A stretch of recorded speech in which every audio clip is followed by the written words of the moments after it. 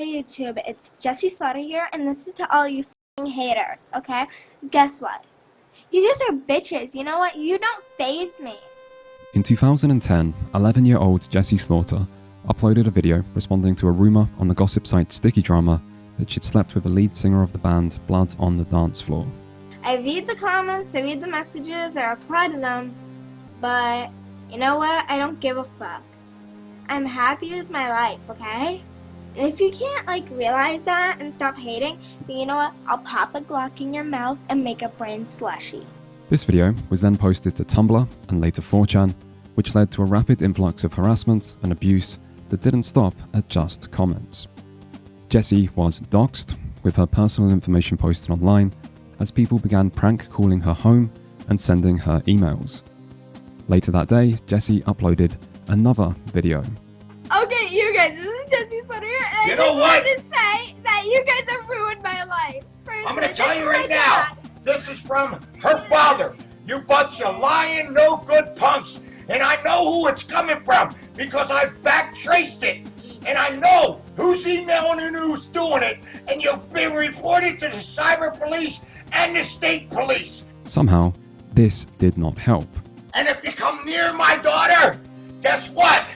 Consequences will never be the same. If you've ever heard "you done goofed," reporting someone to the cyber police, or consequences will never be the same, this is where that comes from. In fact, that band even made a song about this, and these memes made the story go viral. Internet blogs started covering this, the police did get involved, the online harassment did not stop, and this story reached national and then international news. This is one of the first examples of cyberbullying from anonymous strangers that received this kind of mainstream coverage.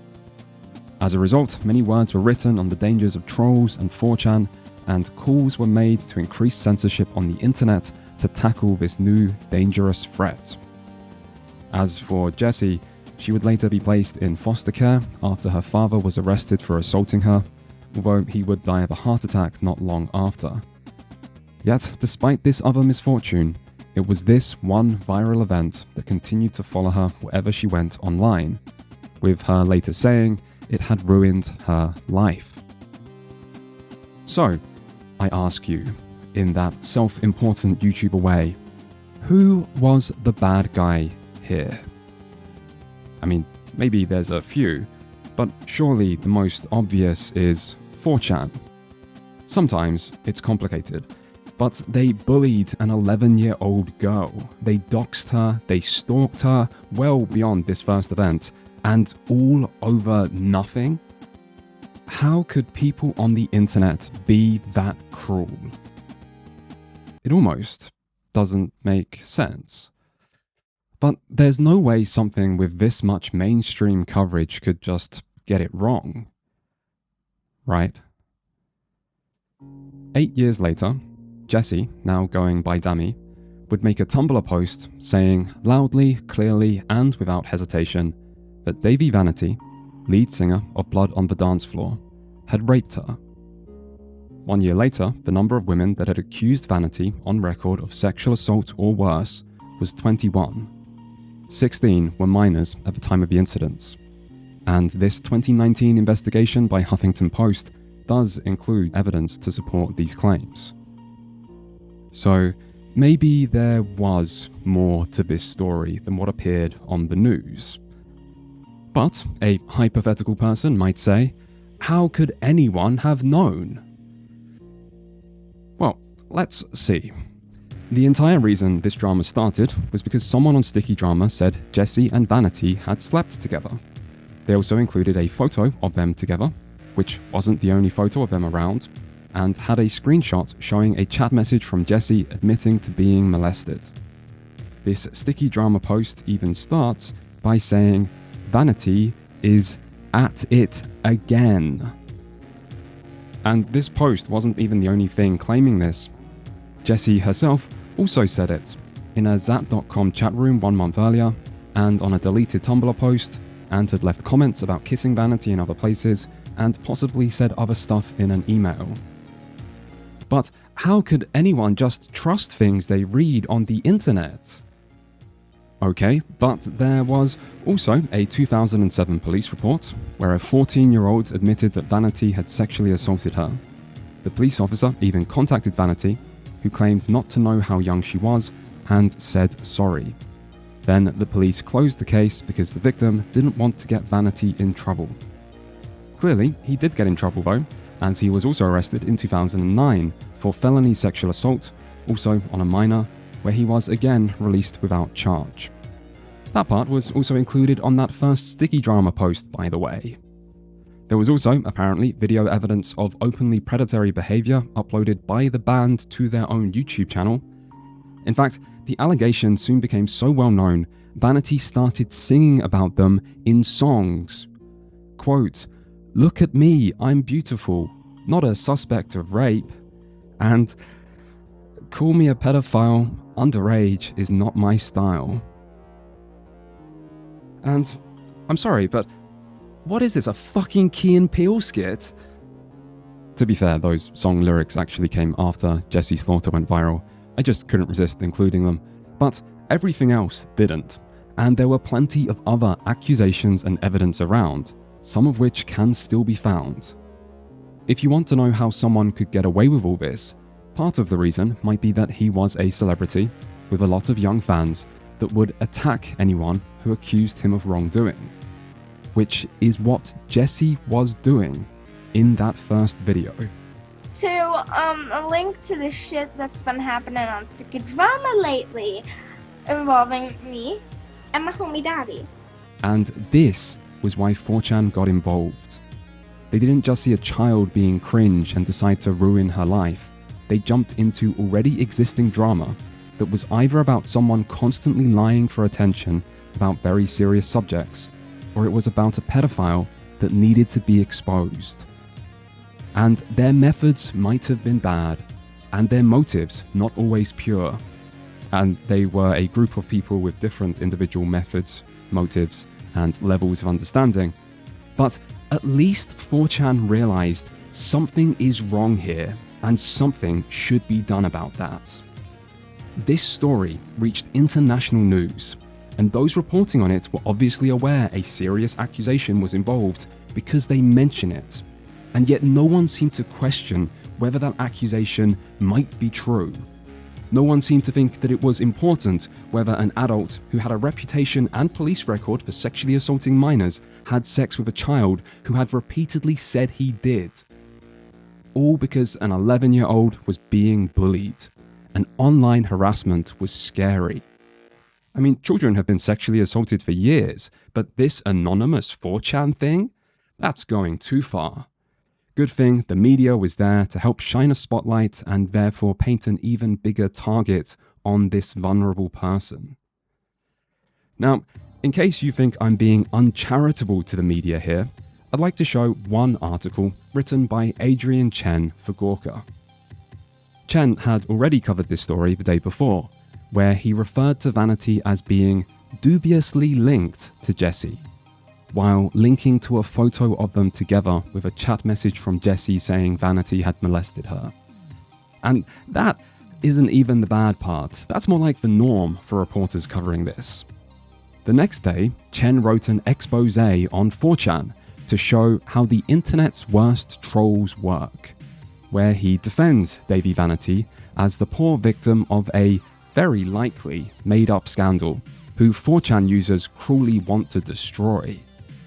And so Chen silently watches for hours as users try to hack into Vanity's social media accounts to find proof and push Davey Vanity raped Jessica to the top of Google's search results and create posts on other sites that link to evidence. And then they do something really out there and crazy by sending an email to the Orlando Police Department pretending to be a concerned parent that has seen multiple pieces of evidence about Vanity that they link to or describe where to find, as they ask the police to please look into this. Chen watches as these people scream at the world for someone, anyone, to give a fuck about these accusations, to just check what is already out there in plain sight and what some people already know. And all this time, Chen makes fun of how stupid these 4chan users are, with their failed trolling and their typing in all caps and posting unrelated pictures of boobs. And all this time, he is defending a man who 9 years later, Huffington Post will say raped a child and is accused of sexual assault by 21 women, 16 of which were minors at the time. And Chen is surrounded by evidence that something is wrong here. And he would be able to see that. He's no idiot, he would see it. If he just cared enough to try and understand the people he's looking down on. This video is about understanding Gamergate. And it will not end with some big expose of a serial abuser. But if you don't know how the story I just covered is related to Gamergate, then you should strap in, because this will be a wild ride. Most things people write about Gamergate are wrong. One of the biggest mistakes people make is starting the story at the point it gets exciting, the start of Gamergate. This is like trying to understand the war by starting at the outbreak of fighting and then creating explanations for why this is happening based on what you see around you. But if you want to understand why a war happened, you have to look at what led to it. Which we will. The point of this video is not political, even though so much of the subject matter itself is. And while I would like to just ask everyone watching to do so without any political bias, no one would actually do that, so keep your bias, we all have some. But just allow yourself to go back in time and erase the events that will happen from the record until they actually occur. You can't understand the past via the future.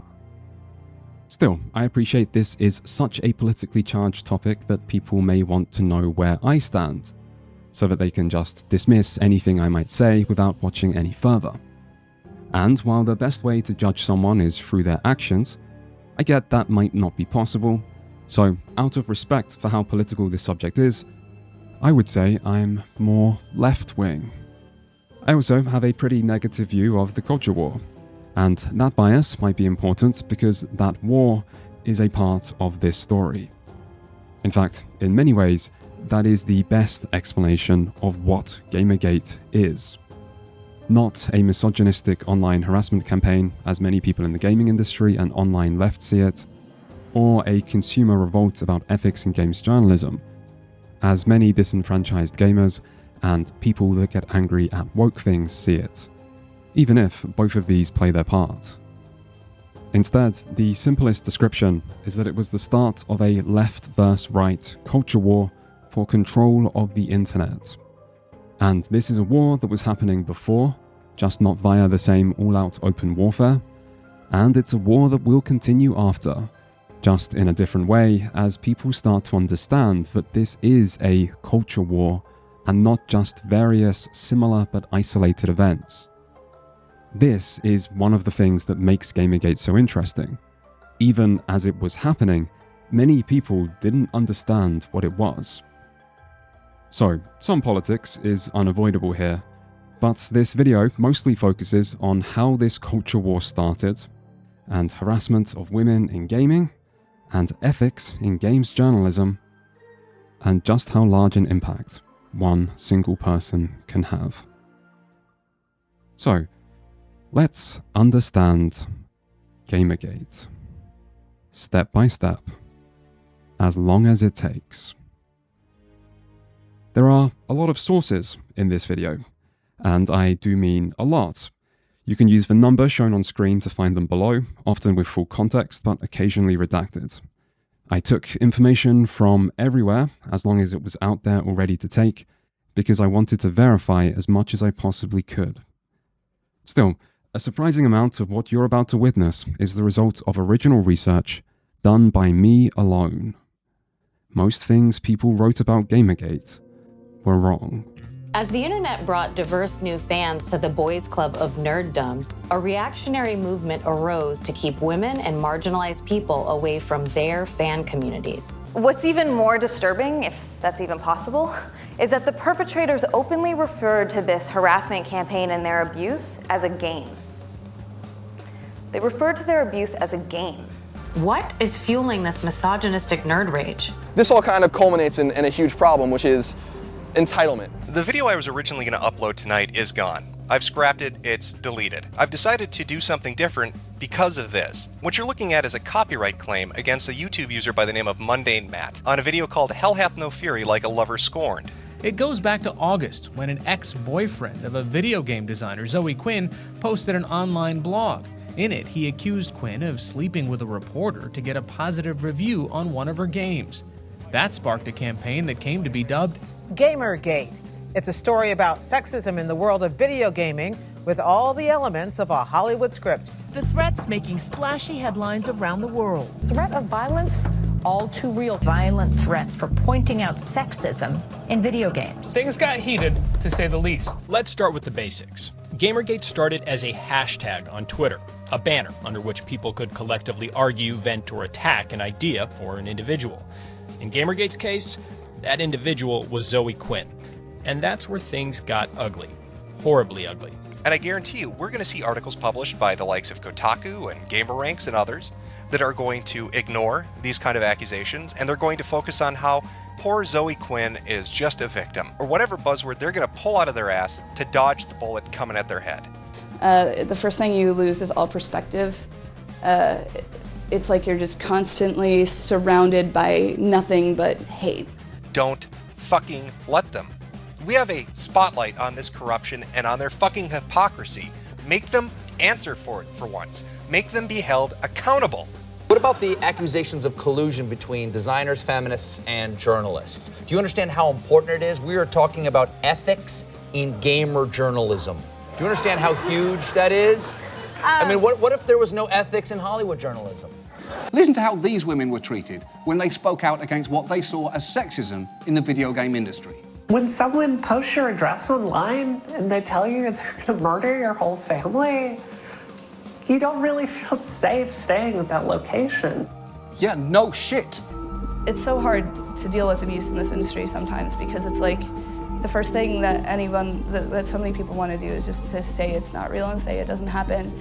I do genuinely believe my life is in danger. She offered her research to the FBI. And their response was, we are tasked with terrorism.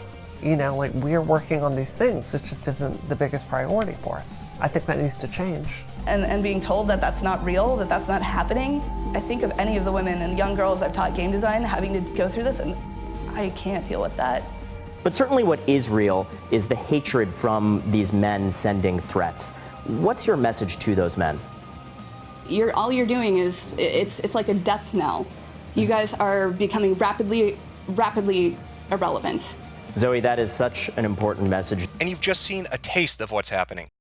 It's hard to point to the exact moment a thing begins, but this is what I think is the best place to start this story. October 31st, 2012, where we find the earliest evidence of Zoe Quinn being harassed on the internet. In 2014, Zoe would find herself at the epicenter of what was somehow one of the biggest controversies in internet history. This brought her a certain level of fame and notoriety. But this is not 2014.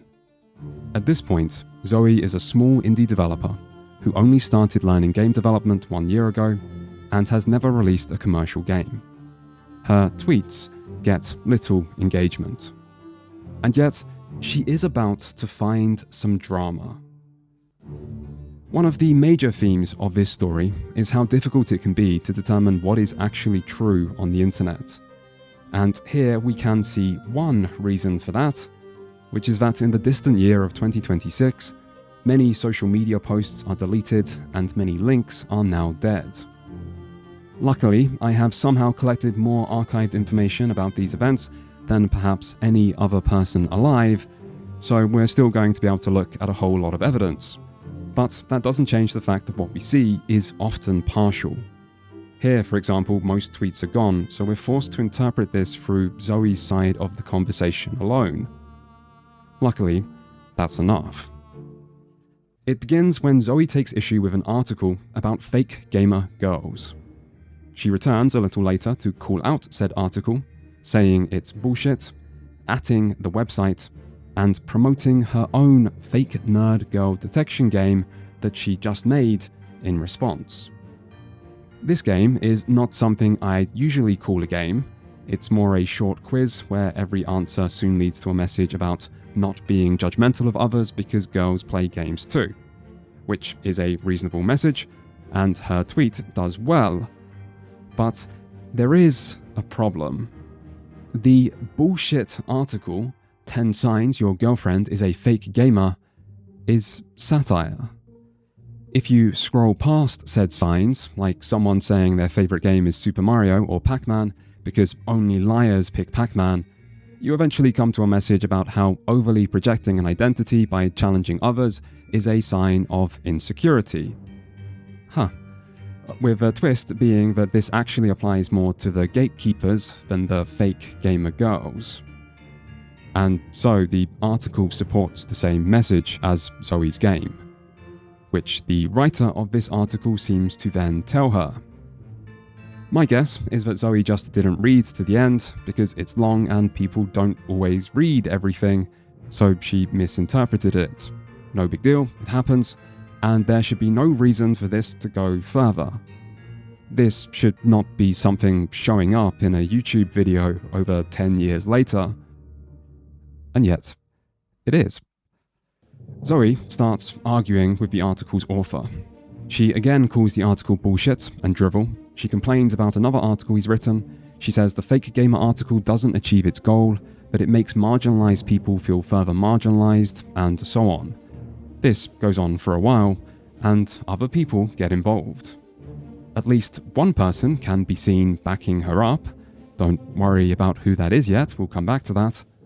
And some people seem to be doing the opposite, presumably either telling Zoe to chill or defending the author. These people are all in the gaming industry. And when I said this goes on for a while, I mean it. I feel sorry for the future me who will have to edit this video. Not long after this, Zoe finds people talking about her fake nerd detector game on 4chan. Hey, look, here's the exact thread. Who knew things like this still exist, and some people know how to find them? I wonder if that will be important. Here, the topic of cultural appropriation is apparently breached, but not every comment seems as academic. Zoe stops reading the thread, but later that day, she receives an email telling her she should get raped. Discussion of the original article is forgotten. There's no point analysing this in detail yet. We have a long and complicated road ahead, and the significance of this will be better understood later. And yet, there is so much this one interaction could tell us about how the internet works, or why Gamergate happened. In some ways, everything is already here, you just can't see it yet. And even if you couldn't prove that any of it is true. So, we'll come back to this. But before we move on, I do think it's worth pointing out how many other people connected to Gamergate are also here, on unknown indie developer Zoe Quinn's Twitter feed 2 years before the main event. For example, there is Ian Miles Chong, the then editor-in-chief at Gameranx, who was a very outspoken progressive that famously swapped sides to become very right-wing a few years later, and today might be better known as a fluffer, I think is the term, for Elon Musk on Twitter. There's also Nathan Grayson, former Kotaku editor of Five Guys fame, and there are other gaming journalists, like Maddie Myers, who wrote a lot on the topic of feminism in gaming, or Jen Frank, who was another early defender of Zoe's during Gamergate.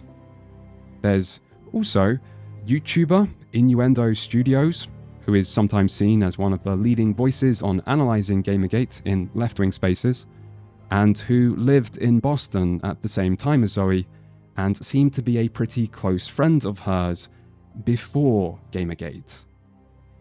And then there is Veto Comedy, a right-leaning YouTuber, podcast guy, who has little direct connection to Gamergate, other than being in the same content sphere as other Gamergate YouTubers like Mundane Matt or Internet Aristocrat.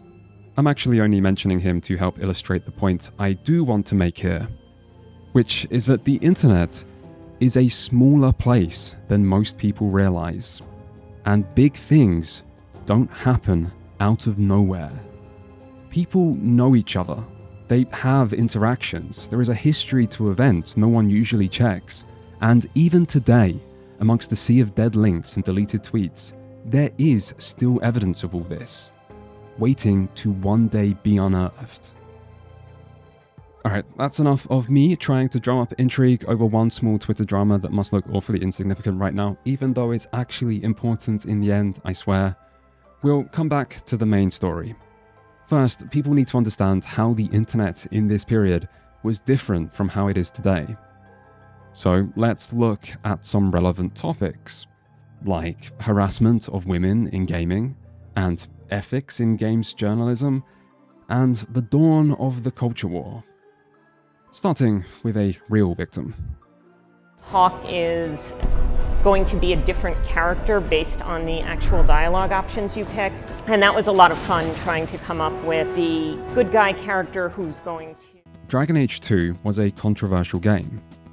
Jennifer Hepler was a scapegoat. Released in early 2011, at a time when BioWare were one of the most popular developers in the industry, the game received less favourable reviews than expected from critics, and open hostility from many players. The reason for this disappointment is usually attributed to the change in direction from the first game to being more action-focused and streamlined, and the infamously short development time that led to rushed or repetitive content. Dragon Age 2 was especially disliked on 4chan, but don't just take my word for it. Most hated game of the year. And the winner is... Dragon Age 2. Dragon Age 2 managed to be awarded with Most Awful Gameplay, Terrible Writing, as well as being runner-up for Worst Graphics and Least Improved Sequel, all of which will be aggressively defended by our most hated fan base. Voice of Nyanas, by the way. Small world. But how did this become about Hepler, who was just one of several writers? The answer is slowly, and then quickly, and with a bit of misinformation. Soon after Dragon Age 2's release, an old interview with Hepler resurfaced and started being circulated. The earliest example I can find is on RPG Codex, where no one seemed to care that much about Hepler, even if people hated BioWare and saw this interview as confirmation for that hate. Independently, users on 4chan noticed Hepler in a Making of Dragon Age 2 interview and started calling her Hamburger Helper, while associating her with the game or just BioWare's change to a more casual and console focus.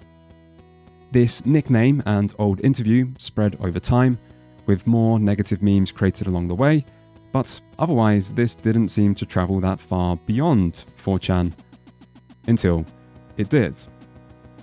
On February 11th, 2012, 4chan's gaming board hosted their first ever award show, that was likely made in large part to spite Jeff Keighley's Spike VGAs. This is where I tried to resist the urge to be an old man yelling at clouds about how once upon a time all of gaming came together to make fun of Keighley's VGAs. They were meant to be the least respected Game of the Year award, until at some point they were renamed to the Game Awards and managed to actually gain legitimacy. And I don't know who's to blame for that, but I blame Twitch. If you need proof 2012 was a different time, 4chan's award show was promoted in famously left-leaning places like Kotaku and NeoGAF. This was a time before the internet was strictly divided into left versus right spaces, and this award show got a decent amount of attention, including its award for Worst Writing, the Hamburger Helper Award that was won by Dragon Age 2, and probably helped push the memes mainstream. 3 days later, a Reddit post was made containing this image with the title, "This woman is the cancer that is killing BioWare." And this started going viral, getting over 2,000 comments in just hours before moderators stepped in to shut it down for directly targeting an individual and fabricating quotes. At this point, hate against Hepler can be seen spreading outwards to plenty of other places online, and she started receiving comments directly on Twitter. Hepler noticed the Reddit post and made one indirect reply saying the haters are just jealous, while another BioWare employee also replied, including telling someone to go fuck yourself. This created an even bigger reaction, with some of the harassers then playing victim and trying to get Hepler and the other BioWare employee in trouble. There were even change.org petitions. The next day, 4chan's users raided Hepler's Twitter while trying to pretend they were coming from Reddit to get Reddit into more trouble, and many tweets of this raid can still be seen. Hey look, there's Vinesource joining in. Small world. After this, Hepler deleted her Twitter account. Gaming media ran several stories covering the harassment, and BioWare responded by issuing a message of support and making a donation to an anti-bullying charity. And with that, the main part of this controversy was over.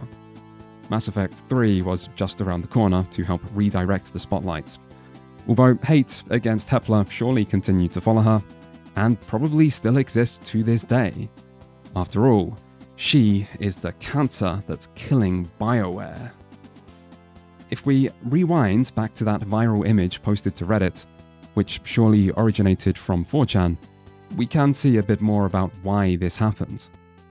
The bottom two quotes here are entirely fake, or at least they were pointed out to be fake at the time, and no one was able to find a source to dispute this despite many people looking. In fact, the bottom quote isn't even subtle. Saying she wants to make Dragon Age into something like Harry Potter or Twilight, rather than generic fantasy written by an old white guy, is obvious bait. And yet, Redditors still overwhelmingly believed it. The top part of the image, though, is an edited down version of that same old interview, which was always used as the primary reason to justify harassment and prove that Hepler was killing BioWare, or was responsible for many of Dragon Age 2's shortcomings. This editing removes some of the context to make Hepler's answers sound worse.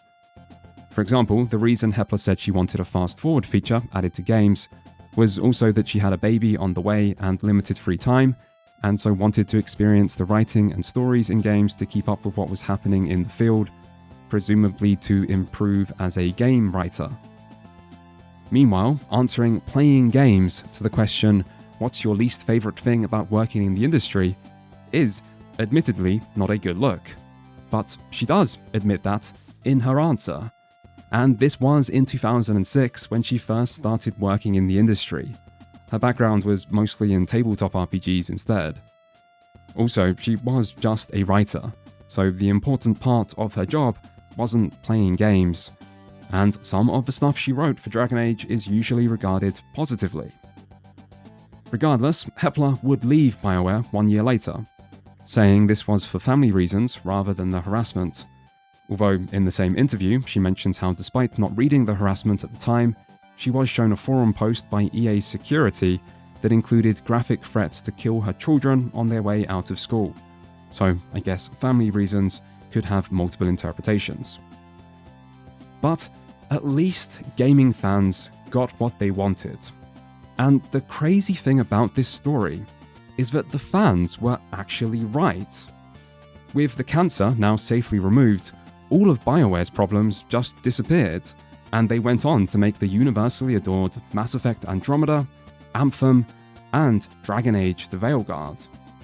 Meanwhile, during Hepler's 8-year tenure, BioWare only made 7 games. And let's face it, they were no Anthems. Wait, does this bit still work? Do normal people even remember Anthem? People like scapegoating single developers for all of a disappointing game's problems. but I am yet to see an example where the games actually got better after the scapegoated developer left. The narratives themselves also tend to involve elements of lying and vastly exaggerating the influence of individual people.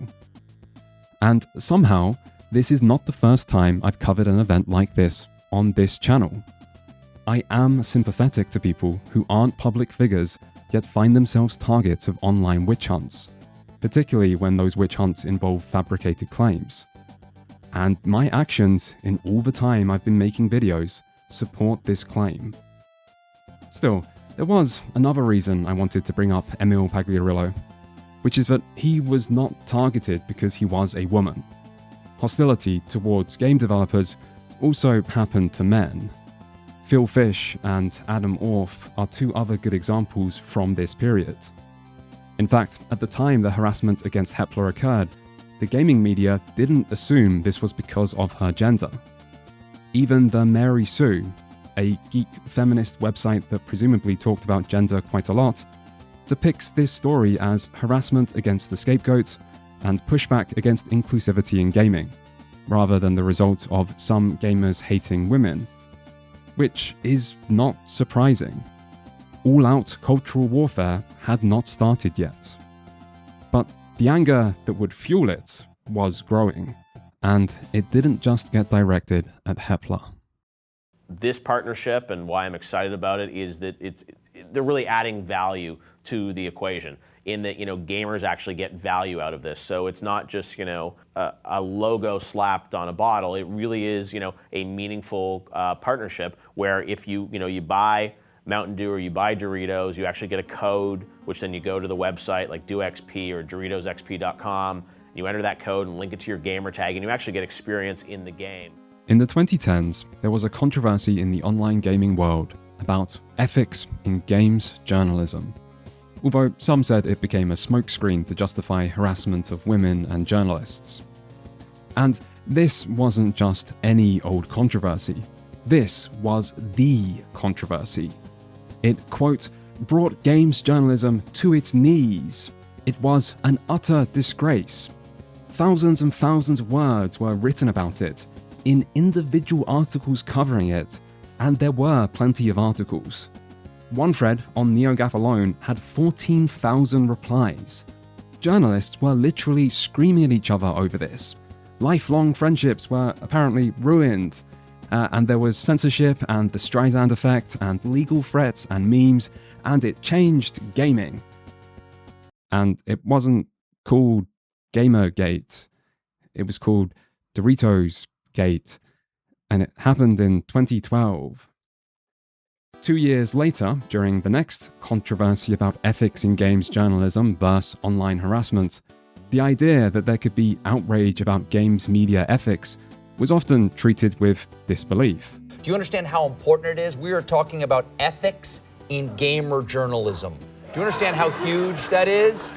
As if just the concept was so ridiculous it should be dismissed automatically. And maybe that made sense to someone like Stephen Colbert, who existed on another planet. But for a lot of people, we already went through this. The argument of gamers don't actually care about ethics in journalism, and if they did, they would have brought this up before 2014, was like something out of 1984. Oceania is at war with Eurasia and has therefore always been at war with Eurasia, and no one actually cares about ethics in games journalism, and therefore no one has ever cared. But this was less than 2 years ago. People remembered. For the overly online who did care a lot about games media, this was surely the biggest controversy there was. And in some ways, it was identical to Gamergate.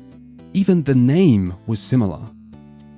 And yet, any normal person would be forgiven for not knowing about this, because on the endlessly detailed Gamergate Wikipedia article, there is not one single mention of this. Nor does it show up in any YouTube video explaining Gamergate after the fact, or in media editorials or academic literature on the subject. What might be the single most important event for understanding and predicting Gamergate somehow didn't even get to be a footnote.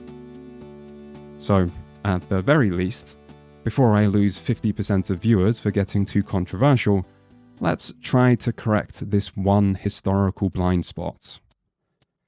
In October 2012, comedy writer and not a games journalist, Rab Florence, wrote the 18th entry in his combative weekly column for Eurogamer titled A Table of Doritos. This was also his last entry. The article used a tragic, vulgar image of the then best-known games journalist in the world, sitting dead-eyed between promotions for Mountain Dew and Doritos, as a metaphor for the problems in games journalism. It criticised the soon-to-be-abandoned Games Media Awards for being one big industry circle jerk. It criticised journalists for cozying up to games industry PR. And it criticised the recent PS3 marketing giveaway aimed at journalists that many took part in. But Rab also included a couple examples, including one tweet from journalist Lauren Wainwright defending the PS3 giveaway. Rab then questioned how people could trust her other tweets, like one saying how obsessed she is with Tomb Raider, were genuine opinions rather than promotions if tweeting promotions isn't seen as wrong. His point here is that even if journalists rarely did anything wrong, when the industry itself has no real standards and gets overly defensive in the face of even minor criticism, people aren't able to trust gaming media. With the implication being that this lack of trust might be a real problem, even when journalists' behavior isn't. Except, it turned out, in the one example Rab just so happened to use to illustrate this, there was something wrong. What followed was so perfect that it seems like Rab must have known, but apparently this really was a genuine accident. Because it turned out that Lauren Wainwright was not just obsessed with Tomb Raider, she was also in the pocket of the Tomb Raider PR team, as a consultant listed as under current employment by Tomb Raider publisher Square Enix. And Wainwright didn't just tweet about Square Enix games, she'd also written many articles. And despite what she tried to claim at the time, at least one glowing review that was apparently uncovered by Mark Brown of Game Maker's Toolkit Small World. What happened after this article was first published is exactly what you'd expect. There was an apology and a retraction, and someone lost their job. The part you might not expect is who. After Rab's article went live, Wainwright complained privately to Eurogamer for including her tweets, making Eurogamer remove any mention of her from the article and issue a public apology. Rab then announced he was leaving Eurogamer as a result, but that he stood by every word of the original article and asked people not to blame Eurogamer, as this was the result of a legal threat. Wainwright's media company then tweeted that there had been no legal action taken and they merely asked Eurogamer to reconsider, to which Rab replied that he won't be made to look like a liar and that he was told what he was told, something Eurogamer would also explicitly confirm later.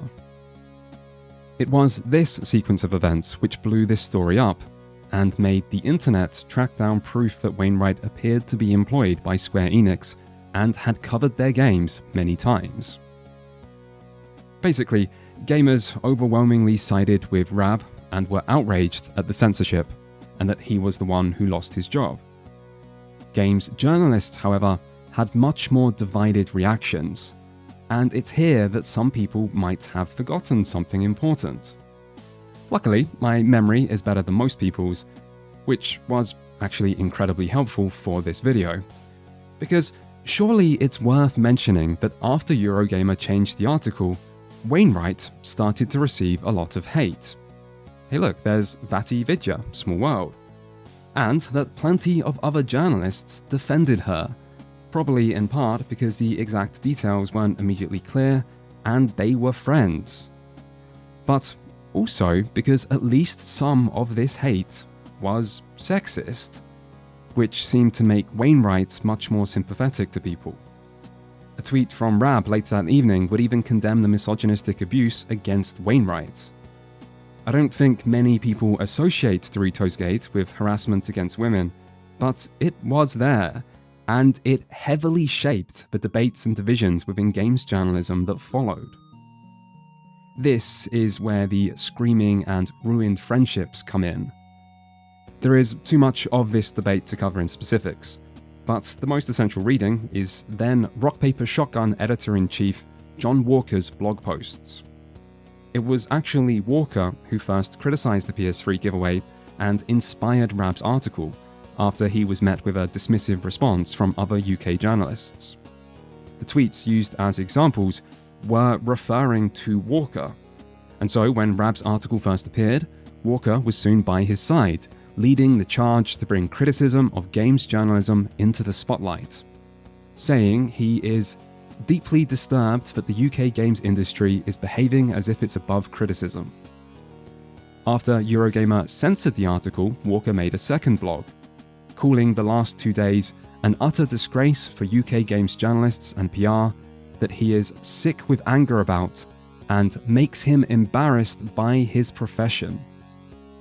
So he seemed as anti-Wainwright as you could be, while staying professional, and was directly calling out the many other journalists defending her. But then she started being harassed, and the harassment looked pretty bad. And so Walker wrote a third blog, where he starts to defend Wainwright against some of the harsher criticism, like being a paid shill, while condemning the, quote, section of the gaming audience that leaps on any opportunity to abuse and insult any woman who steps out of line. He even calls the hate a witch hunt that needs to stop, even though just 2 sentences earlier he criticised other people who had previously called this a witch hunt and said they only did that as a disingenuous way to shut down criticism.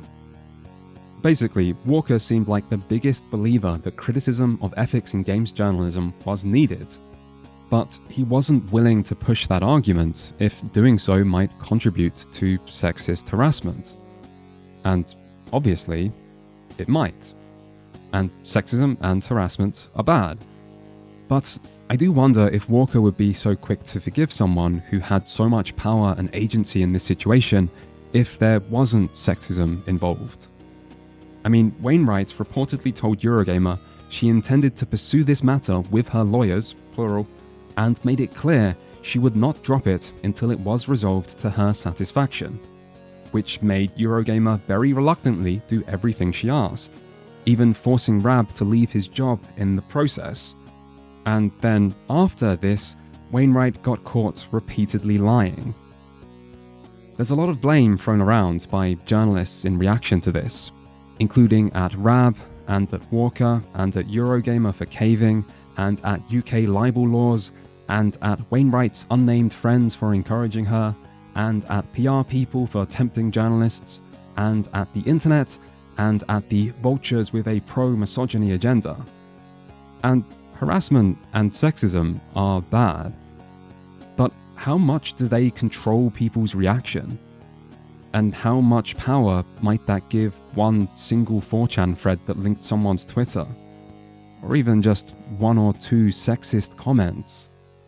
Just something to think about as we reflect on this major controversy about ethics in games journalism and harassment that no other YouTuber, academic, or Wikipedia editor believes has any meaningful connection to Gamergate. Still, many reactions to Doritosgate didn't focus on sexism, but rather on questions about ethics. If you want to deep dive into this yourself, the NeoGAF thread is incredibly helpful due to the collection of links in the first post. Generally though, I'd say responses can be categorized into 3 groups. Good faith discussions on problems with games media connected to publishers and PR, defenses of games journalism that admit it's not perfect but claim the criticism is overblown or might contribute to anti-journalist harassment and conspiracy theories like paid reviews, and lastly, explanations about why people don't want to talk about any of this. Actually, there was a lot of talking about not wanting to talk about it. The irony to these discussions is that it's not hard to find certain Gamergate talking points being said by many journalists that would argue against Gamergate 2 years later. And some feel downright prophetic. For example, Jim, now Stephanie Sterling, writes at length about how an overreaction to criticism will cause it to blow up, devolve into insults and slurs, or become fuel for conspiracies. John Walker ends his second blog warning about the danger of cliquey circles in the industry. And Kirk Hamilton, a Kotaku writer, even talks about feeling uncomfortable covering indie developers who are friends, even if that's just part of the job. There's even an article written from Polygon co-founder Brian Crescente, not long after this, about how mentioning death threats can be used to dismiss valid complaints and avoid accountability. Maybe that one's a bit too on the nose. Anyway, we won't come back to these, so if you don't understand the significance of them yet, you'll just have to remember them for later. But before we breach the culture war fully, there is one more key to understanding gaming in this era, which we already saw with Jennifer Hepler, and it's here again in Doritosgate. Many gamers weren't happy. And for all the half-hearted self-flagellation Doritosgate inspired, gaming journalists didn't seem to understand this. They could see it. The evidence was there in the increase in harassment, in the accusations and conspiracies around reviews, and in the steady reoccurrence of major controversies. Once upon a time, bad games weren't events. But suddenly there was Star Wars Tortanic. There was the mainstream insanity around Mass Effect 3's ending. There was Diablo 3's disastrous launch. SimCity's always online reaction. Constant Call of Duty hate. And everything about the Xbox One. TV, TV, TV, TV. Sports TV, TV, TV. Anybody? TV, TV, MTV, TV, TV, TV, TV. Xbox, go home. TV, TV, TV, TV. And none of these were about women in gaming, or even progressive politics. There was something else here, bubbling away beneath the surface. Gamers, i.e. the enthusiast part of the gaming player base, the people who would go online and share opinions and take questions of whether a game was good or bad seriously, and maybe shower just slightly less on average than the rest of the population. The part of the audience who cared the most did not like the direction the gaming industry was taking, and many were rejecting it as a result. It was basically a breakup, and the gaming press was caught in the middle of this, wanting to placate both sides and serve both masters, but they couldn't. They were being forced to choose if they want to live with mummy or daddy, and maybe they hoped mummy and daddy would make up. Maybe they didn't understand how gamers could just stop loving the very industry they were meant to be fans of, but a lot of people did. And when the media started to show more affection to the industry than to its players, the media became part of the problem. There was an article written right in the middle of this from Brendan Sinclair called Entitled Gamers, Corrupt Press, and Greedy Publishers. And just the title shows the dysfunction in this relationship. This was when these three narratives were truly popularized. But the reality was, gamers had always been just as entitled, and the press were no more corrupt in the 2010s than previously, but there was one group that did change. And maybe you could also blame it on social media and smartphones. The timelines do match up. But so does the timeline of greed. For many fans of gaming, the HD generation sucked. The big areas of growth were mobile gaming and motion controls. There was a loss of diversity and creativity in big budget titles, as those big budgets encouraged risk-averse, mass-appeal design. Many genres completely died out, graphical advancements slowed, and if these weren't enough, this was also the start of all those further monetization methods people hate. DLC, microtransactions, loot boxes, season passes, pre-order bonuses, always online, games as a service, Basically everything people dislike about AAA games started here. And all of it was given a pass by the media. It was as if the idea that corporate greed was bad just hadn't quite been invented yet.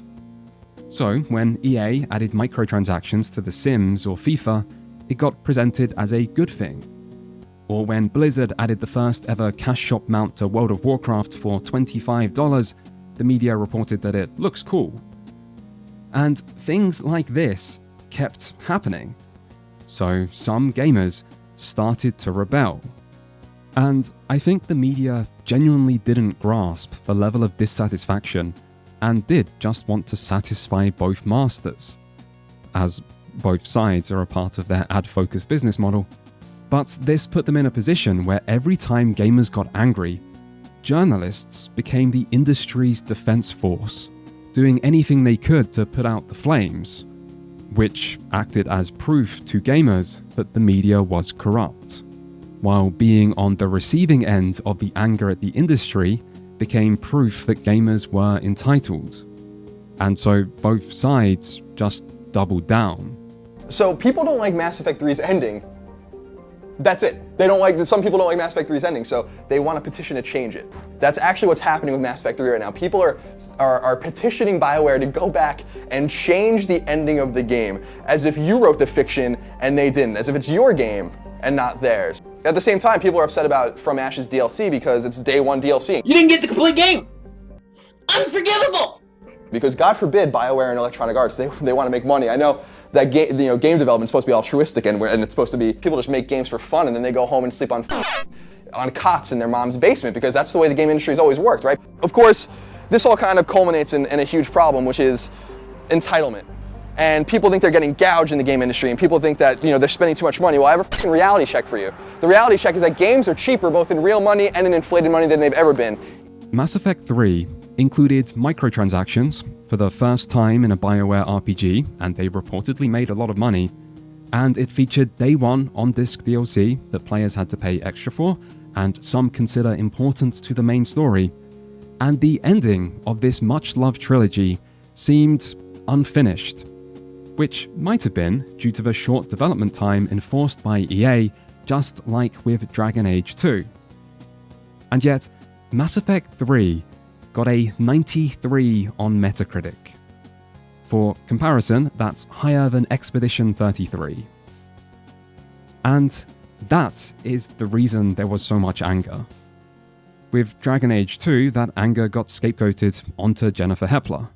With Mass Effect 3, the main focus was the ending, but the real cause stayed the same.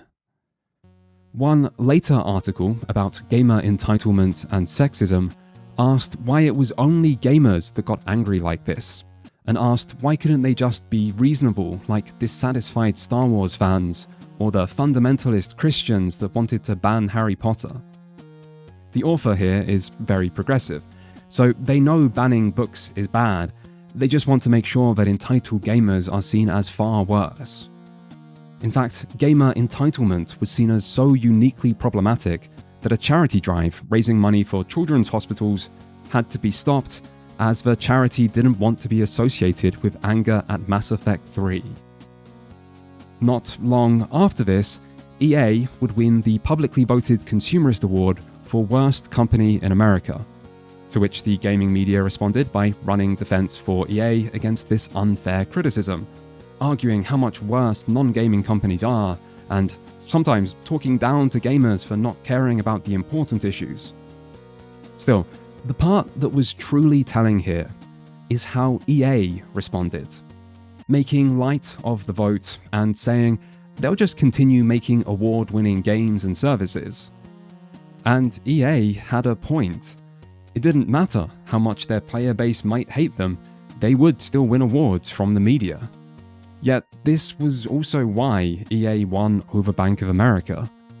No one defended Bank of America's unethical behavior, but in gaming, things were different.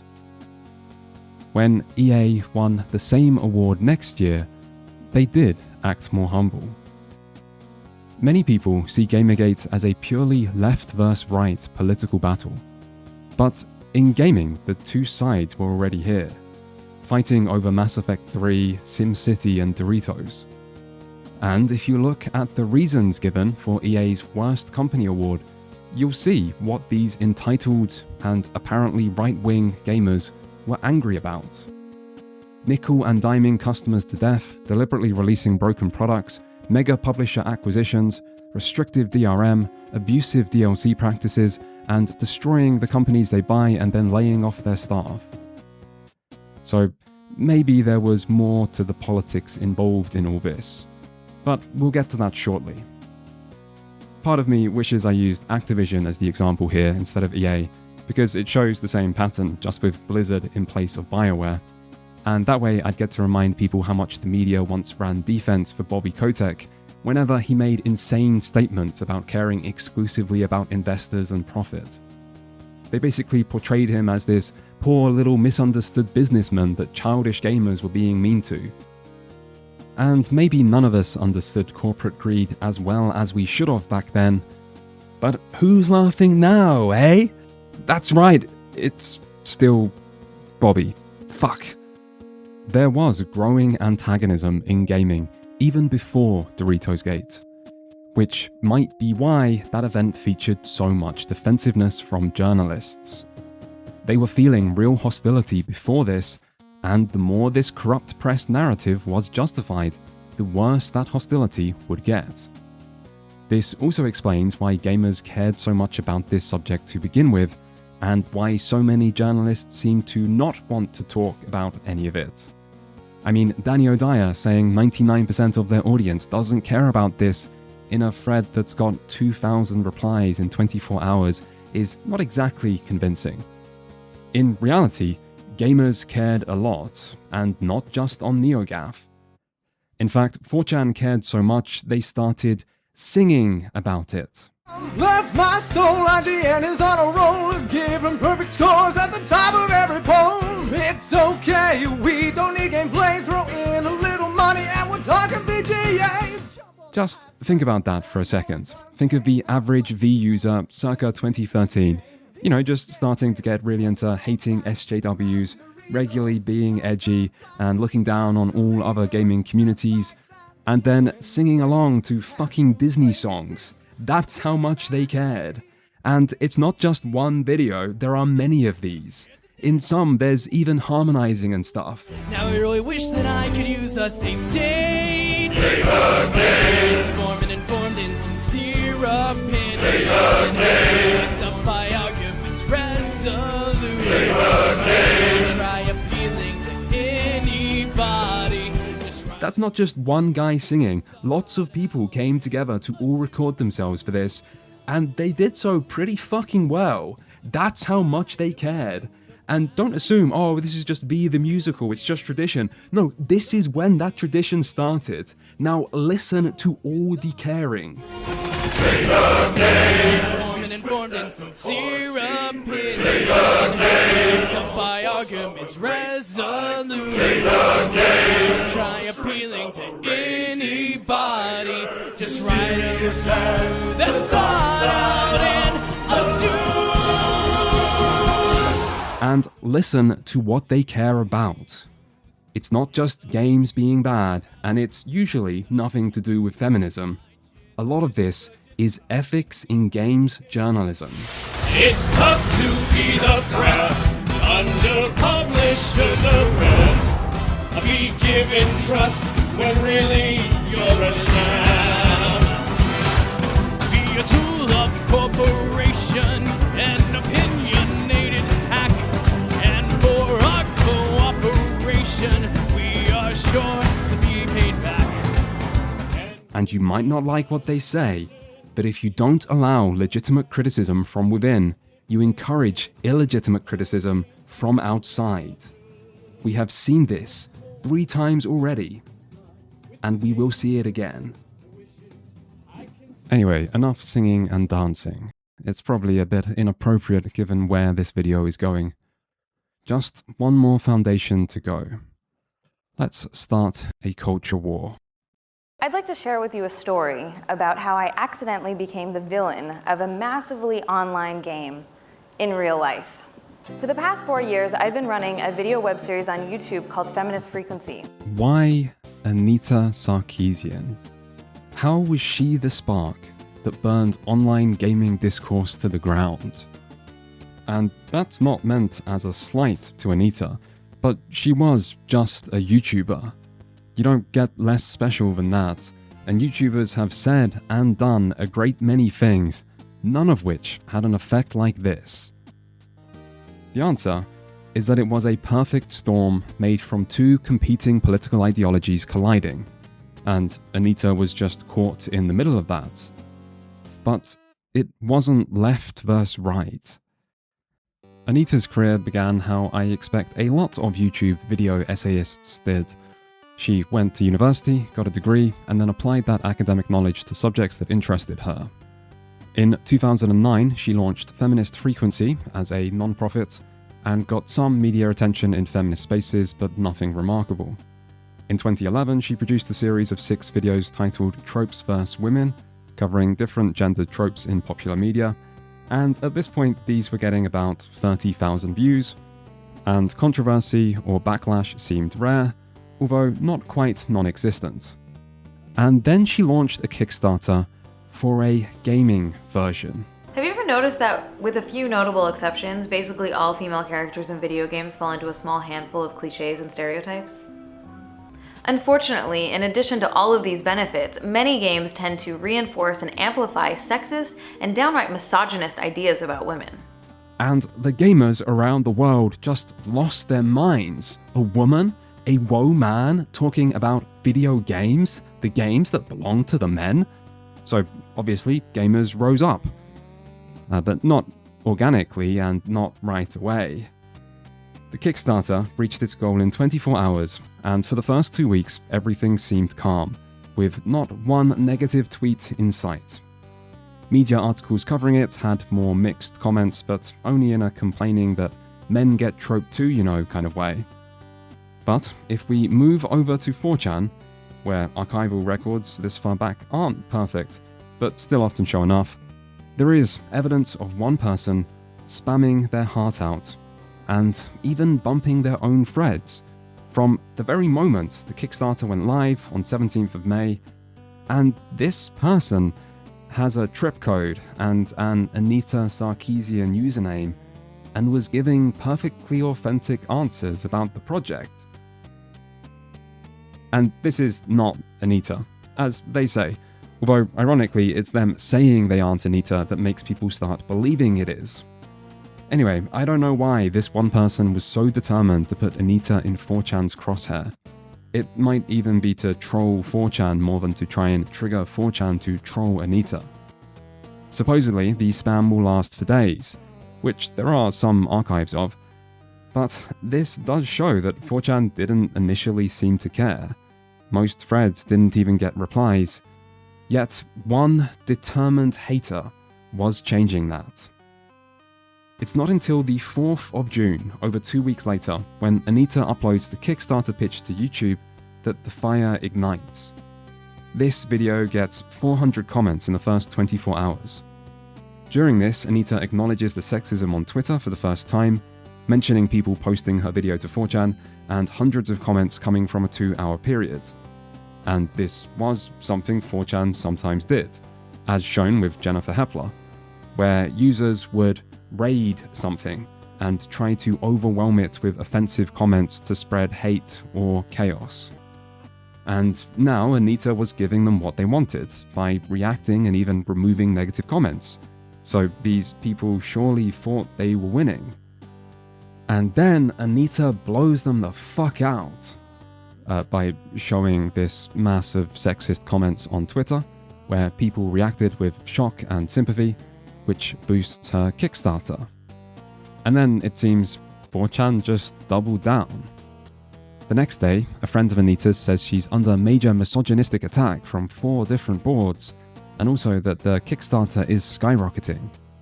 Meanwhile, Anita keeps on documenting the hate, and I guess 4chan's attempts grew. The next day, Anita's co-writer says there are 10 threads on V alone, and they're reporting her for terrorism, maybe to the cyber police.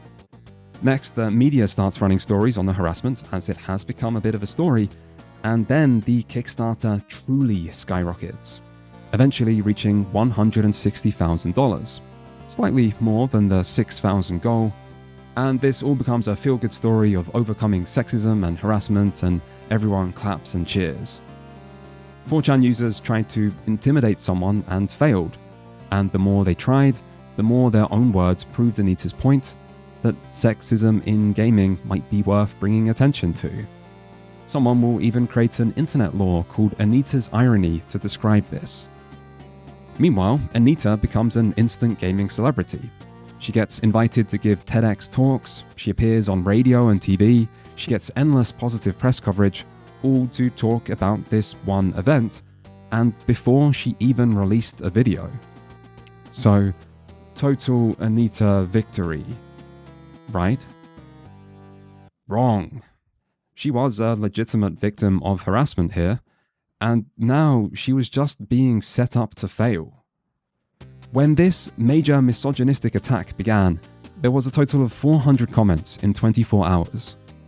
11 days later, those comments numbered 14,000. Anita Sarkeesian became a cultural battleground, and whatever real dislike some small number of gamers had for her clearly grew in scale and intensity. This 4chan raid backfired spectacularly, and you'd assume not everyone involved was a good loser. But at some point, this stops being about 4chan. The increased spotlight turned this into a gaming-wide event, where it's not just feminist versus anti-feminist people paying attention, but normal, average game players as well. The type of people that might first see that Kickstarter pitch and say, "But men are depicted in tropes too, you know," and then move on with their lives. Except now they're not always moving on. Instead, Anita is placed under intense scrutiny that her minor celebrity status maintains. The first way this can be seen is her Bayonetta video from 2010, which was one of the only times she'd talked about a video game before this. There's no indication people cared about this video during that first raid on June 4th, but at some point over the next 2 weeks, Anita would private it, and then someone else would re-upload it, and its contents would start being used to represent Anita's views on gaming. And this video was easy to dislike. The game stars a character named Bayonetta. It's your basic story of a shape-shifting witch dressed in skin-tight leather who can turn into giant cats and has a small arsenal of weapons, including whips. And of course she's lost her memories, and there's some evil demon horde, and there's a magical gem of the world, something something, and so forth, but all of that is besides the point when it comes to this game. First, the positive things about the game. She's a single mother, and that's kind of it. This is pretty dismissive for a game many people liked. So on to the negatives. She carries with her 4 pistols, 2 of which are strapped to her high-heeled boots, which provide the perfect opportunity for her to contort her body into pornographic poses, including spreading her legs and doing a little flip in the air to kill the bad guys. When she lands, she does a little sexy pose for the player, complete with the sound of a camera shutter snapping. But it gets even better, because one of her most powerful weapons involves her stripping all her clothes off and turning her hair into an evil demon weapon fighting machine. Did you get that? And this shows the other common criticism of Anita's gaming videos. Sex negative might be too strong a term, but Anita was hypercritical of anything that could appeal to the male gaze. Her main argument isn't that divisive, that the way we depict gender in media has an impact on society, as it helps shape and reinforce how people understand gender. Therefore, games constantly catering to the male gaze can have negative impacts, like by reinforcing harmful stereotypes. And hopefully we can agree this isn't that controversial, even if you don't agree with the argument. But Anita tended to take a really hardline stance on this, acting as if the problem wasn't just the trend, but every single example. And as gaming was mostly made by guys and for guys, there was a lot of catering to males' wants and desires that could be criticized. Some might say gaming was overdue this kind of critique, even if it did exist already in many other places.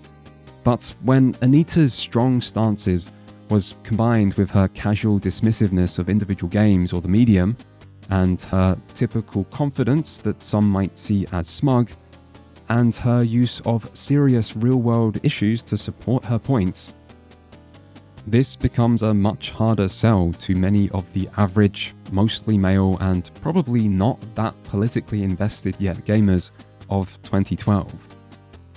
Starting a wider conversation about gender in gaming might have been fine, and maybe there were things worth talking about, but it didn't feel like Anita was here to start a conversation. It felt like she was here to end one, by telling ignorant people what the correct opinion on these subjects is. And maybe that's normal in online political content, where people do present ideas with complete conviction, especially the bad ones. But political content tends to work by preaching to the choir. Yet, after Anita's Kickstarter blew up, she was preaching to a wide range of people in gaming. Some of whom maybe were sexist and would hate her no matter what. Some who were already aboard a growing anti-feminist that later became an anti-SJW movement. But many who just had different views. Some who didn't like being talked down to, or did feel defensive about a medium they cared about, or just enjoyed sexy girls looking sexy. And Anita's gaming content didn't make it seem like it was okay to have any of these different views. There are different opinions about Bayonetta. In an article for The Guardian about strong female characters, Rhea Jenkins described Bayonetta as a character who is unapologetically feminine, sexual and confident. Dismissed by many as an objectified fantasy, she is a woman without compromise who refuses to be ashamed of her body. Thank you, Wikipedia, for providing that easy quote for me. Even within feminism, there is different views. And to some, Bayonetta was a feminist and queer icon. So, dismissing Bayonetta may not have been the best choice for Anita's accidental gaming debut, which might be why she privated the video. The main topic wasn't even the game, but rather a Subway advert. Yet, now a spotlight was directed her way, and that brought scrutiny. One of the first YouTubers to cover this was Mundane Matt, who was also the first to cover Gamergate, so at least he's fast. As Anita was becoming a gaming celebrity, and was disliked by some people, she also became a valuable target to debunk. I imagine not all of these videos argued in good faith. The intense scrutiny would also question her slower than promised Kickstarter updates, and why she needed so much money to begin with, as crowdfunding for YouTubers was still a new thing, and almost no one saw this sort of money. And, unlike anti-Semitic memes or open misogyny, these other arguments could help turn normal gamers against her. If we look at this archived Mundane Matt video, which was captured 5 months after the Kickstarter, we can see there are plenty of other videos already scrutinizing Anita in the suggestion bar. While if we look at a capture of Matt's channel from July, we can also see his first Anita video gave him a pretty nice jump in views. And finally, if we look at the like to dislike ratio on this video, you also notice it's actually quite similar to Anita's heavily rated Kickstarter video. So this wasn't one-sided, at least not at first. And that's because Anita was still a victim of a disproportionate amount of hate and sexist harassment, which she documented, including Wikipedia vandalism, porn edits, and threats of violence with mentions of rape. You might see her actions during this Kickstarter as that of a smart or conniving influencer, as she did turn the situation to her advantage. But she was also human, and hadn't experienced anything like this before. Now, I'm a pop culture critic, I am a feminist, and I'm a woman. And I'm all of these things openly on the internet. So I'm no stranger to some level of sexist backlash. I've sadly gotten used to sexist slurs and sexist insults, usually involving kitchens and sandwiches. But what happened this time was a little bit different. I found myself the target of a massive online hate campaign. Most people would struggle to deal with that level of hate, even if there was a career advantage to it. And the hate didn't just stop. So, as this was her first time focusing on games, and the first time something like this happened, I think she did put a lot of the blame on video games themselves. What's even more disturbing, if that's even possible, than this overt display of misogyny on a grand scale, is that the perpetrators openly referred to this harassment campaign and their abuse as a game. They referred to their abuse as a game. 4chan didn't just prove Anita right to the world, they also proved her right to herself. And so she didn't soften her rhetoric after the Kickstarter and maybe learn from the mistakes of the Bayonetta video. She did what most people do and doubled down. It is no secret that the video game industry boasts some of the most sexually objectified, stereotyped, and downright oppressive portrayals of women in any medium. But the larger implicit goal here is that they're actually trying to maintain the status quo of video games as a male-dominated space, and all of the privileges and entitlements that come with an unquestioned boys club. It's very male-dominated, and I think with that male domination comes a sense of entitlement, that these games are for men by men, and that women, if they're going to participate, they need to shut up. Or at least, I assume that's what happened, because the Kickstarter pitch itself wasn't especially hostile. Yet there's a noticeable difference between her previous Tropes vs. Women series and the gaming version. For example, she previously attacked the tropes themselves and sometimes the creators, but avoided blaming the medium or its fans. But when the video game version finally arrived in early 2013, something changed. And the videos weren't bad. The production quality was good for the era, there were tons of examples, and tropes like the damsel in distress were overused in gaming. Meaning, in addition to any feminist arguments, they also felt worthy of criticism just for being stale. But these videos could also feel like they came from a place of disliking games. Developers must be hoping that by exploiting sensationalized images of brutalized women, it'll be enough to fool gamers into thinking that their games are becoming more emotionally sophisticated. But the truth is, there's nothing mature about most of these stories, and many of them cross the line into blatant misogyny. And since the majority of these titles still focus on delivering crude, unsophisticated male power fantasies, developers are largely unwilling to give up the damsel in distress as an easy default motivation for their brooding male heroes or anti-heroes. The fact Anita did include so many examples almost works against her here, because it feels like she's condemning such a large part of gaming, including indie games and retro games in the other two parts. Meanwhile, these tropes were still being tied to serious real-life problems to increase their guiltiness. Games don't exist in a vacuum, and therefore can't be divorced from the larger cultural context of the real world. It's especially troubling in light of the serious, real-life epidemic of violence against women facing the female population on this planet. Every 9 seconds, a woman is assaulted or beaten in the United States, and on average, more than 3 women are murdered by their boyfriends, husbands, or ex-partners every single day. Given the reality of that larger cultural context, it should go without saying that it's dangerously irresponsible to be creating games in which players are encouraged and even required to perform violence against women in order to save them. And Anita could still seem dismissive. Yes, you heard that correctly. His wife is his arm.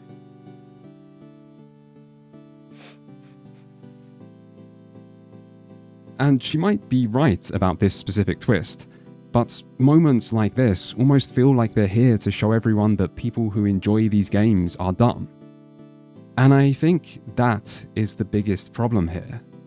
It's not specific arguments or examples, despite the many YouTuber debunkings. It's that these videos don't feel like they're made for people that play games. They feel like they were made to teach non-gamers how dangerous or immature or sexist video games truly are. Today, many old-school damsel games are being resurrected for modern platforms, services, and mobile devices, as publishers are in a rush to cash in on gaming nostalgia and capitalize on any recognizable characters from years gone by. For example, Sega's 1993 platformer Sonic CD, featuring a damseled Amy Rose, has been enhanced and made available for download on a wide variety of modern platforms.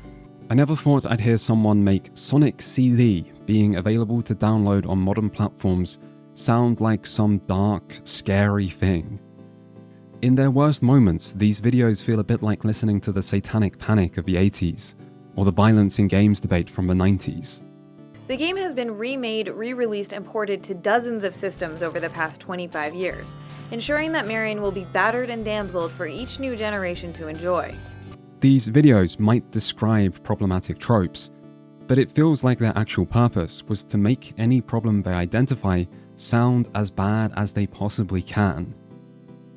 And I am cherry-picking these examples to show you what I mean. The entire 25 minutes is not all like this, and there is even an odd disclaimer, but I do think this is the main reason why Anita overwhelmingly lost the popular vote. There were plenty of people that didn't really like these videos.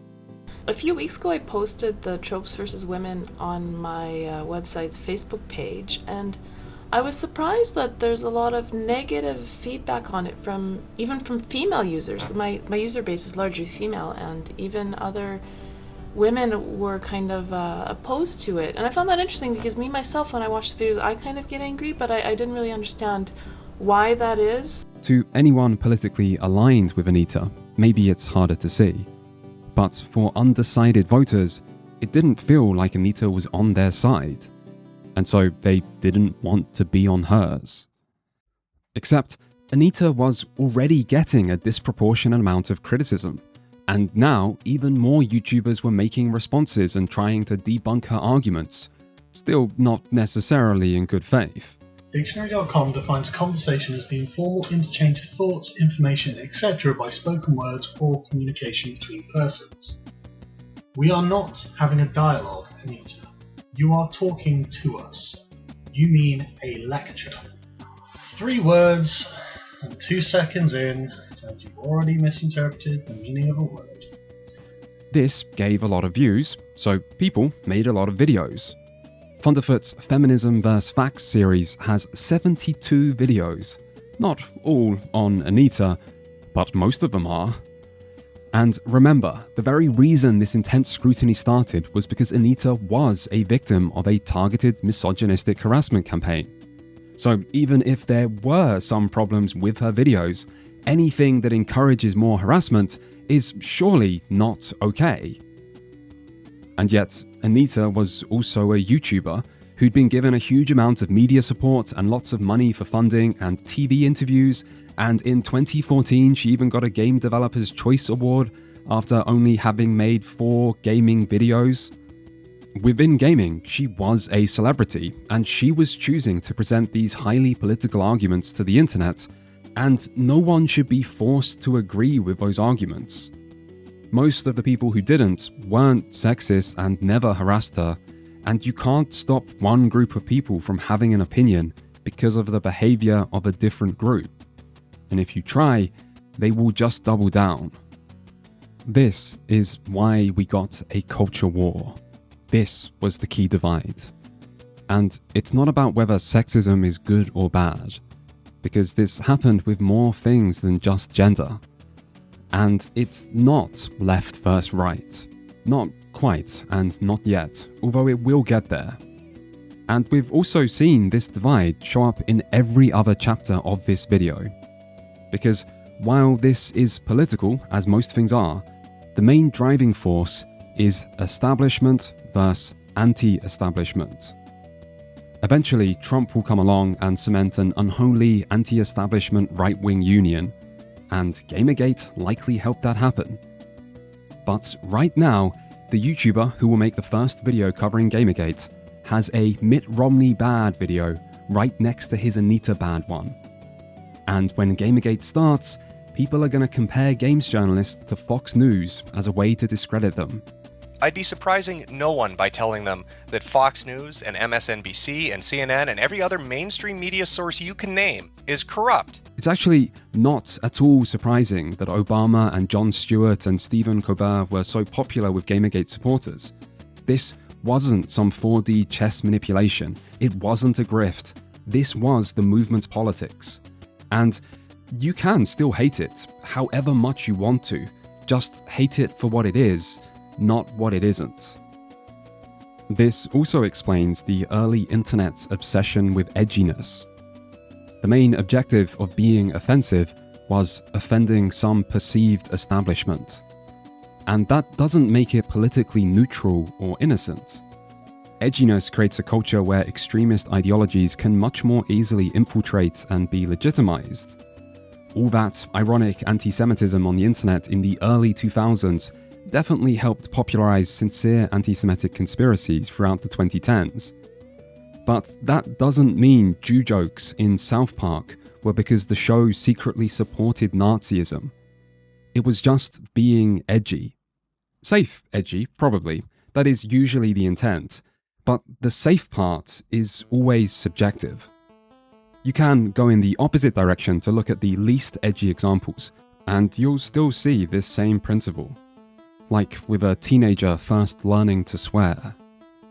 Often, the point of fuck you is fuck you, even when the words are different. But edginess didn't happen because the internet was just young. It was more the opposite. The edgy internet was there first, from a time when the online world was a completely separate place from the real world, where people had different identities and followed different rules and were all spread out. Then social media and smartphones arrived, and the online world merged with the offline and became a place of advertisements and professionalism and doing work. And as everyone started to migrate to a few shared big city websites, edginess became unacceptable. Yet it also became an even more effective weapon to shock, and an even more meaningful rejection of an establishment, and maybe a way to preserve a culture that might one day be lost. So, being edgy wasn't just right-wing. Something awful was as edgy as anywhere, and has there ever been a time it wasn't considered more left-wing than right? And there is a point where 4chan becomes broadly right-wing, but when is that? The first person Wikipedia mentions the site fucking with is a white nationalist radio host. The first news agency they fucked with was Fox News. The first politician they fucked was Sarah Palin. Project Chanology, Bieber to North Korea, Occupy Wall Street, the hacktivist targets of Anonymous. At what point is this right-wing? But all of it is anti-establishment. I mean, the chosen iconography in this period is literally a Guy Fawkes mask from V for Vendetta. It's pretty on the nose. This divide is present in all these early culture war controversies. Look at Dick Wolves in 2010, which was the closest online gaming came to Gamergate before Gamergate. And it was all over an actually surprisingly good joke by Penny Arcade standards about the absurdity of MMO quest design. But being raped to sleep by the Dick Wolves is edgy. Or it's promoting rape culture. Now, this was a friendship-ending controversy if people ended up on opposing sides. And it's all because one side thought this was about free speech versus authoritarianism, and the other thought this was about misogyny versus basic empathy. Not understanding the enemy makes them easier to hate, and people are slow to understand, but they love to double down. So there was an establishment versus anti-establishment divide, shaping many events on the internet, and this was a big part of why some people hated Anita. She represented the establishment, and in many ways she was a scapegoat just like Jennifer Hepler. But the more the establishment reacted to this hate by supporting her, the more the other side's political arguments were also proven true, and the more real hate grew as well. You can call that one 4chan's irony, if you like. Attacking someone for representing the establishment results in disproportionate support from the establishment. And sometimes that involves supporting an unfairly harassed feminist, and sometimes it involves supporting a paedophile. So maybe blind support is not the best answer. Anyway, we have just one final detour to go before this video truly begins, just in case anti-establishment politics don't make sense yet. Let's look at Benderlin Spur. There was even a game made where players were invited to beat the bitch up, in which, upon clicking on the screen, an image of me would become increasingly battered and bruised. On July 5th, a few weeks after Anita's epic Kickstarter win over the 4chan trolls, one Newgrounds user created a game called Beat Up Anita Sarkeesian, which was widely condemned as going too far and received coverage far beyond just gaming sites. Newgrounds deleted the game within a day, and afterwards this was used as probably the prime example for how extreme the hate against Anita was. Another feminist named Steph Guthrie saw this media coverage and was disgusted and angered, which led her to look up the username of the creator and find them on Twitter and Facebook, and then because she, quote, wanted him to face real-life consequences for his misogyny, she sicked the internet on him by basically doxing him and revealing his real name and the town where he lived, while tweeting to potential employers in Sault Ste. Marie, Ontario, as well as the press about what he'd done. Bendelin was then suspended from Twitter, lost his job, and reportedly came under constant attack online, and Steph was clearly proud of her role in exposing this sexist as she gave interviews about this. Now, this story gets pretty interesting because a real-life acquaintance of Steph's, the middle-aged Greg Elliott, saw this on Twitter and criticized Steph's actions from a markedly non-4chanian perspective. Basically on the basis that two wrongs don't make a right and we should all just be kinder to each other. This led to a Twitter argument between Steph's group of friends and Greg, where Steph eventually blocked him, but Greg kept tweeting about the argument afterwards over a period of several weeks, clearly still angry at Steph, but never edgy or abusive. There's a record of all the tweets involved here in a Google Doc if you're curious, and that record of tweets exists because Steph reported Greg to the police over this, causing him to be arrested for harassment. This was the first ever prosecution for tweeting at someone, and was a landmark case for free speech on the internet in Canada. And Steph lost. Greg was acquitted of all charges in 2016, with his lawyer arguing that the things claimed to be harassment were also being done by Steph and her friends towards Greg, and the judge saying Greg was engaged in legitimate debate and his tweets were never threatening, violent, or sexual.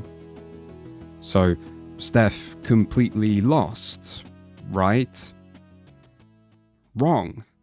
Greg Elliott was arrested and then released on bail with the condition that he never use any phone or computer with internet access for a period that ended up lasting over 3 years. He also lost his job after being arrested, and I assume had to pay substantial lawyer fees. Steph didn't, because this case was brought against Greg by the state. This was criminal, not civil.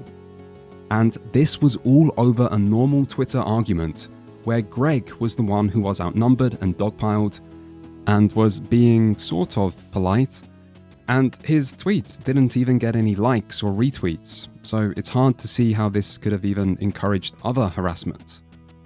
So, unless there is something about all this that was never reported on, this was one person bullying and using the justice system as revenge against someone with less power for disagreeing with their decision to basically dox and publicly shame someone else. I assume Steph has experienced harassment, although I'm not aware of the specifics. Still, one of the early tweets by Greg asked what happens if Bendelin kills himself because of her targeted attack on him, and she did respond to this later in a cross-examination, saying that Bendelin was the one who made his own bed by creating that game, and that if he killed himself, she would be sad, but he was the one who created those consequences. Luckily, Bendelin did not kill himself, but he did receive much ridicule because the game he created seemed unhinged. Seriously, what was wrong with that guy? And how dumb must he be to watch 4chan's harassment backfire during the Kickstarter and still not realize making this game would only hurt his cause? That was the normal reaction to this story. But consider this. He was a Newgrounds user, and games like this, where you beat up or kill a celebrity, were an important part of that website's culture. In fact, they were a large part of why Newgrounds even exists. Tom Fulp, the site's creator, made an entire series of these in the 90s, some of which are still playable to this day. These are edgy. They are deliberately offensive. That is surely much of the point.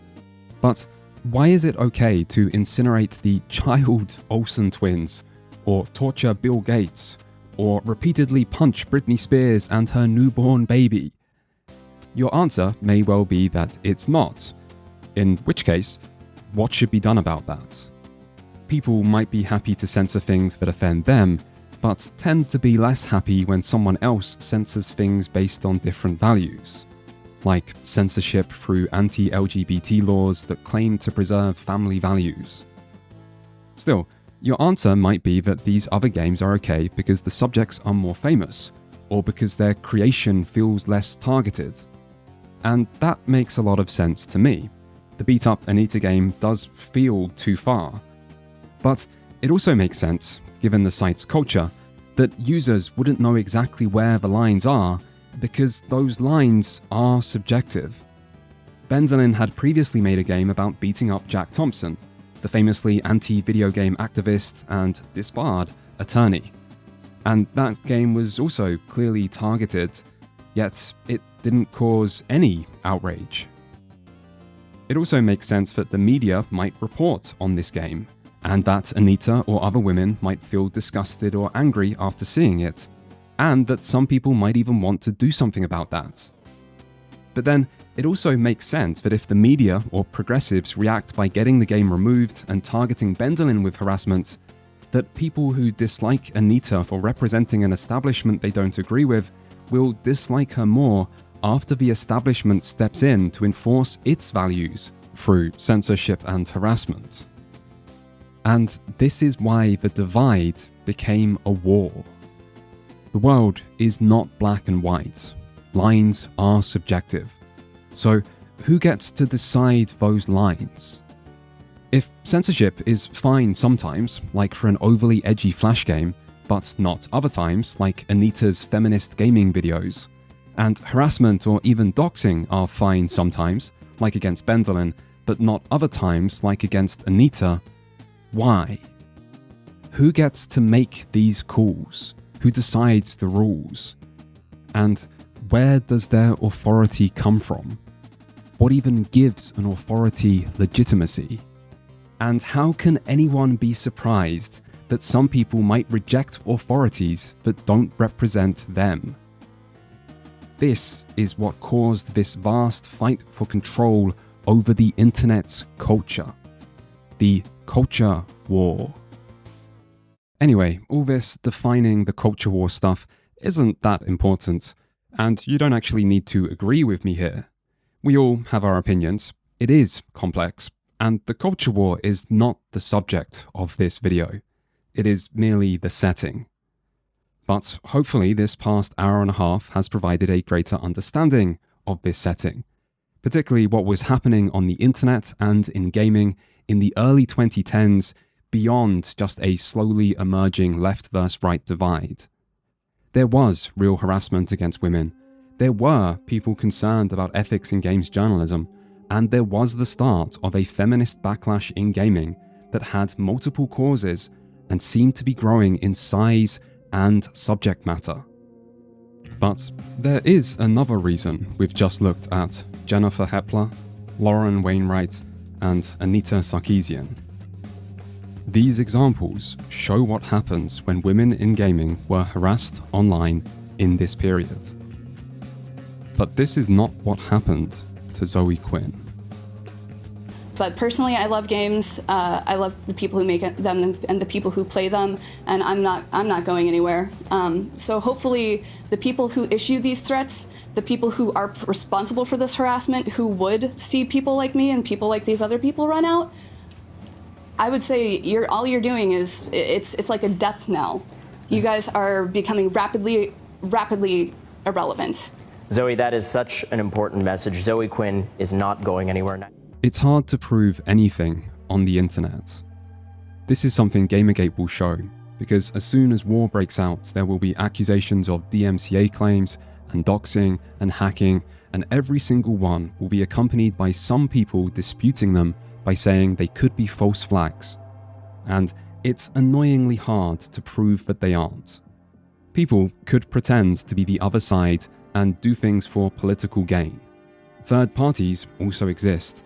And as the claims pile up and the timeline stretches on, the difficulty of verifying everything becomes an impossibility. It's hard to prove anything, let alone everything. But that still doesn't mean we get to avoid all responsibility in trying. Some things are more or less likely to be true than others, and with enough examples, people can see a pattern. So, all I ask is that we look at a timeline, not the one most people associate with Gamergate, but the one that leads up to that, as we go through, step by step, and ask, who is harassing Zoe Quinn?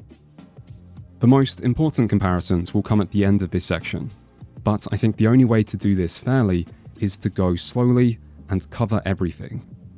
And this is a necessary question to ask, because the entire perception around online harassment and sexism in gaming is going to change over the course of this period.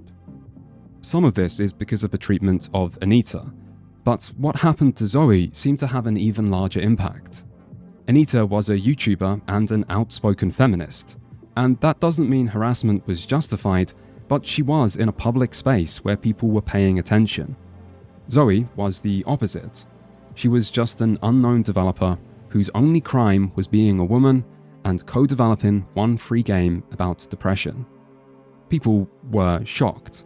For the crime of daring to put up her game on Steam Greenlight while also being a woman, Men Online decided to teach her a lesson. Zoe has been harassed, awfully, by assholes. But even having to bring up this fact is pissing me off, because I shouldn't have to. That sort of behaviour is unacceptable regardless of gender or age or ethnicity. And the least we better off sectors of the world could do, the very least, is not get haughty when someone dares suggest there's a problem in the gaming world. Because there fucking well is, and you know it. If you didn't, you wouldn't be so desperate to cover it up. When we last saw Zoe, it was November 1st, 2012, after the first online evidence of her receiving harassment. This happened after she made a fake nerd detector game, which was posted to 4chan, and then a few hours later she claimed to receive an email telling her she should get raped, which is plausible.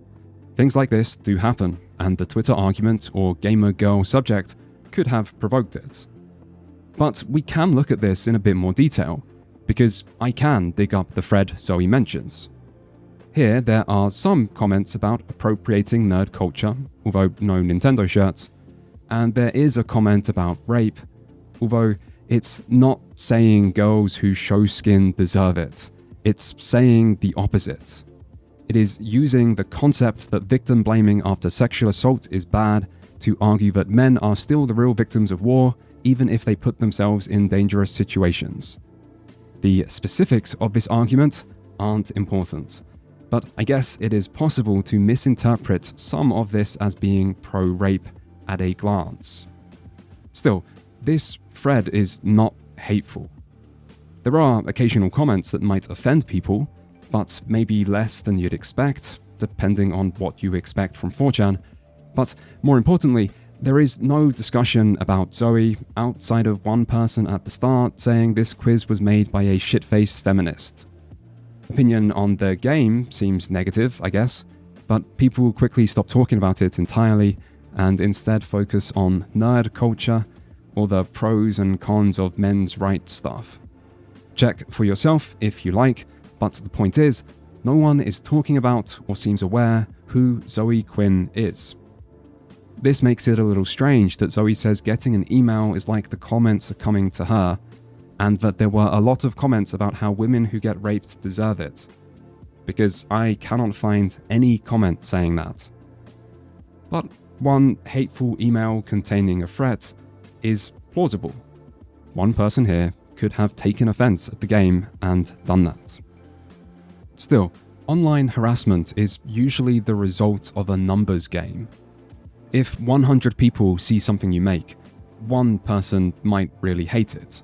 And if you get 10 people really hating it, maybe one person can be bothered to leave a hateful comment. And if you get 10 hate comments, maybe one of them also goes out of their way to send an email or message you on other platforms. And if you're getting many people going out of their way to harass you, maybe one of them eventually tries to really mess with you by sending something extreme like a death or rape threat. And obviously these numbers aren't accurate, and this is very context specific, with it being impacted by things like gender, but even more so by how controversial the original thing is. Yet this principle remains in place, where the more people paying attention, the higher the risk. Which is why when someone is at the heart of a major controversy where strangers do have a reason to dislike them, and there are now millions of people watching, there starts to be more concerning harassment, like doxing, porn edits, and threats of violence. Right now, however, very few people know who Zoe Quinn is, so maybe she just got unlucky. On the 4th of November, Zoe mentions this 4chan thread again, and that she's been getting rape threats ever since, showing this is an ongoing problem, which sounds quite concerning. Nothing else is reported until November 11th, where Destructoid posts an article promoting Zoe's Nerd Detector game, which seems to generate some discussion that we can't see as comments are now dead, but I guess they weren't great, as Zoe says she's bummed no one seems to get it. 4 hours later, Zoe says she thinks someone made an ARG, presumably alternative reality game, to send her threats now. And then a few hours later, that she thinks she found who did it, but she's not sure what to do about it. Someone else suggests police. Zoe says this is too creepy to pass, that it was someone who tweeted at her one time in the past, but she assumes the cause was the Destructoid article, and again mentions how she also got rape threats when her game was on 4chan. Nothing else is mentioned until November 27th, when there is a trending hashtag raising awareness about sexism in the gaming industry.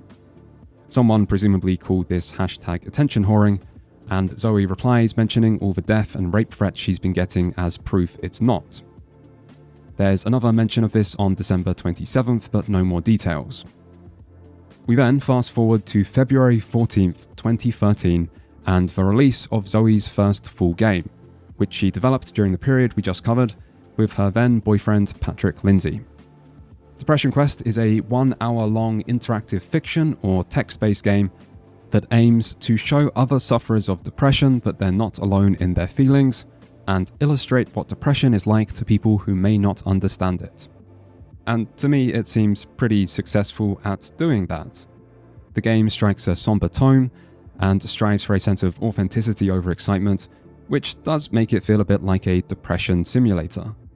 Ironically, I'd probably have described it as a distinctly uncontroversial look at what must be a fairly sensitive subject, but that's not how history will remember it. On Twitter, the reaction is jubilant. The media is similarly positive, and there's a decent amount of coverage.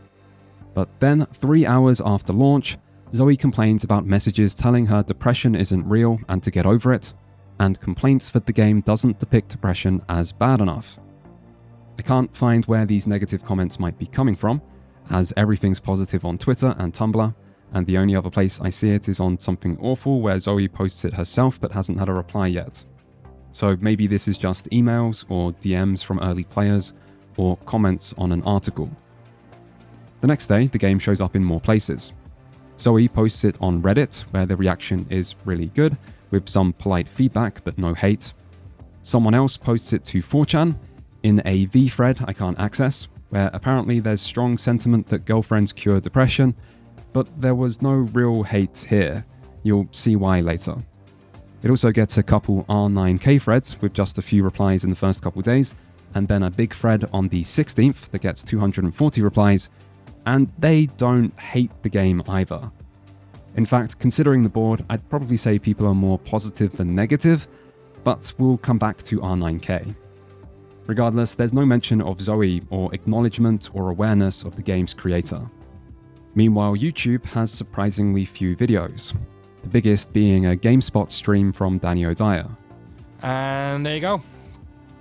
Zoe Quinn, who you should follow on Twitter. Zoe Quinzel on Twitter. A lot of familiar names. Oh, it is, okay. Yeah, my name's in the credits there. I should probably just say that just for transparency reasons, as I am a games journalist. These are obviously the people who all contributed to that little Kickstarter for it. But yeah, you should check it out. I really enjoyed playing that. This stream seemed well received, and an even better example comes again from GameSpot a couple months later. Here, comments are also positive, and there's a good like to dislike ratio. There's also some more coverage on 4chan and Reddit that follows the same trend, and yes, I did check. You have no idea how much I have checked to make this. So, at the moment, there's no visible sign of gamer sexism or anti-depression sentiment anywhere. On the 9th of March, Depression Quest releases on Steam Greenlight. This was a system Valve implemented in 2012 to handle the growing number of indie games wanting to get on the platform. Greenlight allowed developers to submit their games to a specific section of Steam where users could vote on waiting games to help highlight what players wanted added to the store. In some ways, this voting system was purely symbolic, as Valve still considered a range of other factors and no votes weren't meant to have an impact, but in practice, being one of the highest voted games was a great way to ensure prompt approval, sometimes even when games weren't finished. If you want to see the impact Greenlight had, just look at the number of games released each year. The first year was still fairly slow, and then this changed from August 2013 when Valve more than tripled monthly approvals. But we are still a few months away from that, and competition is tough. There are games like Shovel Knight and Stardew Valley in here. In fact, Zoe herself says they're not really expecting Depression Quest to get approved, and that they also expect complaints from people about it not being a game due to it being text-based. But at first, things seem fine, even if there are some of those complaints. Now, as I'm writing this, I'm not sure how well I've been able to communicate one part of this story to you through on-screen evidence, so I'll say it out loud as well, just in case. I think, at this point of her life, Zoe struggled a lot with any criticism of her work. And I am sympathetic to that. Anyway, the personal threats start happening again. This is about 24 hours into the Greenlight. Zoe doesn't think the game will get approved anymore, and would later say the votes are 70-30 in favour of no. She also mentions wanting to be able to release a game without getting rape or death threats, and says almost no one has attempted to make good on them, meaning someone apparently has tried to rape or kill her over releasing a game, which sounds incredibly concerning. Zoe then mentions getting emails with her home address in them, telling her how they're planning on raping her. Strangely, one of the people she's replying to here is the author of that original Fake Gamer Girl article. Soon after this, she tells a different friend that a journalist just told her being victimized is a choice. The next day, she mentions harassment over Depression Quest again, and trolling and direct personal threats, and that someone got her home address, possibly through looking up domain stuff, which is a possible way to get someone's address. Keep in mind throughout all this that Zoe is clearly internet literate. She has talked a lot about being a child of the internet, growing up on message boards, and even trolling people in her past, so there's plenty of reason to think she knows a little about doxing. There are a few more mentions of harassment over the next months, including a strange one mentioning a creepy map carved into someone's back, but maybe that's missing context. The next major event is May 31st, after an article about the game Paranautical Activity being rejected from Greenlight for starting a Greenlight page and then trying to get on Steam separately via the traditional method of using a publisher. For those who don't know, there was some tension between Valve and some of the rest of the gaming industry in this period, because Valve was seen as having a pro-consumer stance at the expense of developers and publishers. In some ways, Valve is also in the middle of that gamer versus industry Dorito war here, just like the press, but is seen as choosing gamers instead.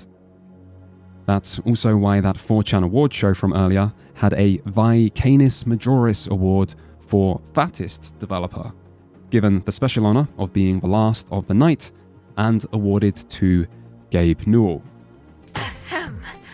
Last year was a big year for our gaming.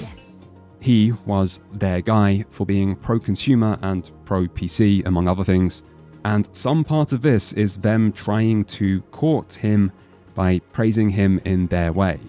We hope Gaben is taking steps to reduce his risk of heart disease so he can live to see the release of HL3 and we can bask in his giant luminous luminosity for years to come. When Gamergate happens, Valve's silence on the event will be seen by some in the industry as a major transgression and another act of siding with game players over game creators. In fact, in Zoe's 2017 book, which yes I have read, she goes out of her way to name and shame Valve for being worse than other tech companies in how they handled Gamergate. This long-standing tension between Valve, gamers, and the industry also explains the very polarized reactions to the Epic Store years later. Isn't it fun how things connect? Returning to Paranormal Activity, developer Mike Mulbeck claimed Steam hadn't made them aware that trying to get published through both routes was not allowed. The important part here is that some indie developers were upset over this, and that some indie devs found Greenlight frustrating in general. The interesting but not important part is that Steam did soon allow Paranormal Activity back, but when their game released a year later, it was incorrectly advertised on Steam as launching in early access, which caused Mulbeck to have a breakdown on Twitter, during which he said, quote, "I am going to kill Gabe Newell, he is going to die," to which Valve removed his game. Ironically, this happened at the height of Gamergate, when Valve was under pressure for not doing enough to protect developers from online abuse. But right now, no one knows about all that, and Zoe is angry over this story and at Greenlight. She says comments about Depression Quest were fine on Reddit, YouTube, and 4chan. See, told you it wasn't 4chan. But that as soon as it hit Greenlight, people started sending threats and gross harassment over the game's content and over Zoe being a woman.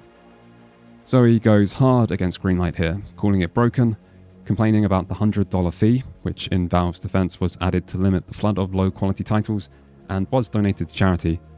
Zoe also mentions that harassment is Greenlight specific, alongside some other complaints, and says she's not all fuck Valve, but that she's backing away from Greenlight. So we can assume some other people might have defended Valve here. Greenlight was unpopular with indies, but the access via publisher system used before was much less popular. Still, Zoe wants Greenlight reform. She mentions how some Greenlight users sent her nudes, says she shouldn't have to endure continual threats, and that people also contacted her privately. She mentions receiving maps of where she's lived, photoshopped in blood on photos of her loved ones, and again mentions an email that included her home address and an incredibly detailed rape threat, as well as lots of abusive things and people trying to trigger her into suicide. One of the main people she's replying to here is Will O'Neill, the developer of Actual Sunlight, which is an RPG Maker game about depression that was on Greenlight at the same time as Depression Quest, and sometimes mentioned alongside it.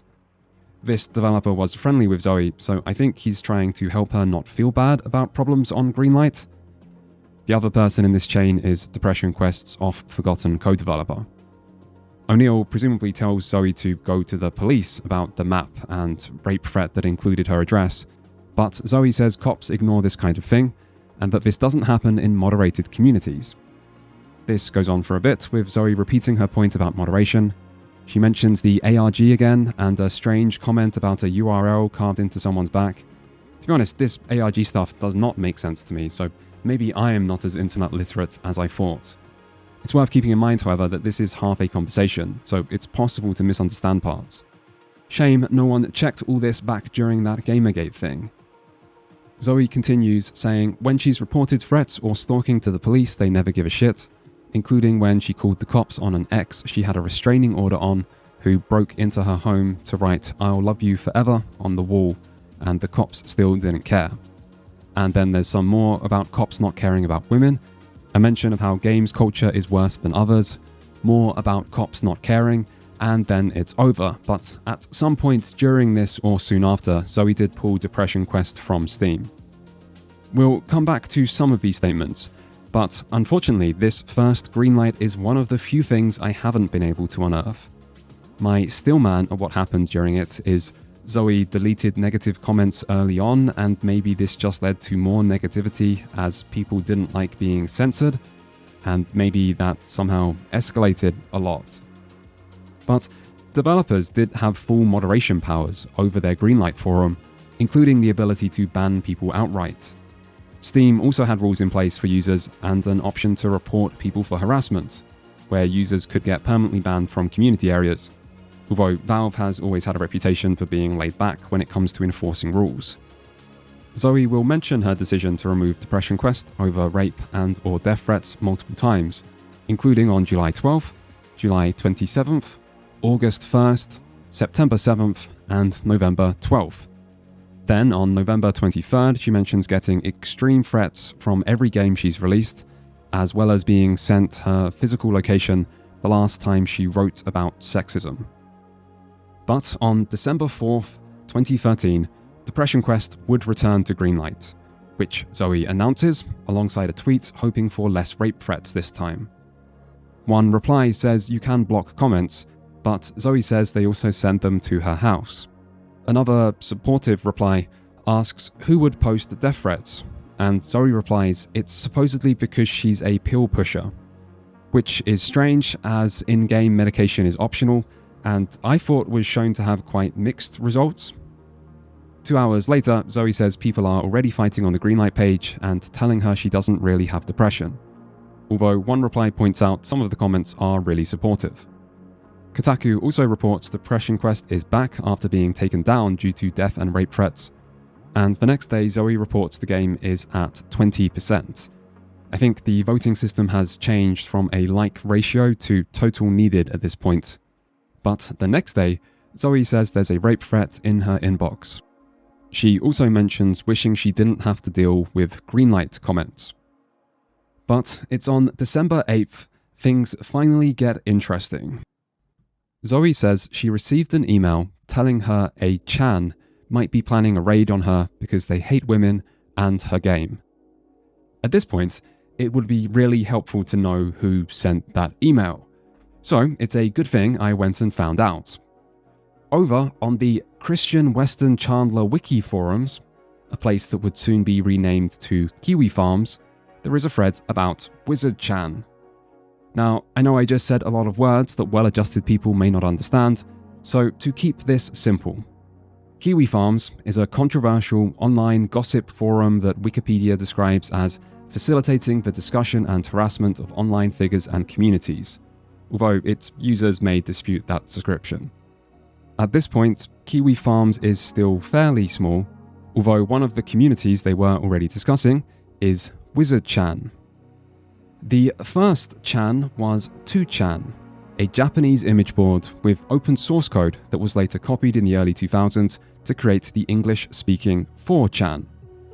But as the code was open source, there were lots of different copies, mostly very small, and one of these offshoots was Wizard Chan, a depression or neat focus site named after the old internet meme that a person would gain magical powers if they reach 30 without having sex.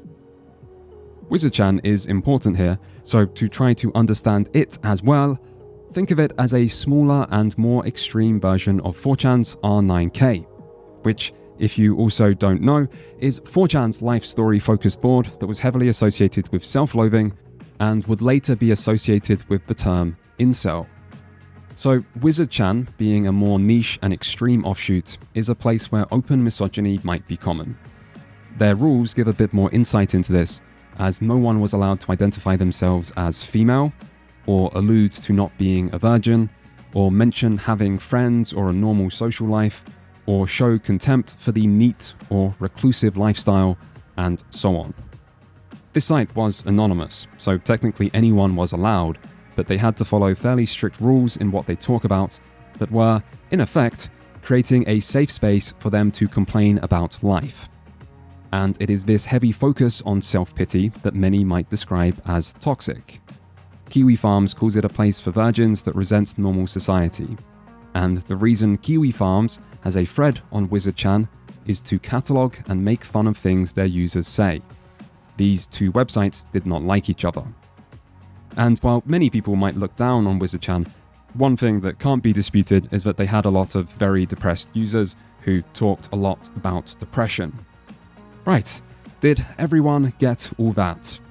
Because you can always pause the video and go learn about something yourself. I can't explain everything just in case some viewers may not understand. We'd be here all day. Or days. Although if you do that, do come back. I want the ad revenue.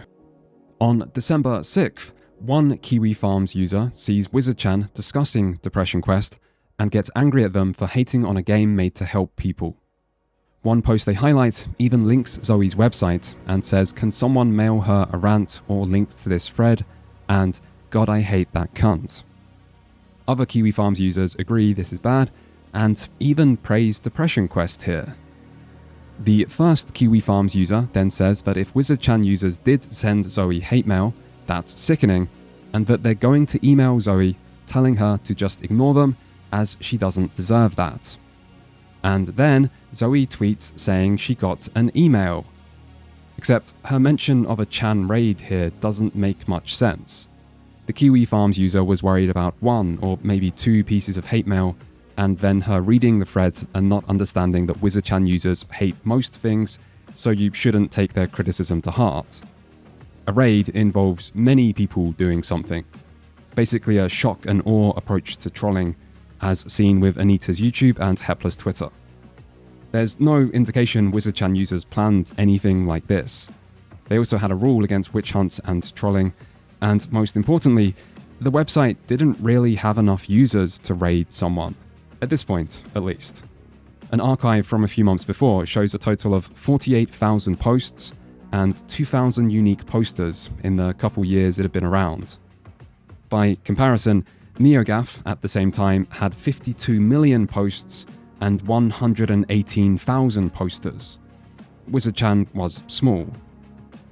In a reply, Zoe's friend actually goes and finds the thread and posts in it to mock them.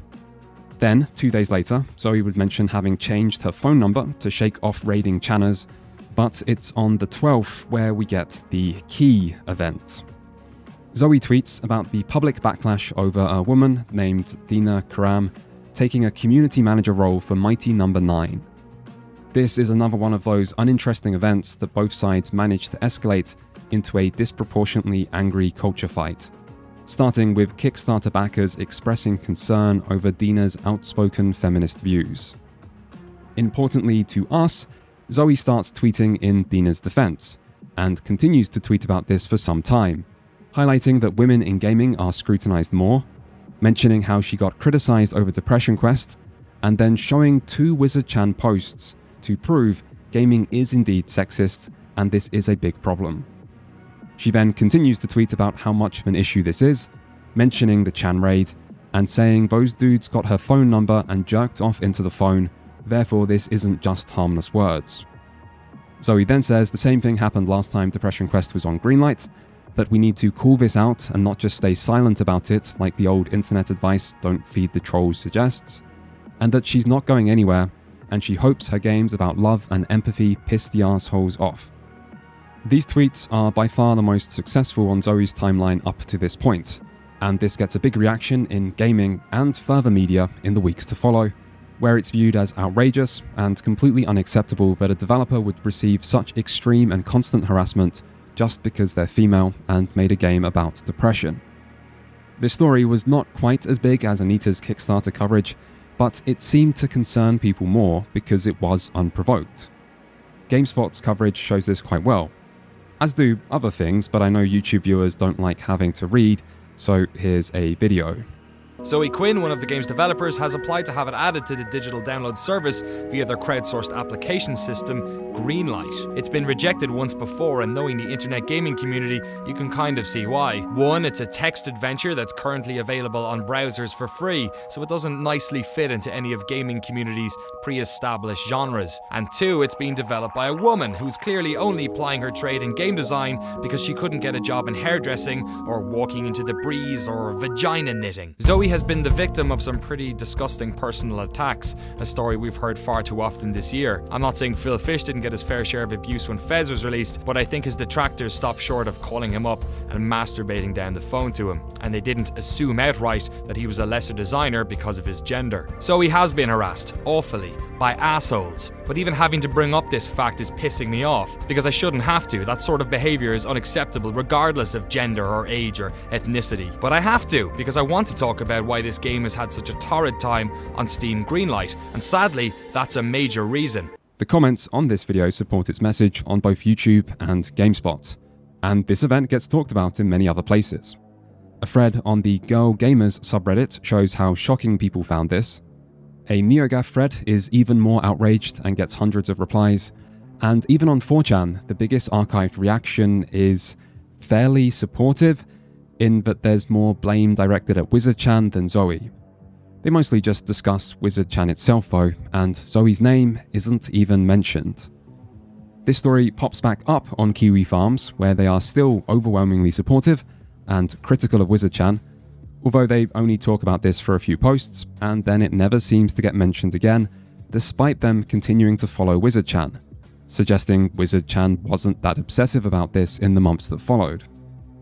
This event does continue to get referenced by the media, however, acting as the go-to example on the subject of how bad harassment in the industry has become. As for Depression Quest, it finally gets enough votes on Greenlight, which only takes one day. Still, the most interesting and most ignored reaction is from WizardChan itself. When Gamergate happens, a long and slightly insane looking set of images made by WizardChan users will reappear accusing Zoe of faking this harassment, while arguing that the wizards were the real victims. To me, this almost makes WizardChan look guiltier. It's full of cherry-picked images and drenched in self-pity, and for years, this and Zoe herself were the only insight as to what actually happened. But not anymore, because I went and actually checked. The original thread has no archive. It seems it wasn't very active and had dropped off the board before Zoe's tweets on the 12th. In those tweets, the first message is what we already saw on Kiwi Farms, although the use of a photo does make it creepier. The file name, My Picture, leads to a much later theory that this was posted by Zoe herself, although a file name is not proof of anything.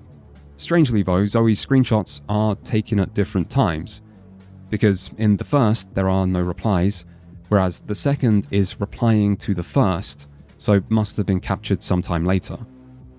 Succubus is apparently the wizard term for female, so there's a good chance this message is replying to Zoe's friend who said they posted here mocking them, as the timing fits.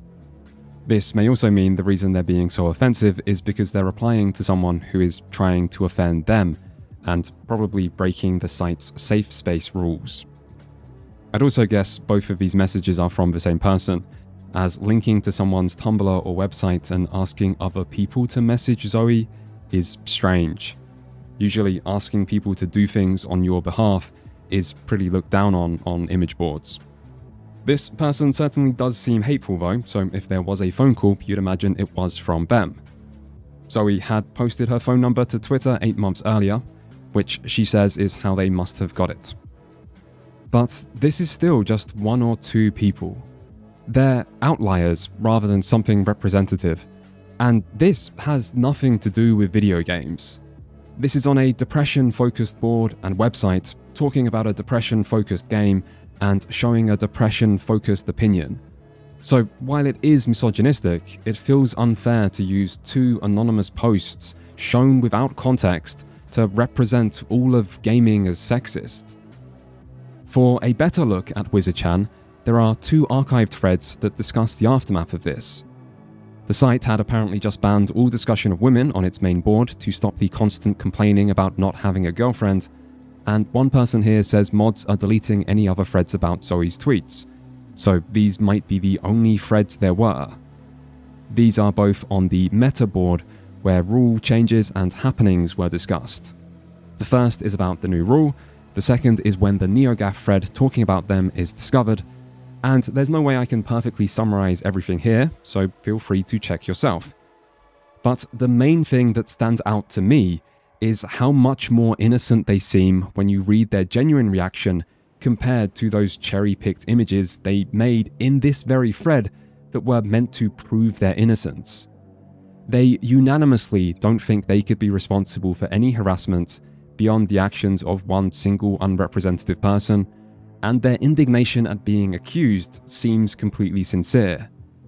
And it's not like this is some planned performance to make themselves look good in case some YouTuber digs this up years later, because they have no idea Gamergate will happen. In fact, they don't even think anyone will see their specially created images arguing their side, let alone this actual thread. The other thing that comes across is that they do dislike Zoe for framing them of something they're convinced they didn't do, but even now they're more focused on feeling sorry for themselves than hating her. This event seems to lead to a lot of hate being directed at them, and their obscure message board getting raided by the outside world. And that does seem a bit sad, because it clearly acts as confirmation of the toxic narratives they tell themselves about society not having real sympathy for anyone with severe depression, or women having it so much easier. And I don't think this gatekeeping of depression is a good thing. It shows up a lot in the R9K threads about Depression Quest 2, which there are quite a few of that, yes, I did check out in case they ever mentioned Zoe, which they did not. But people do complain a lot that the main character in Depression Quest has all these things they don't have, like a job, an understanding girlfriend, supportive friends, and a loving family. Zoe has said this was a deliberate decision to show how even people who have all these things can still suffer from depression, which is reasonable. But it's not really fair to expect everyone to like that part of the game. You can't make a game for people that are depressed and then be upset those people aren't happy about it. They're depressed. There's also an easy way to avoid people gatekeeping depression. Just go anywhere on the internet that isn't anonymous. And when people do gatekeep depression, it's probably a good sign they have little else of value in their life to be protective over. So I'd guess that's where a lot of these negative gatekeeping comments are coming from. They don't necessarily hate the game, they just hate their lives. And there are always positive comments alongside them as well. More importantly, however, through these Wizard Chan threads, we can see the discussion actually stops fairly soon. And then the thread is resurrected in early January when one user creates the proof of innocence images, but even he says that he knows people don't care about this anymore. And after this, there really aren't many more posts. So even this website was not obsessing over Zoe. The person who made the images even says he was the only one who cared enough about this to try to spread it. And then someone else admits it's over. And looking around for the image elsewhere, we can find presumably some of this person's attempts, which didn't seem to go great. It's probably not a good sign for them when even R9K isn't interested or just sides with Zoe. Posting these images does lead to the first time Zoe's name appears on 4chan's political board though, where she's mentioned in one thread on the 11th of April, and again on the 14th, and once more on the 18th with little response. None of these threads are about Zoe, but are instead general feminist bad discussions where Zoe's always brought up alongside these Wizard Chan images. There's no big reaction here, and no one seems to have prior knowledge of who she is, although people do seem receptive to the idea of a feminist being a bad person. Again, if you're not sure the significance of all this yet, comparisons later will provide the important information. Surprisingly, Zoe makes no reaction to being mentioned on April 11th. And I say surprisingly because she had a Google alert on her name, and as I've now in effect been tracking her name in this period, I found there usually was a response. Still, maybe that's because she was at PAX East on the 11th, because within minutes of being mentioned on the 14th, she posts about it on Twitter, where she shares the Wizard Chan images herself, and also talks about this on Tumblr. Here she mentions getting a bunch of generic hateful messages calling her a liar, and violent porn with her face pasted onto the girl, and a 4chan thread about how much of a monster she is, and a Groupon? Not sure what that is, but all this was apparently just from this one morning. After this, the Wizard Chan images, or Imager link, don't show up much, until one tiny failed push on the day Depression Quest released on Steam, where no one responded. Meanwhile, the Wizard Chan thread on Zoe became inactive and had 404'd by July. So it seems the attempts to spread these images and make people care was a complete failure. Until something else happened. This only leaves the mystery of Steam Greenlight. So again, I dug up what there was, and again, these Wizard-chan threads give some helpful insights. Because in the aftermath of the initial controversy, the Wizards do find one negative review on Steam, which they celebrate, but then someone else here claims all the other reviews are positive. The negative review is from an angry 4chan user who is hating on the game and says he knows the harassment is fake because he can tell the screenshots don't come from 4chan and other chans don't have enough users to raid. After Zoe's tweets, most people did assume the harassment and screenshots were from 4chan, so it makes sense there would be at least some reaction from 4chan users. Yet, every other person here is disagreeing with this negative reviewer, and both Zoe and Patrick drop in to say he's been reported for harassment, and then he does indeed get banned. There's also an archive showing the 50 latest comments on the Greenlight page on the 8th of December, which is a few days before the tweets, and also on the 16th, a few days after. Out of the 50 earlier comments, there are 3 negative ones, plus a few that are neutral or mixed. One of these negative comments even gets discussed on Twitter by Zoe when complaining about Greenlight comments. But to me, these don't seem that bad, and are not harassment.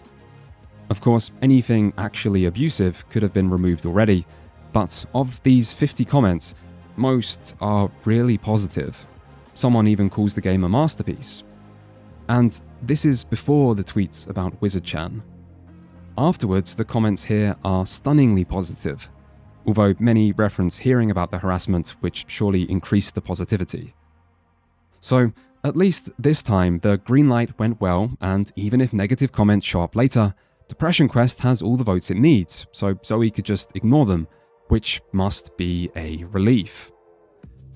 On the night Depression Quest gets enough votes, Zoe says she's bracing for people saying this is only because of the harassment, and not all the players, awards, and press. Later that night, she links to the same angry Steam review we already looked at, which was also the singular example GameSpot showed when covering this topic. In reply to Zoe, one man says this harassment makes him ashamed of his gender, hobby, and profession all at once. The next day, Zoe says she hates that she spoke up because this isn't how she wants people to see her stuff, but she needed to prove that sexism in games is real. One day later, she says she's going to have to start moderating the comments after a fan complained they were too triggering. She also starts selling Don't Read the Comments merch and plugs her Patreon. On the 18th, she asks if banned users lose their games because she keeps reporting them and Steam keeps banning them. She also links another example of someone apparently harassing her. Later, she says if she posted all the harassment, people would complain that she's an attention whore. And even later, she says she's been up all night moderating comments and deleting hate mail. Depression Quest does get a couple Game of the Year award nods, which seems good, but Zoe says moderating the Greenlight comments has become a part-time job, which seems bad, and she's still apparently at it, even on Christmas Day. But at least there are more Game of the Year awards, and at least it's only negative comments this time. January 2nd. Zoe says she found a really graphic and detailed rape threat after wading through a load of hate mail she'd missed. She also talks about the problem of being seen as an attention whore if she talks about this stuff, but that she has to keep talking about it to raise awareness, and that she hopes some good comes out of this for someone else. She also says that if people knew all the stuff she doesn't mention, they'd lose their shit, and that all the vile things people say have been grating on her. But on January 7th, at long last, the Greenlight is over. Zoe celebrates getting the first Twine game on Steam, the forum disappears, and finally there are no more comments. 2 days later, there are more comments. Although I'm not sure where. It's never Twitter, the Steam announcement was fine, the new Steam forum shouldn't open until the game launches, and the next time Zoe is mentioned on 4chan, it's still positively. So somewhere else maybe, but at least after this, there should be no new comments. February 13th. There are no new comments, but there are tags, because Steam just added them. Zoe is worried. She says if she gets harassed via tags, she won't be able to moderate it, and that if she speaks out about them, she'll just get criticized more. This goes on for a while. A friend tells Zoe not to take what people say about your work personally, but she says when rape threats are sent to her house, she can't pretend it isn't personal. On March 31st, Zoe also repeats on Tumblr that she previously received a photoshopped image of a map of every place she'd ever lived, carved in blood in the back of her current partner with an MP3 file attached, and that this was because of video games. Zoe also gives speeches about how to combat online harassment at GDC and PAX East in this period. On May 25th, Zoe tweets that for women, misogyny is everywhere, and that there was another graphic rape fantasy in her inbox. She says people often tell her to call the cops, but cops don't care about either online or offline threats from men. Someone else replies that it shows the scale of the problem when rape threats are just fact-of-life background noise. Zoe says how scary it is to talk about this stuff because it just leads to more criticism, but that she still does it in order to destigmatize it and help others who feel silenced. July 5th, a stranger from the internet, described as a white guy with a beard, shows up at Zoe's house. She asks Twitter for advice. Zoe does call the cops. She tells Twitter that he got her address from the time she put it out there during the Boston bombings last year. Although last time she answered this question, it was before the Boston bombings, when she said it came from a domain check on her website. The cops don't care. Zoe says she also doesn't care because no one is going to run her out with fear. Minecraft creator Notch replies praising her bravery. Zoe then talks about self-defense. She decides on flamethrowers, plural, and complains that she just wanted to make video games. This breaks someone's heart. July 8th. Zoe talks about getting death threats over people sending her money after she got mugged. Oh yeah, there were muggings, plural, but I didn't think the muggers were motivated by video games, so I left them out. July 22nd. Zoe tells people to stop blaming the internet for the harassment of women in games. July 22nd, 7 minutes later, Zoe blames the internet for the harassment of women in games, saying she gets endless shit online just for making games as a woman, and that's why she has to speak out. She also says she wishes she didn't have to, but has a duty to the young girls she's taught. August 5th. Zoe makes a bingo card for comment sections on gaming articles a woman writes or appears in. She then says it took only 17 minutes to get a rape threat after making this. Someone replies saying they cannot comprehend this. Zoe tells them not to worry, as she's unfazed by rape and death threats now, and anything less just makes her chuckle. August 11th. Depression Quest apparently gets approval to launch on Steam. At the same time, it's reported that beloved actor Robin Williams has killed himself. Zoe wants to launch on Steam right away, as she thinks her game could help someone, but is worried some people might think the timing seems opportunistic, which could cause harassment. She decides to launch the game anyway.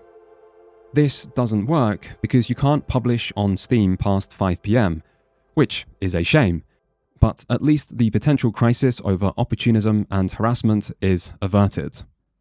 18 minutes later, Zoe contacts Steam directly to request special approval to launch. 37 minutes later, Depression Quest launches. Crisis successfully reverted. Zoe is sick with fear, but is happy she gets to help people. But then, August 13th, nothing happens. August 14th, nothing happens. August 15th, nothing happens. August 16th, there are no new tweets. Something has happened. It's hard to prove anything on the internet, but some things are more likely than others. At this point, we still have a long way to go, and I have seen much more than you. So I think it's worth looking at this harassment in more detail. And this is a serious topic, even if my attempt at matter-of-fact reporting accidentally became a little flippant towards the end there. It won't stay that way though, because after this there will be real harassment that could be pretty extreme and invasive. I do have sympathy for that. But every single thing we just witnessed is before August 16th. So I ask again, who was harassing Zoe Quinn? Earlier in this video, we saw 3 women in the gaming industry who received harassment in this same period. All 3 of those earlier examples involved a clear reason why the harassment began. Hepler might have been unfairly targeted, and her gender probably contributed to that, but the hate against BioWare she was caught up in began earlier, as the Old Republic showed, and continued afterwards with Mass Effect 3. Just being a woman was not that controversial. 22% of the industry were female at this time. Making one free game about depression is also not controversial. There were other games about depression, and other examples of interactive fiction. And Greenlight itself had thousands of games on it, all trying to get approval. Even if people did think this one game was bad, a bad game on Greenlight was basically the norm. Sexism in gaming was, and still is, real. Harassment against women is a problem. But the harassment Zoe described before Gamergate, and before Wizard-chan, and before Greenlight, and even before Depression Quest, was extreme and constant, and would be incredibly concerning. One thing that makes this hard to believe is that no one knew who Zoe Quinn was. Extreme harassment tends to be a numbers game. It happens when lots of people pay attention to someone. For some comparisons, on one main 4chan archive, Zoe Quinn's name gives 7 results over this period. Meanwhile, Anita Sarkeesian gives 1,616, although that's probably an underestimate, as Anita was well known enough that not everyone always typed her full name. Just Anita gives 7,000. Meanwhile, Jennifer Hepler was usually referred to by nickname, which also gives false positives for the food. Is this a food? Boxed food product associated with American cuisine. So is that a... yes? Still, just Hepler, her less commonly used surname, gives 436. On a different archive, there are 12 results for Zoe Quinn, mostly all from what we saw in April, 819 for Anita Sarkeesian, over 1,000, which is where it stops counting for just Anita, and 300 for Hepler. But if we searched before the Wizard-chan event, where harassment was still commonly reported, there is just one result across multiple archives for Zoe Quinn, which was from an article being quoted that just happened to include her name. And it's not just 4chan. No one seemed to talk about Zoe anywhere much, and when they did, it was positively. Obviously, not everything on the internet remains, but there are so many examples for the other 3 events we covered, where there were also images and memes and tweets, and not everything remains, but at least something should. Zoe also claimed to have been doxed twice already, but the entire point of doxing as a means of harassment is to make someone's private information publicly available, as the more available that information is, the more intimidating it is, as this can lead to further harassment. So if anyone disliked her enough to dox her and send incriminating threats, why is there no sign of anyone sharing her information, or of attempts to share it being shut down or discussed, or of Zoe even seeming concerned? She made a public website that tracked her location in this period, so people could see when and where she was traveling to.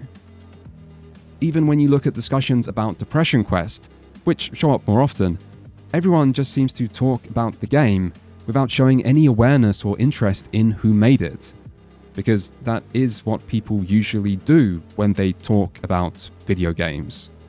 Think about some indie games you dislike. Can you even name any of the developers? Extreme harassment tends to be a numbers game, but if no one was paying attention to Zoe, it becomes so much less likely.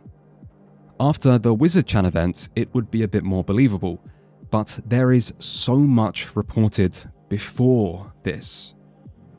Still, the single best comparison here is surely the harassment during Gamergate, which caused the FBI to open an investigation. And in 2017, the records for this were released, with redactions. Now, obviously, I have read all 373 pages, which doesn't take that long, as a lot of it is just blank space. Still, the FBI may need to work on their redacting technique, because I can identify the name of most victims quite easily, either from context or just the length of the redacted name. For example, Brianna Wu, the third highly publicized victim of Gamergate, has a 2-letter surname that tends to stand out. And after a bit more time with these files, you can start to identify the full version, Brianna Wu, by length as well. And after even more reading, you start to realize that most of the correspondence here is about Wu, because she seemed to contact the FBI quite a lot, occasionally over slightly misleading claims. Which is why there are multiple pieces of correspondence saying that Gamergate and the people sending death threats are based on the website somethingawful.com. You can also see the FBI investigated Jace Connors at Wu's request, who turned out to be a hoax, or parody Gamergater, meant to satirize the conflict. But we can see evidence of some death threats. One in a fully redacted email, some mentioned via tweets that aren't shown, and then 3 we can see. One in an email, one on 8chan, and one over the phone. These all seem to be in relation to Anita or Wu. There were also multiple bomb threats against Anita, one targeting GDC in April 2014 that wasn't reported in the media until later, and 4 targeting Utah State University in October 2014 that sometimes read satirically. Hey look, you done goofed. One other person also reported Wu for falsely claiming there was a bomb threat at PAX East. These were investigated by the FBI. You can see them issuing grand jury subpoenas, and you can see companies like Microsoft, Google, and Twitter complying with preservation and data requests. The FBI seemed to have talked to multiple people, but only interviewed 2 suspects. The first is the death threat over the phone to Wu, which turned out to be from a minor. You can tell this because law enforcement spoke to the parent first and then interviewed both of them together, after which the child apologized and said they won't do it again. The second interview was over a threatening email, also sent to Wu, who the suspect described as a professional victim. They also said they understood the email looked really bad, but that one redacted word did not mean something else redacted. There presumably was also reference to a shotgun, but this person was also let off with just a warning. In September 2015, the FBI closed the investigation, citing a lack of actionable leads, and we can indeed see that very little had been reported past January. The closing document provides the best summary. The first paragraph references Zoe, who reported harassment to the FBI at the start of Gamergate when the investigation first began, but didn't seem to report anything further outside of what looks like a group effort from multiple people in January to report 8chan for facilitating doxing and child porn. The second to fourth paragraph are about Anita, and the fifth paragraph onwards is Wu, and we've already covered a lot of what this closing statement mentions. Through all these documents, we can see the FBI investigation was limited somewhat by the use of Tor or proxies, but that they did take what was reported to them seriously, even when what was reported didn't rise to the level of a federal violation, and even when one victim apparently kept making unhelpful claims about the FBI to the media. We can also see that death threats were rare, probably because they're a crime that at least a few people had been jailed for by this point, and there are many ways to be hateful on the internet that don't require legal risk. The bomb threats make more sense as they have a silencing effect by trying to cancel an event, so there is some greater purpose despite the greater risk. Regardless, the FBI report shows that over the entire first year of Gamergate, something which was an unprecedentedly large and hostile conflict, and across every single target of Gamergate, there was still less extreme harassment reported, and the extreme harassment was less extreme than what Zoe alone claims happened before Gamergate, when she was largely unknown and over the sole crime of being a woman who made a free game about depression. The things Zoe reported in this period are not normal. Continuous rape threats before she ever released the game, a threat sending ARG over a Destructoid article, getting doxxed and sent threats in the mail, incredibly detailed or graphic threats that included her home address, someone trying to carry out at least one of these threats, maps of everywhere she's ever lived, photoshops in blood on photos of loved ones, people, plural, calling her phone and masturbating, a different doxing leading to more detailed threats, a stranger from the internet then turning up at her house to intimidate her. Once Gamergate begins, there will be more shocking claims, like dead animals left in Zoe's mailbox, photos secretly taken of her in public and sent with violent threats attached, and photographs covered in semen sent by mail to her family members, none of which were reported to the FBI for some reason. And despite what Zoe claimed, this wasn't just what happened to every woman in the gaming industry. There was a hashtag we saw earlier about one reason why there are so few women in the industry, and no one using that hashtag was saying anything like this. No one thought events like this were common or occurred unprovoked, until Zoe made people think that. And if any of this did actually happen, where's the evidence? Anita showed evidence of everything, because why would you not do that when you know people will accuse you of lying? And Zoe did regularly say how worried she is that people won't believe her and how unfair that is, yet still didn't show any evidence.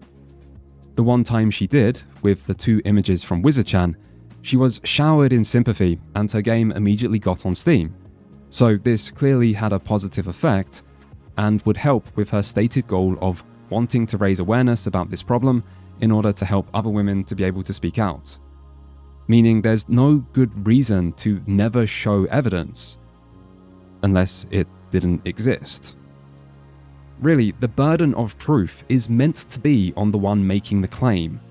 It would be easy for someone in Zoe's position to provide evidence for most of these, whereas proving a negative, as I am trying to do right now, is famously difficult. So there are plenty of reasons to doubt these claims. And there wasn't any motive behind this harassment to begin with. Yet there was motive to lie about it. And not just to get through Steam Greenlight. Zoe's games were free. She supported her game development through crowdfunding, which she did do in this period, with a Kickstarter and several Indiegogos and a Patreon and a GoFundMe, although she does say that one's only because Indiegogo doesn't accept PayPal, but then she also had a PayPal for donations. So there was lots of crowdfunding during this, and there's nothing wrong with that, but the success of crowdfunding is heavily connected to attention and sympathy. Look at Anita's Kickstarter. Zoe's more exaggerated claims also don't just come out of nowhere, but show up in moments where she's arguing or has been criticized, and her claim is then used for support. Like when she misunderstood a satirical article, or saw negative comments on Destructoid, or saw a woman accused of attention whoring, or received criticism over Depression Quest, or when indie developers were angry at Greenlight and she wanted reform, or during the Mighty No. 9 controversy that was criticizing her friend, or when people said Steam tags won't be that bad. These aren't neutral claims that are reported at the time they happen. They are part of a political argument that she feels strongly about, and these claims are being weaponized. But we do still have a long way to go, and more to cover than just this. The claims Zoe made about harassment before Gamergate are too extreme, too unlikely, and too unsupported by any evidence to be accepted as true. Yet, just because Zoe lied about some, maybe a lot, of this harassment, doesn't prove she lied about all of it. And just because a person lies about one thing, is not proof they're lying about others. There is an argument that embellishing or inventing harassment on the internet is a fairly minor thing. Influencers and politicians probably exaggerate many claims, particularly when there's no system in place to fact-check them. And even normal people exaggerate stories they tell sometimes. So, as much as I disagree with this kind of casual dishonesty, lying about death threats on Twitter is not some unforgivable sin. And Zoe Quinn, a person who seemed to struggle with even minor criticism, was about to find herself in the eye of one of the biggest storms in internet history, where there would be much more than just minor criticism. You okay? Yeah, I'm fine. Okay, because I'm a police officer. What happened? These guys, they just can't stand women in gaming. What did they do to you? They leveled up. The online gaming world was already growing divided, but when Gamergate happened, it didn't matter whose side you were on or how different your beliefs were. Gamergate didn't discriminate. It provided confirmation of pre-existing bias for everyone. On the night of August 15th, Zoe Quinn's ex-boyfriend, Eron Gjoni, would make a 9,000-word post to Something Awful detailing their recent breakup. This was the inciting incident of Gamergate, but as cultural warfare got underway, much of what's written here got ignored to focus on a few key claims or consequences. In some ways, this was more an excuse to start fighting than an ideological cause, and few people ever seemed to care much about Eron himself. So, in fitting with the spirit of Gamergate, we should probably ignore most of this as well, to just focus on those key claims and consequences. In the Zoe post, Eron says Zoe lied about most of the things he fell in love with her for, that she had manipulated him for months, and that she had cheated on him with at least 3 men in the gaming industry and likely 2 others. This is where the 5 guys, burgers and fries Gamergate meme comes from, which was first made here in this post that was, quote, written almost entirely in shitty metaphors and bitter snark. These are just allegations, but this post also includes extensive chat logs as proof that were further verified via a no longer playable video. To my knowledge, no one has ever disputed the chat logs are real, at least not after that video was uploaded. What people could dispute is how accurate a depiction of their relationship this is when one person has control over what is and isn't shown. That said, in the logs, Zoe does admit to cheating on Eron with multiple people, and clearly viewed her actions in this relationship as deeply wrong at the time of these conversations. Of those multiple people, one was another developer in the indie scene, one was Zoe's boss on a game she was currently working on, who was apparently married, and one was a journalist at Kotaku named Nathan Grayson, who had written about Zoe technically 3 times previously. It's these relationships that were used as evidence of corruption and form the basis of the ethics in games journalism argument. However, when Eron first posted this to Something Awful, it was quickly deleted and he was banned. Another Something Awful user would soon tell Zoe about this on Twitter, but another Something Awful user had taken screenshots and posted them to 4chan. Eron then published this to WordPress instead, where it remains mostly unchanged to this day, outside a few addendums at the start and 2 additional chat logs at the end. In one of those addendums, he claimed he never posted it to 4chan, but someone certainly did. The earliest threads were on V, but moderators deleted them and would continue to delete them for days, so discussion moved to R9K and then later the politics board, neither of which seem particularly familiar with who Zoe is, but both had a strong dislike of social justice warriors. In the first R9K thread, there's almost no mention of ethics or corruption in gaming. Most seem to interpret this as a story about SJW hypocrisy, and were fairly hostile to Eron as well, who they also saw as an SJW. Still, at this point the story was spreading slowly. People in these threads were trying to change that, But the rest of the internet didn't have much reason to care that the creator of some small indie game had cheated. Yet attempts to spread the story did manage to spread the censorship. The first YouTuber to cover this was Mundane Matt that same day, who hadn't covered Zoe before, but did have opinions on at least one person involved. Friggin' Nathan stupid red pants wearing Kotaku writing Grayson. I couldn't have said that better myself. I really dislike Nathan Grayson as a writer. So all of this aside, all of this shit aside, what this tells us is there's a lot going on behind the scenes in the indie world of gaming right now. And in essence, it's incestuous. Within a day, this video was struck down with a DMCA claim from Zoe for showing Depression Quest in the background. As with most things Gamergate, people will later accuse this of being a false flag sent by Matt himself. And ironically, years later, Mundane Matt would implode his YouTube career by doing exactly that during different drama. Personally though, I think it is far more likely to be real. If this was fake, it was a genuine 4D move, because it was censorship which drove the growth of this story in its first days. People became angry over being censored. This acted as confirmation around existing narratives of corrupt press and SJW favoritism. The sense of a cover-up made Zoe look guiltier, and all of this made more people aware of the original story through the Streisand effect. In fact, I'd be surprised if there's been a more impactful example of the Streisand effect in all of history. I don't know all of history, so who knows, but I would be surprised. Because even as the story grew, many places just doubled down on trying to censor it.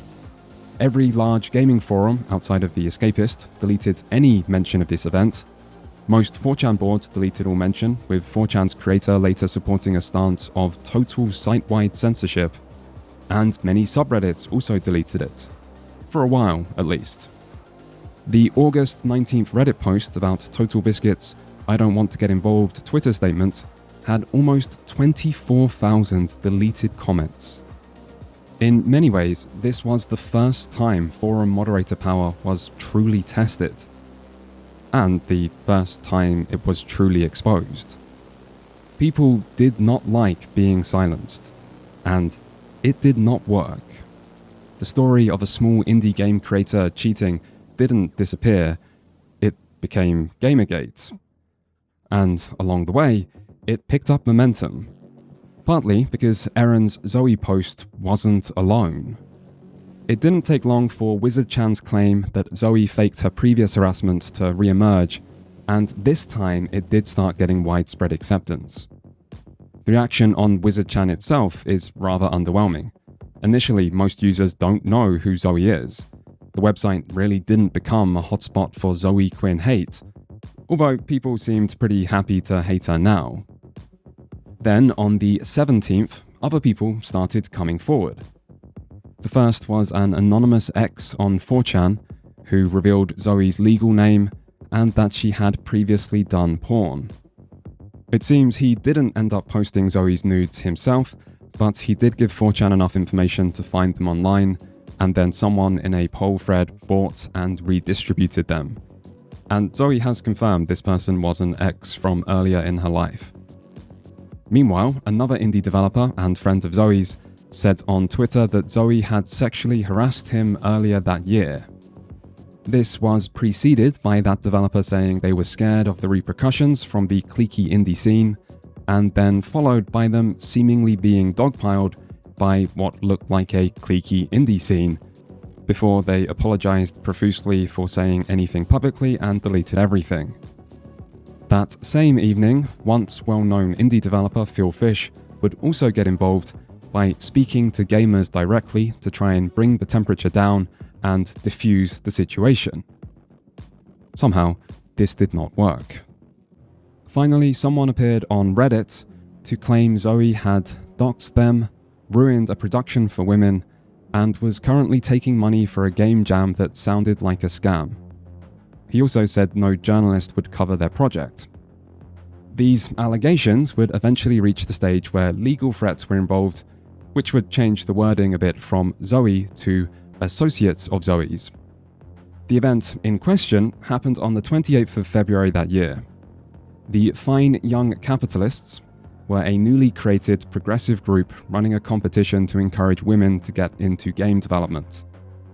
The idea was that any woman could submit proposals for a game, with the best proposals getting turned into a full pitch to be voted on, and the best pitch then being created by a female-led development studio from Colombia, with profits going to a charity picked by the winner. Tweets show that a friend of Zoe's initially asked people for their opinion on this, and soon after, Zoe incorrectly said they were asking for 6 months unpaid labor, even though they were actually only asking for a written proposal, and that their trans policy of any trans person can enter as long as they identified as trans before the start of the competition was transphobic. And that was apparently enough for people to go on the offensive. Zoe's friend shared the person who ran the group's Facebook page as people started to shame him on Twitter. Their website was DDoSed, and Zoe questioned them directly as her followers jumped in saying things like, "Eat shit, true scum fuckheads." The Fine Young Capitalist did start to reply on Twitter, maybe to clear up incorrect assumptions, but then they got banned, presumably from being mass reported as the ban didn't last long. Meanwhile, Zoe celebrated killing an exploitative startup's website and said the real way to support women in games is by joining her Patreon. It looks a bit like Zoe and her friends thought they were fighting some big venture capitalist, maybe because of the word capitalist in the name. Turns out though, it was just one guy with a media degree working with academics at Toronto University. You'd think the love of Judith Butler might be a clue. Not sure venture capitalists are known for being big Butler fans, although I must admit I've never met one to check. I'll try to remember to ask them to define performativity for me when I do. After this, the journalist that the Fine Young Capitalists were working with at IndieStatic declined to publish an already completed interview, citing Zoe's opinion of them as the reason. In fact, the same Reddit account that kicked this off can be seen asking how to get journalists to cover your story just 2 weeks before Eron's Zoe post dropped. And afterwards, I guess he found a way, although this would lead to 4chan donating to their Indiegogo to effectively sponsor the event, which to most onlookers was the only sign of guilt needed. Zoe's response to this was long and spread out over weeks, but it still confirms this started because of a misunderstanding. Zoe claimed they defined transitioning as having had bottom surgery, but both tweets from the time of the controversy and Zoe's own words on a later Tumblr post show this was never true. Anyone who identifies as a woman has the option of proposing their idea to the Fine Young Capitalists. And even if there was a misunderstanding, as soon as they were questioned directly about this on Twitter, the group explicitly stated their policy was based on self-ID. The claim they were asking for 6 months unpaid labor was also just false. And even Zoe's friend, who helped kick this off, seemed to realize this at the time. If there were legitimate problems with the Fine Young Capitalists' approach, it's hard to find evidence of that amidst the knee-jerk hostility and then excessive obfuscation about the cause of that hostility. Regardless, they did go on to complete their project on schedule, with the promised money going to charity, all while Gamergate tried, completely unsuccessfully, to use this to prove they were the ones who actually cared about helping women in gaming. And this was just stuff from the first day. As the controversy grew, the controversy grew, like a hydra sprouting new heads whenever one was chopped off, including pulling in pre-existing division over Anita's Tropes vs. Women in Games series, which released a new episode around the same time. Still, it was the ethics in games journalism head that was the most important. You can see the rise of this narrative through the first posts in the R9K threads. The first shows no sign of games journalism, the second now mentions Zoe having slept with journalists, and by the third, there's mention of a Kotaku member and the claim he reviewed her game, which wasn't true and wasn't something said in the Zoe post or by YouTubers covering this. But sensationalism in 4chan threads is pretty normal, and sensationalism often works.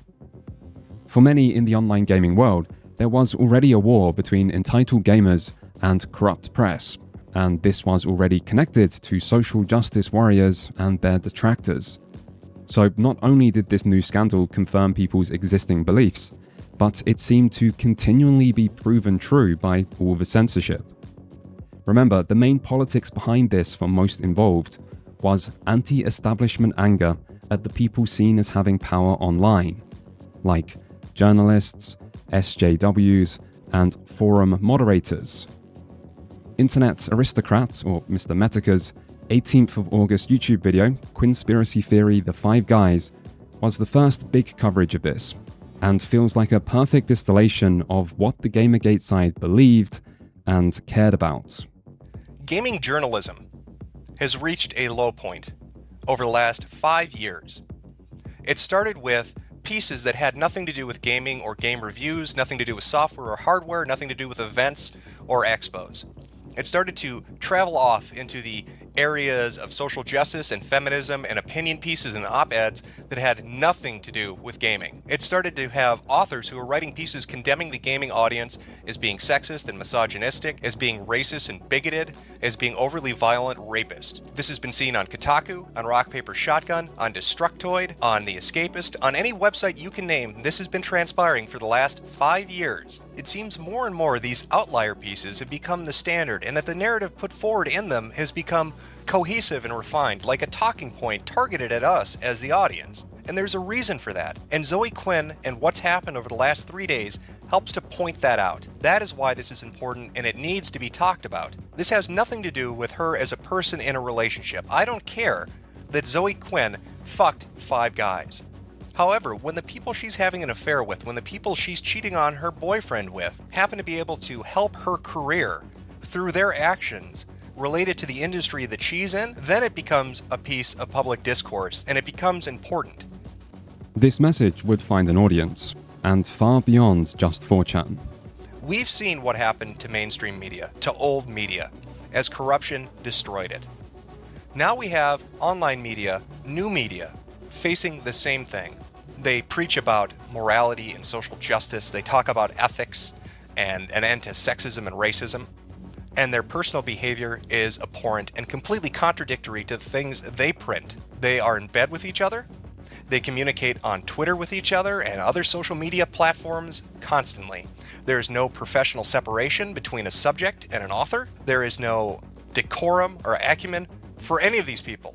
And you've just seen a taste of what's happening. Mundane Matt gets his video pulled down by a false accusation. Websites refuse to let this be talked about. And I guarantee you, we're going to see articles published by the likes of Kotaku and Gamergate and others that are going to ignore these kind of accusations, and they're going to focus on how poor Zoe Quinn is just a victim, or she's being slut-shamed, or whatever buzzword they're going to pull out of their ass to dodge the bullet coming at their head. Don't fucking let them. Call them out. Call their asses out. Are you not sick of this shit? We have a spotlight on this corruption and on their fucking hypocrisy. Make them answer for it for once. Make them be held accountable. But there was another side here, with another message and a different audience. We've asked lots of people what they think Gamergate is, and you get completely different answers on different issues. To you, what does it mean? What does Gamergate mean? To me, Gamergate will always be glorified revenge porn by my angry ex. Before it had a name, it was nothing but trying to get me to kill myself, trying to get people to hurt me, going after my family. Gamergate will always be that to me. There was no mention of ethics in journalism at all, outside of making the same accusation everybody makes towards any successful woman, that clearly she got to where she is because she had sex with someone. For 3 days, Zoe Quinn's Twitter was near silent, as censorship failed and the story of her infidelity grew bigger than seemed logically possible. On the 4th day, she tweeted over 200 times. She broke her silence with a Tumblr post titled, "I will not negotiate with terrorists," which stated that the Zoe post was the malicious act of an angry ex-boyfriend, and that its contents are a private matter not related to games and not newsworthy, that should never have been made public, and that she would never talk about. 1 hour later, Zoe's Tumblr was hacked, and her private information, including her address, phone number, and her father's contact information, was posted publicly below the words hackedby4chan.org/v. 4chan users would react in a typical way by assuming this must be a false flag orchestrated by Zoe herself containing incorrect information. One of their reasons for believing this was the use of a capital V instead of lowercase, and yet despite such strong evidence, this wasn't true. The hack and docs both seem quite real, and to this day, sites like Know Your Meme and Encyclopedia Dramatica still incorrectly suggest otherwise. In some ways, it's surprising this didn't happen sooner. A lot of people involved on both sides of Gamergate would get doxed, and 4chan had already been openly trying to dox one of the 5 guys, who was married, because they wanted to inform his wife. The only problem they ran into was no one seemed willing to pay the $4 to do it. Regardless, after this happened, people reportedly started phoning Zoe's dad and sending Zoe's nudes to people she knew online, and there's no reason to think this part didn't happen. Harassment is usually a numbers game, and now plenty of people were paying attention and had motive. Instantly they dived in to find where she lives, find where all these people live, what are we going to do about her, can we hack her email, like instantly. And then all of these accounts started being made to yell at me on Twitter, to talk about really disgusting personal details, to make photoshops of me, and talk about, like, make really disgusting sexual comments. And it's the first thing you lose is all perspective. It's like you're just constantly surrounded by nothing but hate. The extreme harassment of sincere-sounding death threats was probably still rare, but at this point there could easily have been some. And even if there wasn't, this level of sustained negative attention surely carries at least some threat that one day it might not just be words. It only takes one unhinged person to do something. And even if the chance of that actually happening is incredibly small, humans do worry about small chances. Fear is emotional, not logical. But Zoe would fight back, challenging untrue claims like Nathan Grayson reviewing Depression Quest, and framing the harassment as all about her gender. Zoe claimed Eron's post was the revenge of a bitter ex-boyfriend, that the emphasis on her sex life and weaponization of nudes was slut-shaming, and that the excessive reaction to one small indie dev's relationship drama was another example of excessive gamer rage being directed at a woman, and one already known for being viciously harassed because of her gender. For anyone skeptical over Zoe's claims about harassment previously, here was proof harassment was very real, suggesting it had always been real. What's more, the larger this controversy grew, the more noticeable the anger and hatred became, which meant the actions helping to grow the controversy, like forum censorship and the unwavering support of the media, would continue to be seen as justified. And it's not like sexism wasn't involved.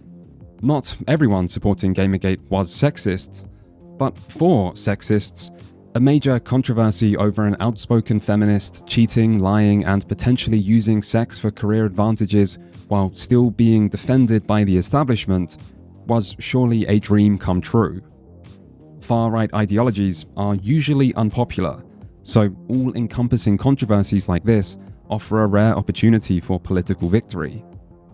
Meanwhile, this was also an opportunity for those against Gamergate to use sexism and behavior on 4chan to paint everyone who supported Gamergate that way, just like the harassment presented an opportunity to paint everyone who disagreed as supporting harassment.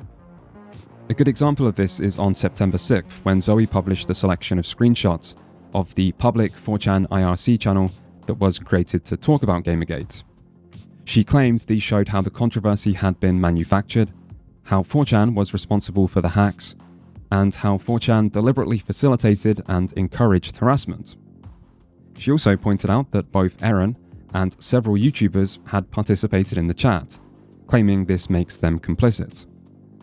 In response, someone on the Gamergate side would upload the entirety of the chat log to show that Zoe's examples were cherry-picked, which would lead anti-Gamergate site We Hunt the Mammoth to do some even better cherry picking. This article does show that some 4chan users did hate Zoe and say a wide range of offensive and sexist things. Presumably, this wouldn't surprise many people who already had a negative opinion about 4chan, but edginess on the internet was still seen as shocking to many people, and using one or two screenshots of something extreme to represent an entire group can be an effective strategy. And so, this controversy was able to confirm the pre-existing beliefs of the other side too. The gaming media and parts of the online left had been talking about the problems of sexism, harassment, and entitled gamers for years, and here was more sexism, harassment, and gamers thinking they knew best than ever before. It's perhaps unsurprising then that concerns about ethics in games journalism were quickly and thoroughly dismissed. Kotaku soon investigated Kotaku and found that Kotaku had done nothing wrong. Nathan had given Zoe positive coverage on the 31st of March without disclosing anything, but said their romantic relationship didn't start until early April, so wrongdoing was impossible. Meanwhile, multiple gaming sites updated their ethics guidelines to now include disclosing personal friendships or not allowing journalists to support indie developers on Patreon, and later several sites also updated past articles to add in missing disclosures of close relationships. But these acts were portrayed more as a sign of goodwill than an admission of wrongdoing. This was also used to provide further proof that anyone continuing to complain about ethics in games journalism was only doing so as a smokescreen to justify harassment. On August 27th, once B-list celebrity Adam Baldwin would tweet two videos from internet aristocrat alongside the hashtag Gamergate to helpfully give this now impressively sized controversy a name. And then on the next day, as if in direct response, 16 different articles were published across gaming and tech sites about the death of the gamer identity and the misogyny of gamers.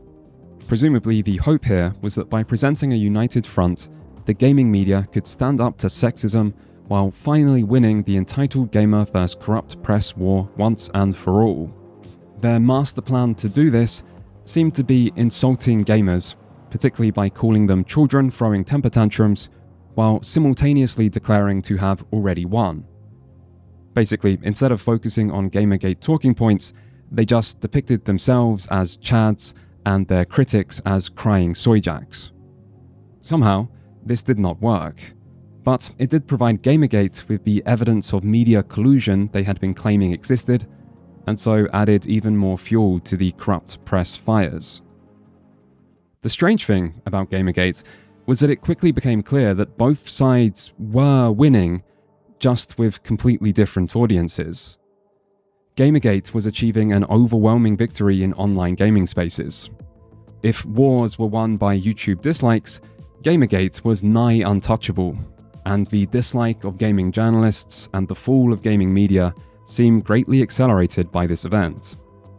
Yet this controversy soon became so large that it spread beyond gaming spaces, where gaming media's maintained focus on sexism and harassment made the Gamergate side look like dangerous extremists that no sane person would ever want to listen to. And so, anti-Gamergate narratives were usually presented uncontested in mainstream news and television, and even right-wing media would join in with the anti-Gamergate side.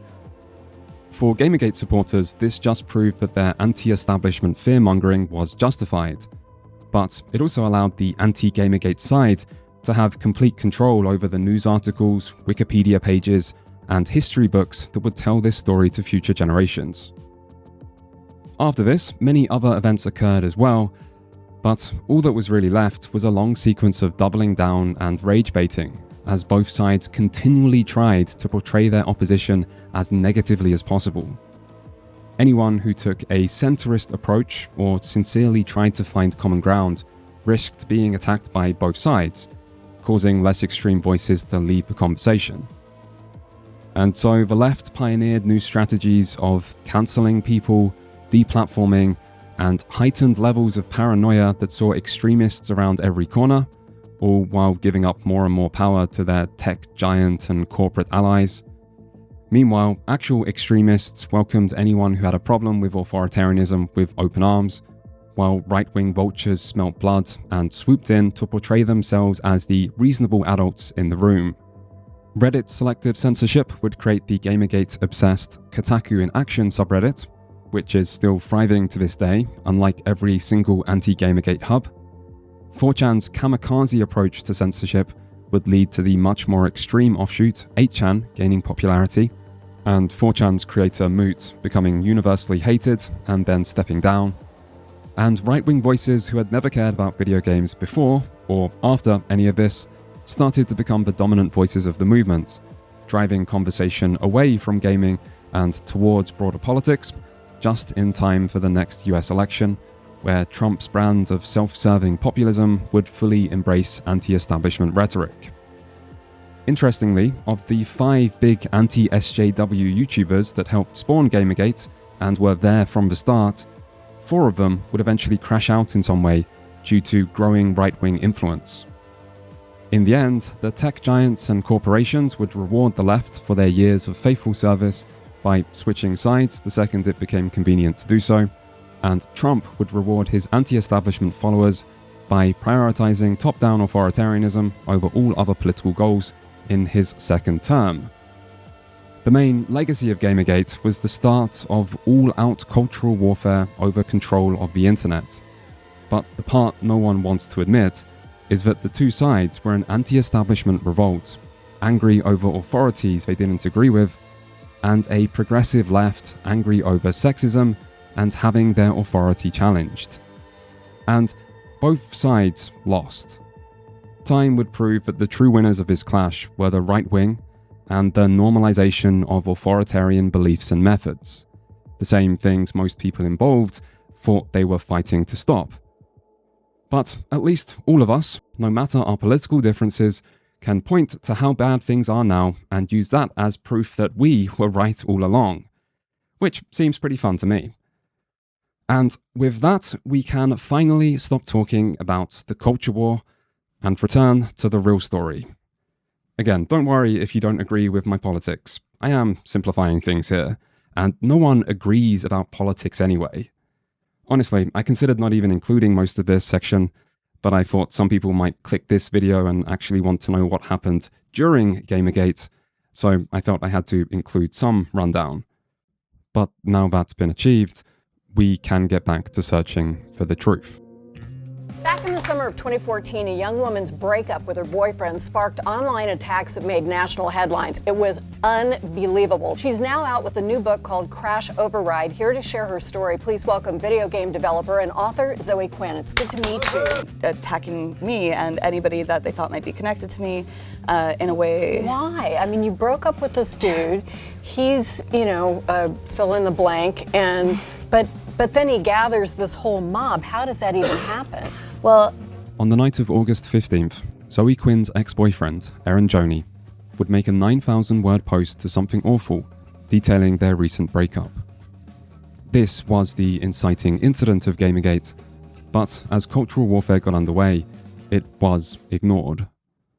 Early posters on 4chan had an axe to grind with SJWs and gaming journalists, and so they used the contents of this post for that agenda.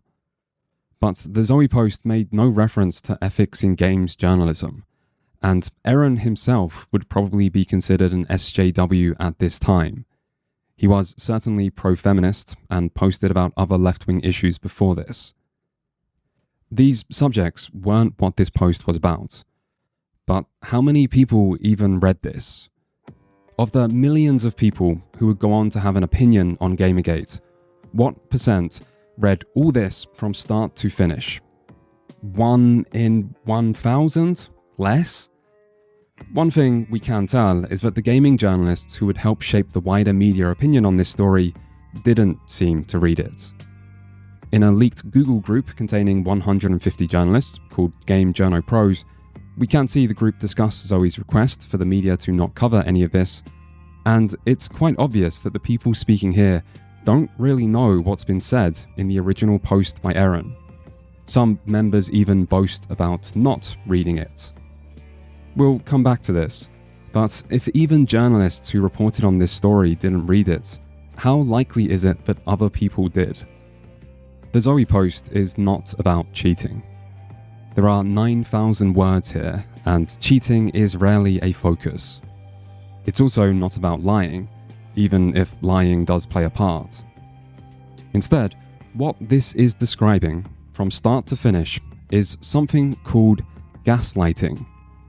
Not as the word is often used on the internet, but rather the original definition.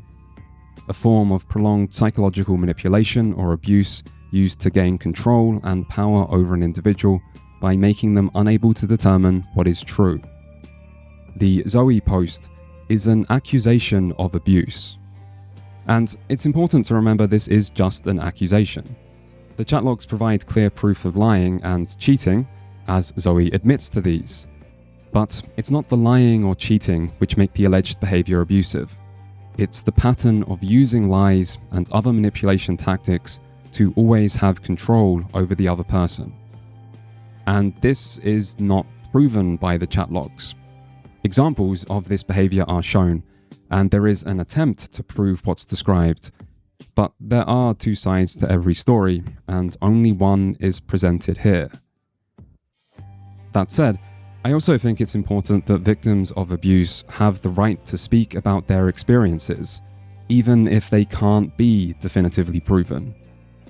Maybe how society handles people speaking about wrongdoing can be criticized sometimes, but people must have a right to speak. It's also worth being aware that this post is not written in the usual language of an abuse allegation.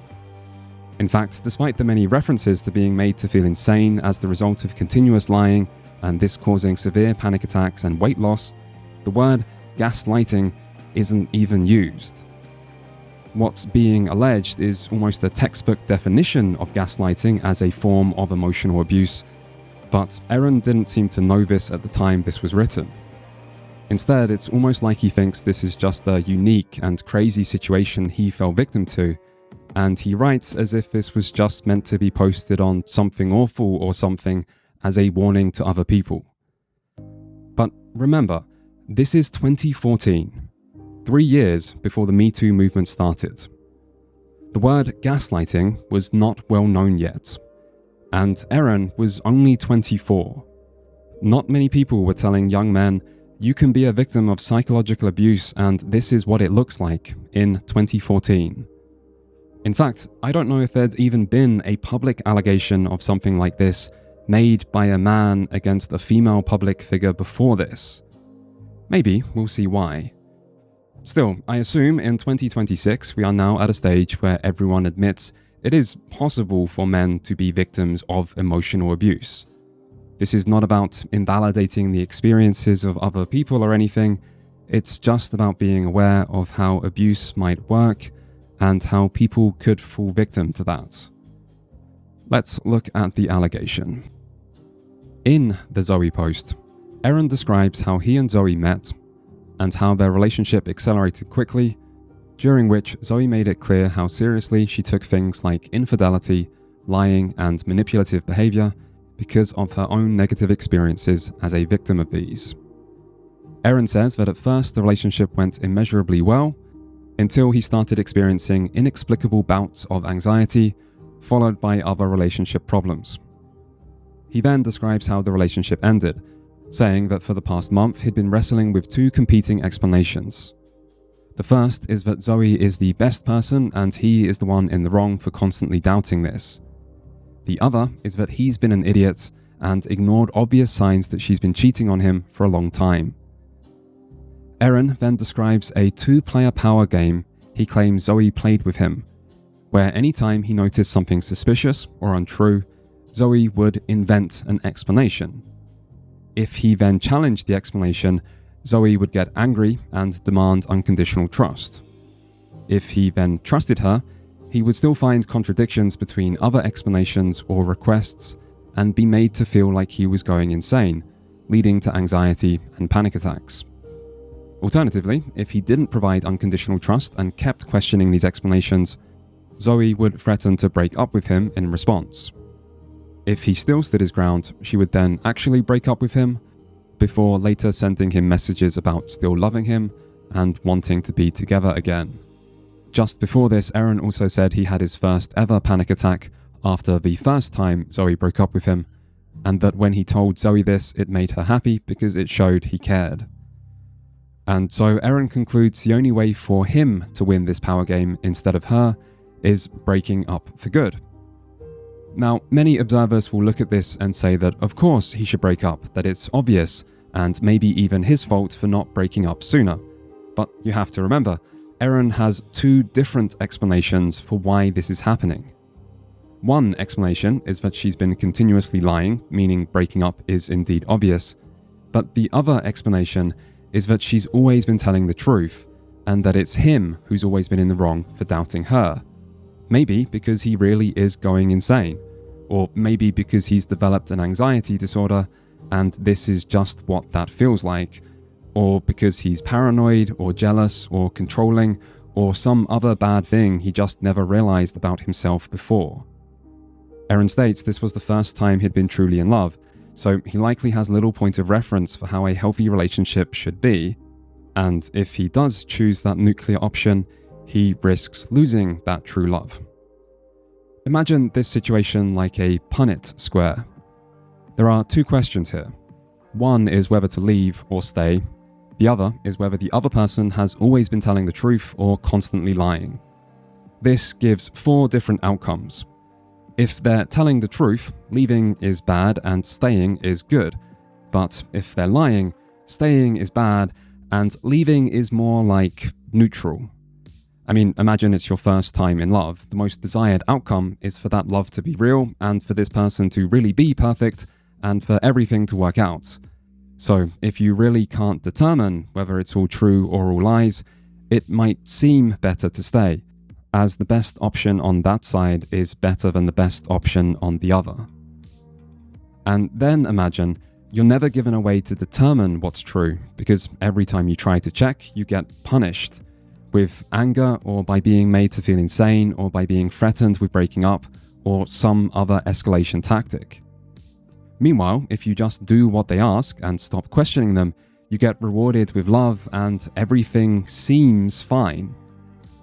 And now imagine that the more this situation causes you to suffer, like by having panic attacks and developing anxiety problems, the harder it becomes to believe that the person you love and who so convincingly says they love you could be knowingly and willingly causing this suffering.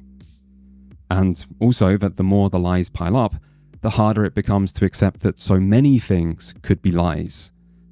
And so, as this gets worse, through more lying and more suffering, it doesn't necessarily get easier to see through everything and just leave. Sometimes people get trapped. The situation Eron describes is one where he's repeatedly denied the factual information he needs to determine what's true and therefore also confirm that he should leave. And so he's forced into a position where unconditionally trusting the other person is made to seem like the best option, giving that other person power and control. As he also describes other controlling behavior, and says this all caused him to start having panic attacks and feel insane, this does seem severe enough to meet the standards most people would use for words like gaslighting or emotional abuse. Allegedly. People can exaggerate things. One person in this video certainly did. The chat logs do show examples of this power game, particularly the first one that covers Eron confronting Zoe after finally becoming convinced she's cheating. Here, Zoe repeatedly tries to avoid answering his questions, then switches to trying to minimize her actions and shift the blame back onto him, and when that doesn't work, she switches to excessively blaming herself, possibly to make Eron feel guilty. During this, there are references to similar behavior in the past, and throughout this behavior does look like an attempt to shut the conversation down and limit the amount of information Zoe will have to reveal, particularly as she also expresses a clear desire for their relationship to still continue, meaning she still has a reason to want to hide the extent of lying. This conversation ends with Zoe saying she should kill herself, then saying that she just tried to kill herself and that the world would be better off without her, and then Eron leaving to meet her in person. And yes, reading these private messages does feel invasive, as does showing them in a YouTube video. It's not something I would do without reason. As to whether the pattern of controlling behavior shown in this conversation and others is representative of the rest of the relationship, who can truly say? But most important conversations happen in person, not over Facebook. So even if what's alleged is entirely true, it's not necessarily something that could be definitively proven. And there is more evidence provided here than in many Me Too style allegations. It's also often said that mutually abusive relationships aren't really a thing. And while I'm no expert, I assume this is said for good reason. The rest of the Zoe post covers the final few dying days of their relationship, as Eron seems to struggle to accept the extent of the lying, and particularly the idea that someone really might just keep lying even after getting caught and admitting to lying. It almost looks like Eron thought that because he deserved the truth, he would now finally get it. But that's not usually how life works. History tends to repeat, if you let it. It's understandable that many people didn't realize this was an allegation of abuse. This was 2014. Emotional abuse was not talked about often, particularly by men. The language used doesn't always reflect this, and most people never actually read all of it. But the thing is, many people did realize this. Not within 4chan threads or Gamergate discussions where people didn't care that much about abuse to begin with, and the priority was always on an agenda over Eron Gjoni. But in certain more left-wing, non-gaming spaces, before the dominant media narrative of sexism and harassment took over, the reaction was different. For example, Tumblr's initial reaction was famously hostile to Zoe. This isn't an easy thing to prove as reactions are spread out, but on the 4chan IRC on the 18th of August, you can see multiple people talking about this. Like someone saying, "Believe it or not, Tumblr is on our side," and that most people there are calling her out, and even the feminists, and then they link to proof. And 4chan's IRC isn't the only evidence of this. In a post-Gamergate IRC Zoe was in, as the user Dr. Internet PhD, she talks about Tumblr calling her abusive, and even saying call-out culture is horseshit. Ian Miles Chong is still there to agree. And this comes up more than once. There was also anti-Gamergate feminists who covered this. Like on one popular blog with a post titled, "Zoe Quinn is an abuser," which goes out of its way to repeatedly condemn Gamergate while still saying, "Zoe Quinn is a textbook emotional abuser." Or in an article on The Flounce about abuse being sanitized in social justice spheres that uses the reaction to the Zoe post as its main example, and says, "Zoe Quinn shows the classic signs of an emotional abuser." There was also a YouTube series exploring how the behavior shown by Zoe in the chat logs constitutes abuse. This was by Anna Valens, a veteran of the games journalism industry, although she wasn't that yet in 2014. Valens would also create a paste bin after this to document some of the harassment she received in response from the anti-Gamergate side, which might show why more people didn't talk about this on the left. Gamergate was treated like a war. People didn't want to have a conversation about abuse that would damage their own side. They wanted to win. Control of the entire internet was on the line here. Still, there is another reason people didn't talk about this. Zoe asked them not to. On August 17th, Zoe made her first response during Gamergate privately to her friends on Facebook. It seems, despite her unflinching trust, one person did let this travel, and presumably sent it to Eron, as the underlined sections are what Eron apparently claimed were lies. In this post, Zoe calls Eron mentally ill, really good at manipulating people, and doing this to use 4chan as his personal army to destroy her career. But She also asks people not to read any of the filth written or posted about her, and to not engage, dig this up, or write about it. This post continues to say reposting this could get her killed, and then again asks people to respect her privacy and don't look at anything posted. And this request was also spread by her friends on Twitter to others who might not have heard it here. It's also clear that some of the zealous moderation and censorship that helped blow this scandal up was the result of Zoe's direct requests. A senior mod on Reddit rgaming tweeted at Zoe asking for a better line of communication just before Reddit's mass crackdown on the 19th. But a few days later, a different Reddit mod would leak many details about how Reddit censored discussion at Zoe's request, including showing the first private message she sent them asking for a thread to be deleted. This leaker claimed moderators had mixed feelings on this, but that Reddit admins later stepped in to enforce it. They also say Eron tried to post on Reddit, but wasn't allowed. And recently, actually, Zoe also said that she was the one who asked 4chan's creator, Moot, to ban Gamergate site-wide, and that he then did. And if Zoe was making requests to Reddit or even 4chan, and those requests were being followed, it's easy to imagine she made requests to other places as well, or that other places acted to honor her original Facebook request. And again, I think it is likely the DMCA takedown on Mundane Matt did come from Zoe, and just that might have had a big impact. The video I was originally going to upload tonight is gone. I've scrapped it, it's deleted. I've decided to do something different because of this. What you're looking at is a copyright claim against a YouTube user by the name of Mundane Matt on a video called Hell Hath No Fury Like a Lover Scorned. Zoe's public response came on Tumblr on the 19th, where she said she wouldn't address anything to do with specific claims made by an angry ex-boyfriend, that she will never talk about this, and that it's not anyone's business.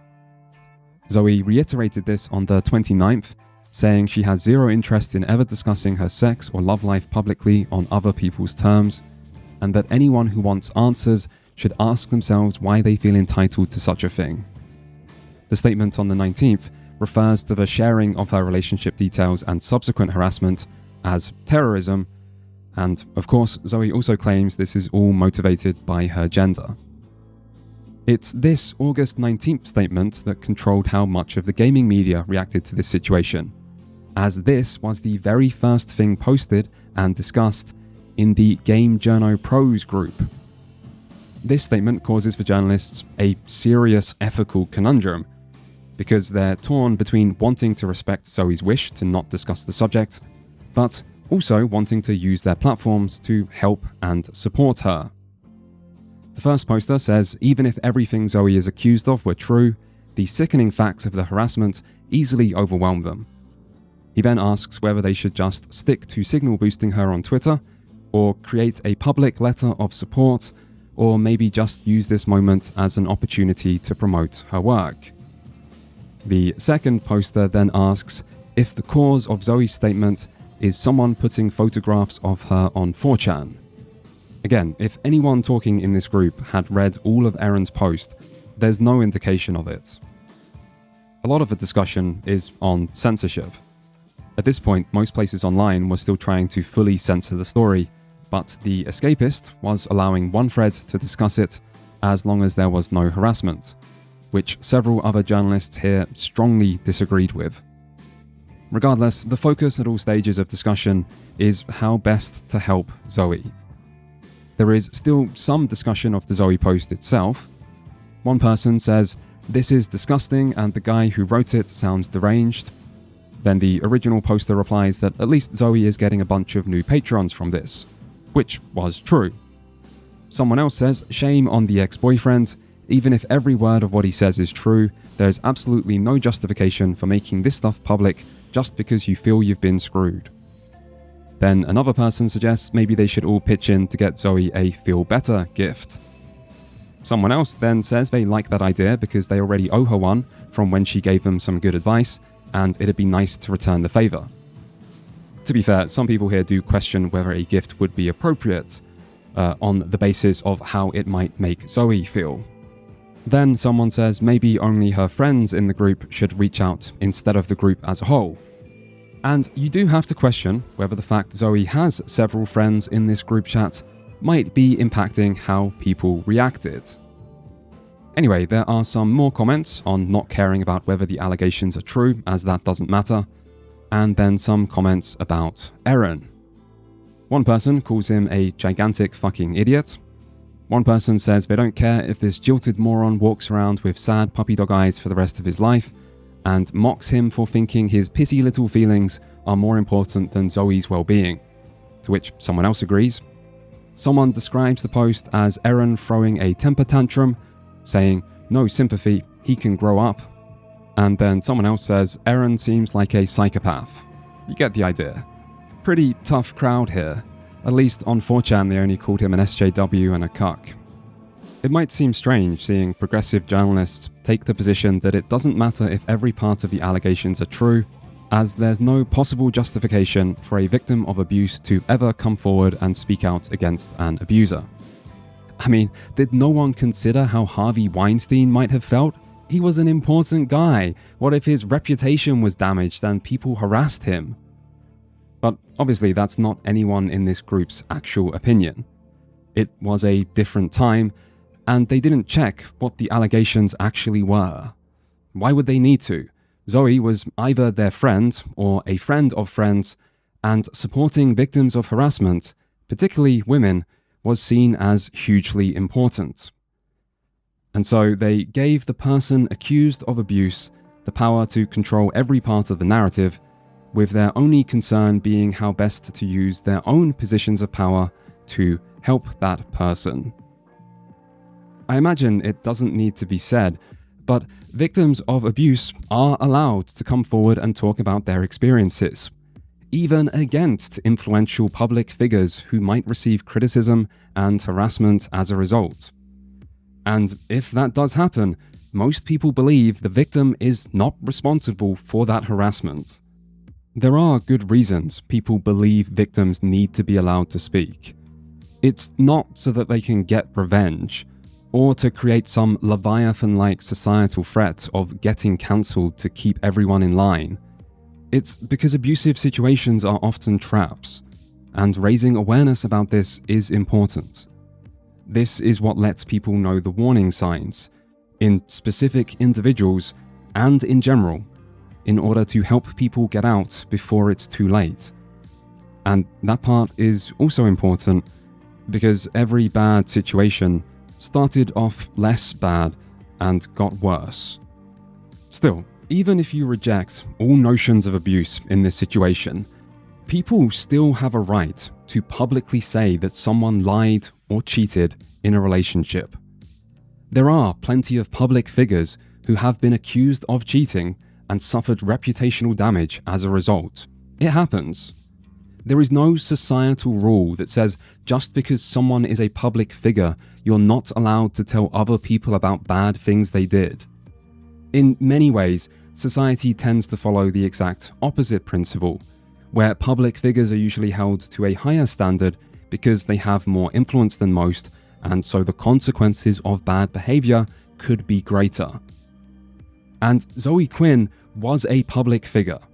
She had a Wikipedia page, lots of social media followers, lots of positive media coverage, she'd been on TV more than once.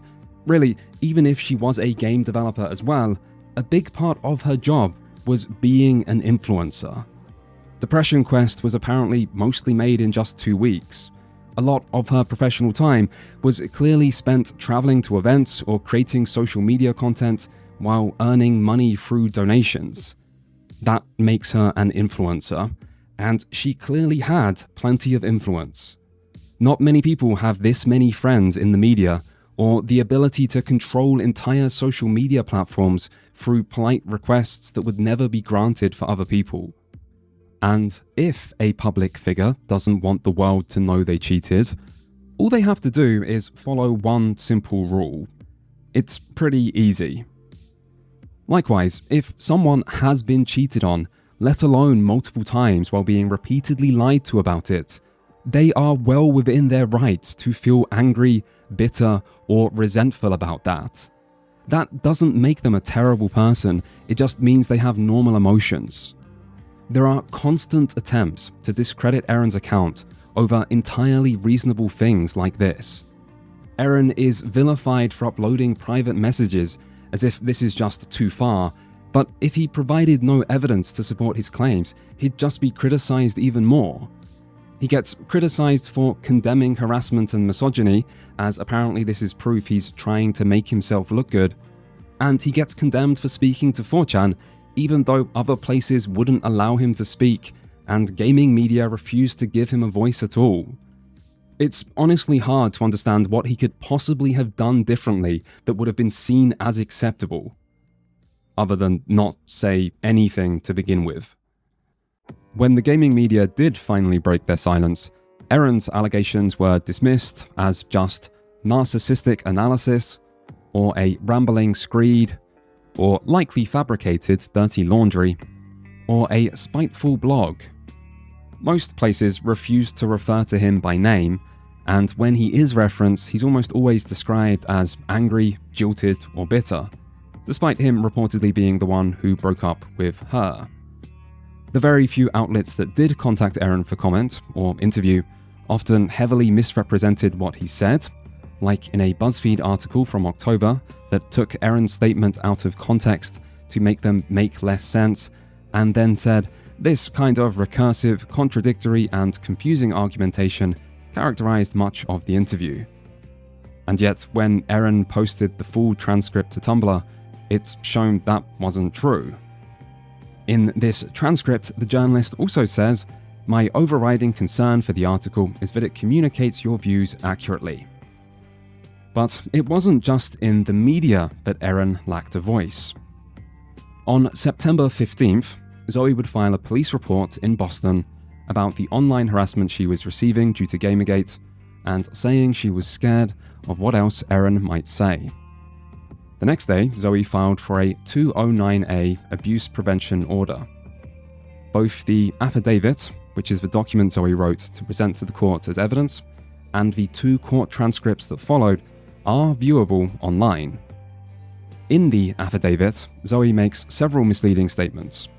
The first line says Eron published his post to several websites he knew had a history of harassing her, when he actually only published it to Something Awful and Penny Arcade, neither of which have been claimed to have ever harassed Zoe. She then makes it seem like it was Eron that gave the anonymous mob her home address, phone number, emails, passwords, and nude photos, even though this isn't something Zoe has claimed Eron did anywhere else. She then says Eron coached this mob multiple times, which he technically did, but his coaching was telling them to not harass her, as doing so stops people taking their complaints about games media seriously. She then says Eron phoned hotels, plural, that he suspected her of staying at. Eron did phone one hotel after a different anonymous person came forward on 4chan early on to say they had slept with Zoe at the start of her and Eron's relationship. This anonymous poster actually sounded quite credible, as they knew the city she was in at the time, and this seems to have been what caused Eron to post on 4chan for the first time, asking for proof. The evidence given was the name of the hotel. Eron then phoned it to ask if Zoe had stayed there while talking to the anonymous person privately, after which he said the results were inconclusive. So he did not phone any hotel where she was currently staying, as the affidavit makes it sound, and he presumably did this out of a desire to know what happened in their relationship. The affidavit then makes its most important claim, which is that Eron was violent during their last sexual encounter in July, leaving bruises that were seen by a friend of Zoe's. As with many parts of this story, there's no way to definitively confirm or deny this. The final time they slept together was the 14th of July, the same day the chat logs show Eron confronting Zoe having learnt the truth about her cheating, and Zoe ultimately saying she was trying to kill herself. To me, saying someone was violent during sex makes it sound like sex then becomes non-consensual, which makes it seem like quite a serious accusation. However, there are multiple chat logs after when this incident is meant to have occurred that show Zoe still wished to pursue a relationship. There was also no claim like this mentioned in the earlier Facebook post, despite that post including many claims not mentioned in the affidavit that would surely be beneficial to include here. This particular claim is also important to this type of restraining order, as a 209A order is designed to prevent physical abuse, whereas the state of Massachusetts did also have a harassment prevention order that could have been requested instead if the only issue was online harassment. Or at least this is what an anonymous pro-Gamergate lawyer said in a blog titled Understanding the Zoe Affidavit. Personally, I'm not familiar with Massachusetts law to know how true this might be, but we can read the court transcripts. The first follows soon after this affidavit, where only Zoe is present, and the judge quickly grants the 10-day abuse prevention order without any claims being questioned or evidence provided. This is standard practice, as orders like this are used to protect people from immediate danger, and so are granted quite liberally under a better safe than sorry principle.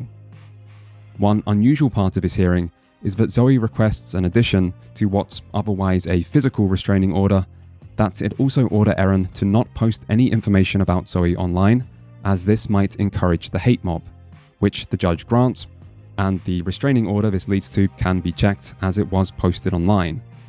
This addition would later lead a prominent Constitution-focused law professor with no other connection to Gamergate to become involved with the case via an amicus brief on Eron's behalf, on the basis that using a restraining order this way to gag someone online is a violation of their First Amendment rights. The second court transcript is after this 10-day order expires, where the judge decides whether to extend it, and the defendant, Eron, is now present alongside lawyers for both sides.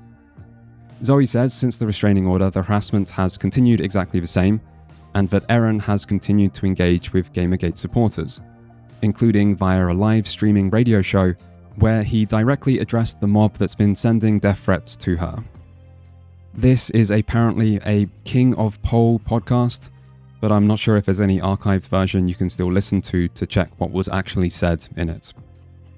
Eron's lawyer then contests several of the claims made in the affidavit, saying that harassment was claimed to be occurring before Eron's blog post, and so can't solely be the result of it, and that there's no indication any harassment is at the behest of Eron, and no evidence that Eron ever perpetrated, threatened, or solicited physical harm towards Zoe, and that he has a right to publish information about his own experiences. The judge doesn't seem to contest any of this, but extends the restraining order for a year anyway, and tells Eron's lawyer to take it up on appeal. This part seems strange to me, and made me wonder if there was more to these court decisions than is shown in just these documents. But when I asked someone more familiar with the legal process, they did say that the majority of short-term orders do get extended, and that claims made in the affidavit don't actually need to be proven, as the order is based on it seeming more likely than not the plaintiff is in fear of serious physical harm. After this, Eron seemed to largely stop mentioning Zoe online and crowdfunded his legal defense, while Zoe filed further police reports on the rare occasions where Eron's speech might have violated the order. These did not result in criminal charges until the district attorney read about Zoe in a Boston Magazine article in 2015 and then phoned Zoe wanting to help prosecute Eron.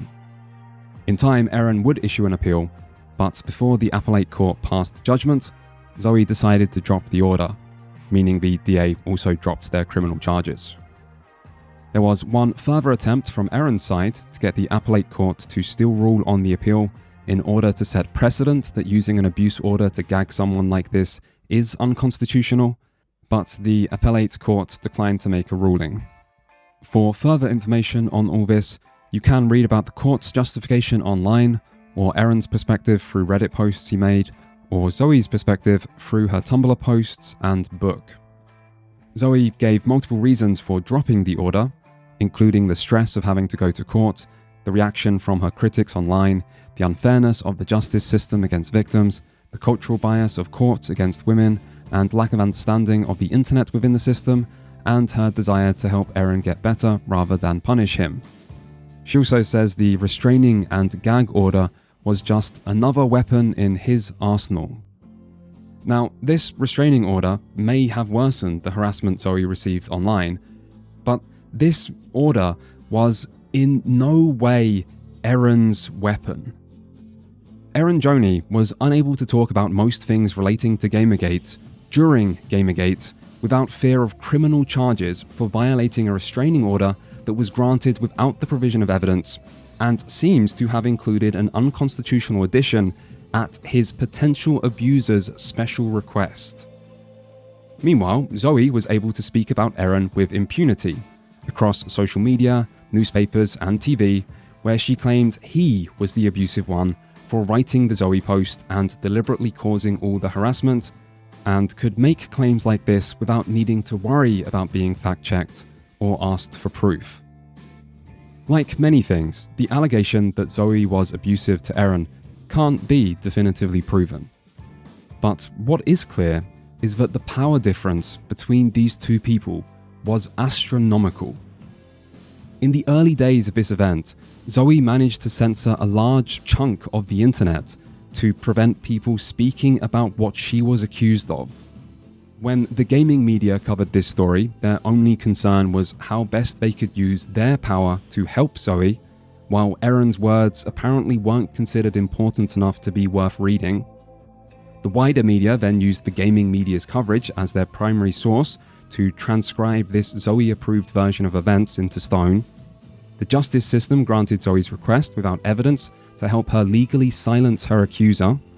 The district attorney would phone Zoe personally after being inspired by her betrayal in the media. Zoe would go on to speak about these experiences at the UN and in front of Congress. She would be given a book deal from a Big Five publisher. A Sony executive would buy the movie rights to tell her story, with Scarlett Johansson lined up to play her. Zoe had a contact at the White House in this period, which was Mark DeLura, apparently, senior advisor for digital media, and several multi-millionaires in the gaming industry wanting to help her, and she went on to get contacts at all the major tech companies. Well, all except the biggest home for white supremacists on the internet, Reddit, and the ever-troublesome Valve. Most of all though, Zoe had the power to successfully pretend that she had no power. The power to make it seem that at every step of these events, she was only a helpless victim who must never be asked to talk about anything she doesn't want to talk about and will answer no questions. Allegations are hard to definitively prove. But if what was said in the Zoe post was true, as what evidence that was provided suggests, the events that followed were staggeringly unjust, and the actions of many people involved bring great shame to the social and political causes those people pretended to represent. If what was alleged was true. And I guess that is something we will never know. One of the lessons of Gamergate is how almost anything can be disputed, and it's this uncertainty that allows people to believe whatever version of events they want to believe.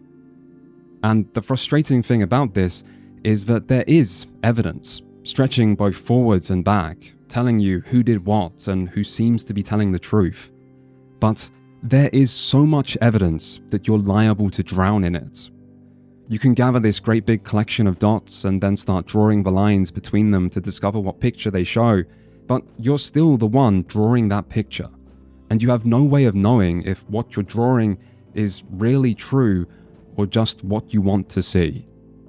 I did look through social media posts made by Eron after Gamergate began, just like I did with Zoe before, trying to disprove this hypothesis that he was a genuine victim who was treated incredibly unfairly. I did try to find evidence of malicious intent or inconsistencies in his version of events, and I didn't find that.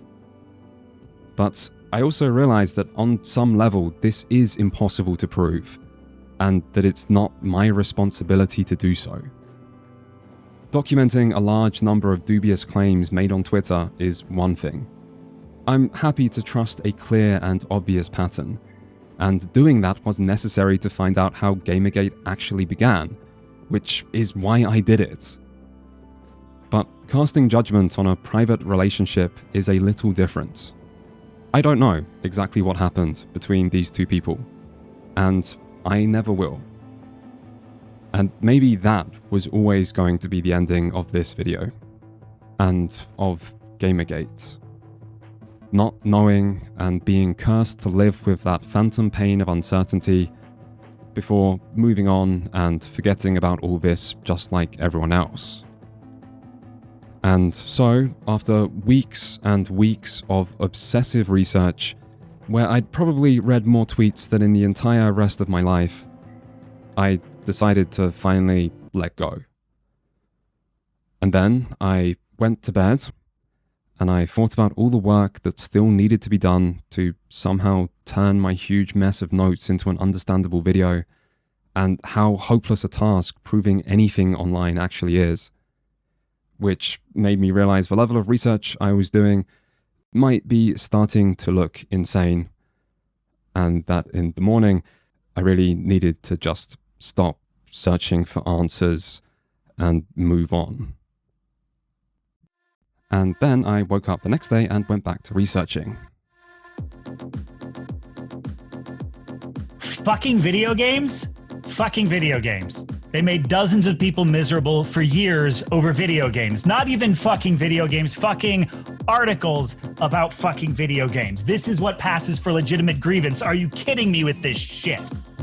Some things are hard to prove, but there is at least one thing wrong with all this.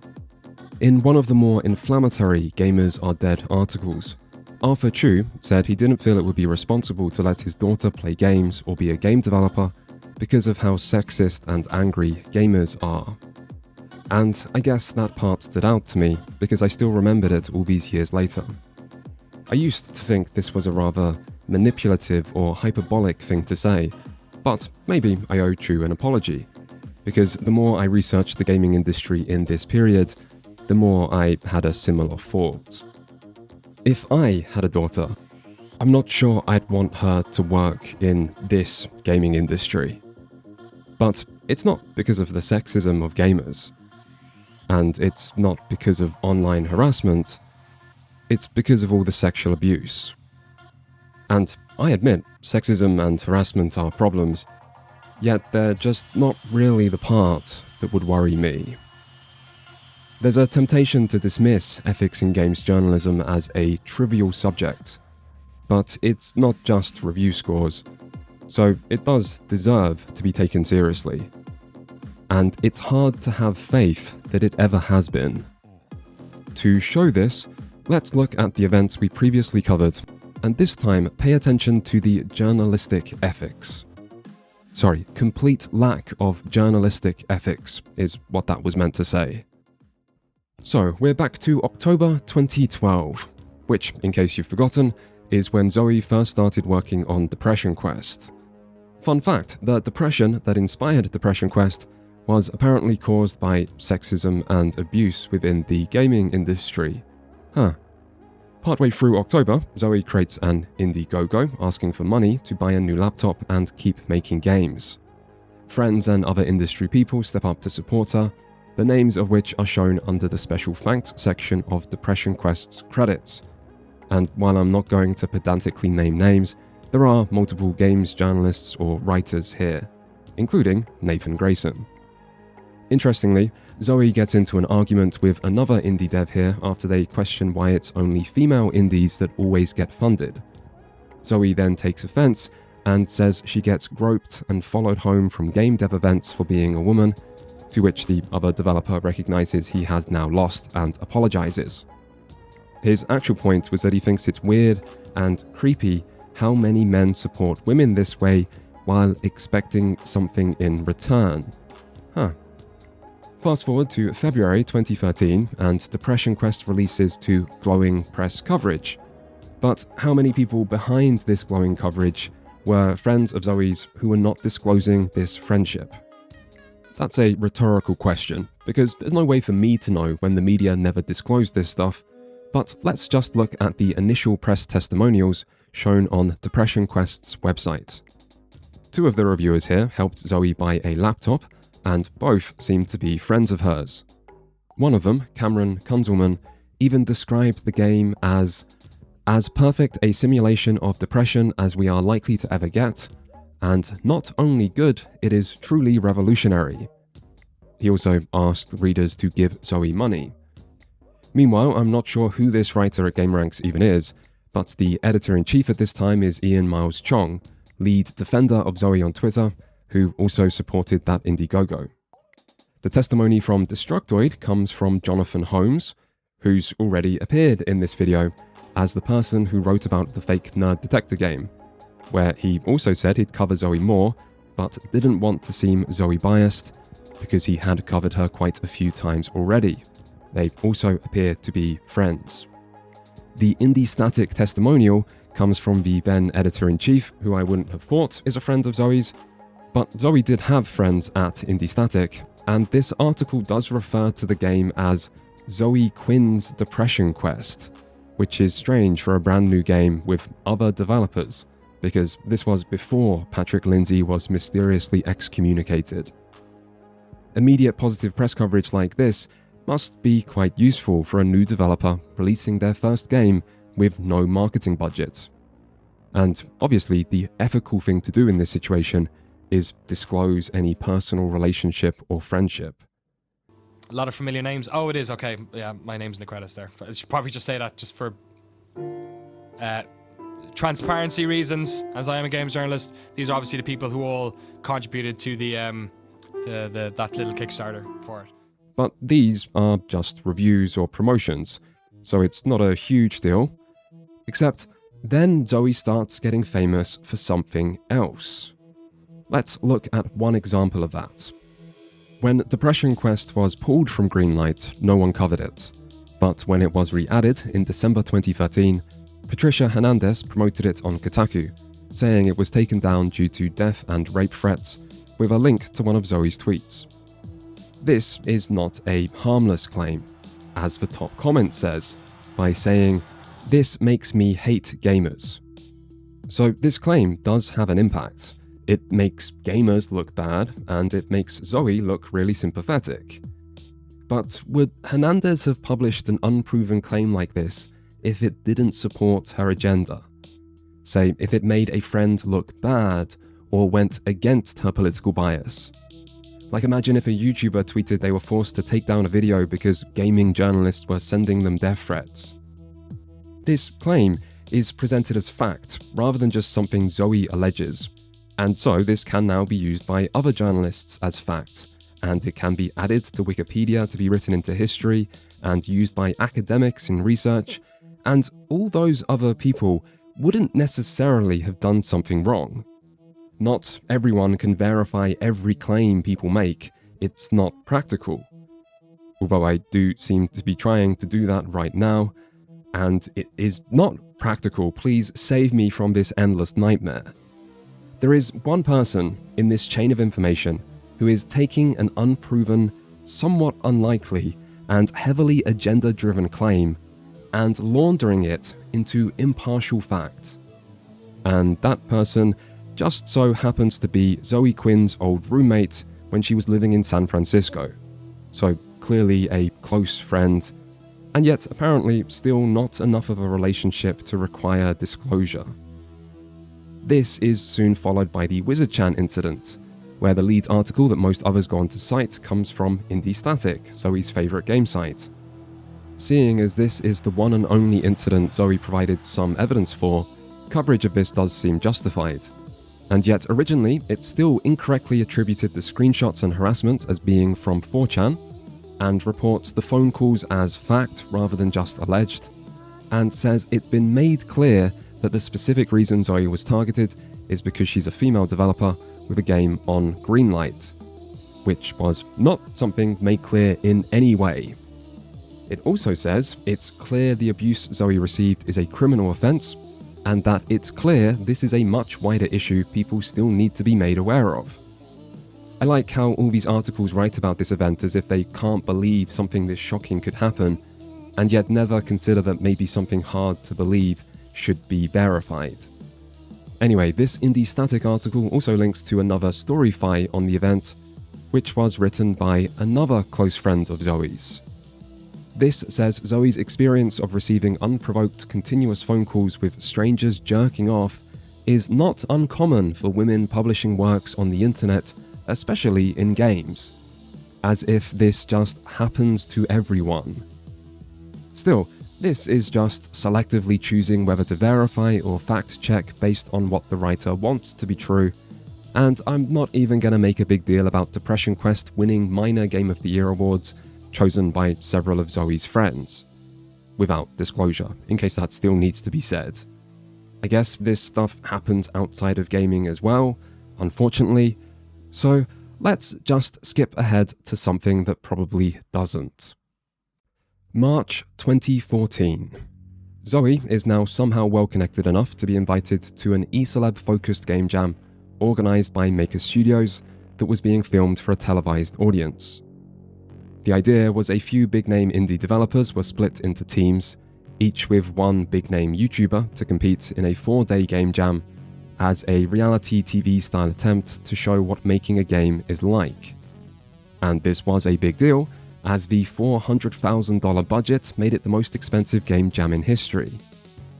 But at the end of the first day, one person is fucking livid and tells everyone they're fucking done, despite attempts to bargain and then beg. And so this one person leads a riot and forces the production to be cancelled. And turns out this was an even bigger deal than it seemed, as this was also the most expensive thing Maker had ever tried to produce, and Disney had just put in a $500 million offer to buy Maker, with another $450 million upon meeting future goals, which the failure of this event jeopardized. Now, out of the many people involved with this, who do you think was the one person to lead a riot and cancel the event? Well, we may never know, as everyone had to sign a strict NDA stopping them from talking about it. Except, there was one single embedded journalist working for Maker offshoot Polaris specifically invited to document the event. And also, two of the indie developers never signed the NDA, and also Zoe talked about it, despite signing the NDA, on her Tumblr, but also in a private paste bin 2 days earlier. Which is anonymous, but this was before anyone else said anything publicly, so can't really be fake, and was clearly never meant to be seen, and almost never was. So we have 4 different first-hand accounts to look at, meaning at least someone shouldn't be biased. Except, one of the developers who didn't sign was Robin Arnault, who in the chat logs from Eron's original post, Zoe says she slept with during this game jam, and who for once actually disclosed his friendship with Zoe when writing about this. I guess that's how you can tell he's an indie dev and not a journalist. The other developer was Adriel Wallach, who in Zoe's words was a best friend. So 2 people here have a bias, but don't worry, there still are impartial journalist Jared Rossen, who Zoe describes during this as an old friend and is someone close enough that she's staying over at his house. In this same Tumblr post, Zoe describes how she and Rossen seemed to collude with other people involved to craft a shared narrative ahead of Rossen's 31st of March deadline. She also describes why this was so important, saying she might get sued for close to $1 billion, with the close to $1 billion coming from the offer from Disney that might now collapse. She also mentions how a major brand is on the warpath, and how 3 more people got fired as a result of her actions. And then, on the 31st, Rossen, Arnault, Wallach, and Zoe all publish their accounts of what went wrong, and all of them tell the same story from different perspectives. Of a terrible reality TV-style production ruined by the sexist actions of one producer named Matty Lesham. Rossen's is by far the most detailed account. In it, he basically describes Matty as this corporate snake that no one invited and everyone hated, who sabotaged the event by deliberately making people unhappy to create TV-worthy drama. The more interesting part is how Rossen describes an argument between team captain Zoe and her assigned YouTuber, JonTron, which happened early on and is presented as some obvious inevitability. The to no one's surprise part stands out to me because I think this is surprising. It's the first day, they're being paid for this, and they know they're being filmed, and you're telling me these two people couldn't meet the minimum standards of professionalism? Are they children? Some people spend years not liking someone while working with them 5 days a week without ever getting into a shouting match. This is surprising. And in a 5,000-word article, why does this one part not get any kind of explanation? Keep in mind, this is before JonTron's famous 2017 debate with Destiny, where he said things. I mean, as Rosson says, John's a nice dude. Anyway, Zoe was horrified how the filming could misrepresent her, and this was especially serious because the backlash to Depression Quest appearing on Steam Greenlight was still a fresh wound for both Zoe and many female game developers and journalists. So imagine the backlash of Zoe being the bitch with beef against JonTron. It was on everyone's minds. John didn't want it, Zoe didn't want it, but like that consensual sex meme, isn't there someone everyone forgot to ask? Matty wanted it. He wanted beef, that fucking carnivore. But John and Zoe didn't want it, so nothing happened.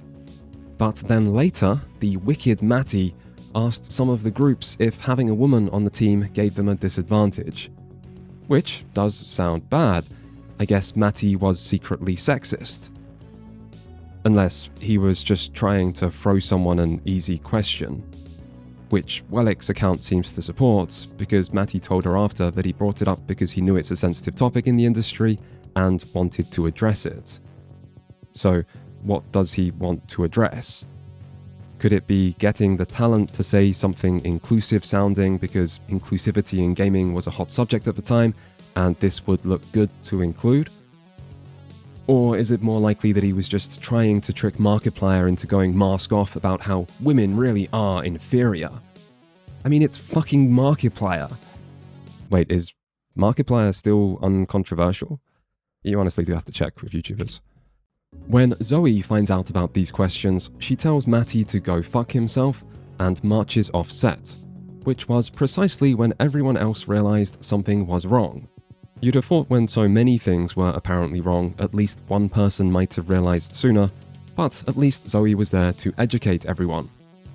Zoe then pulls her friends aside and calls for Matty's head on a stick.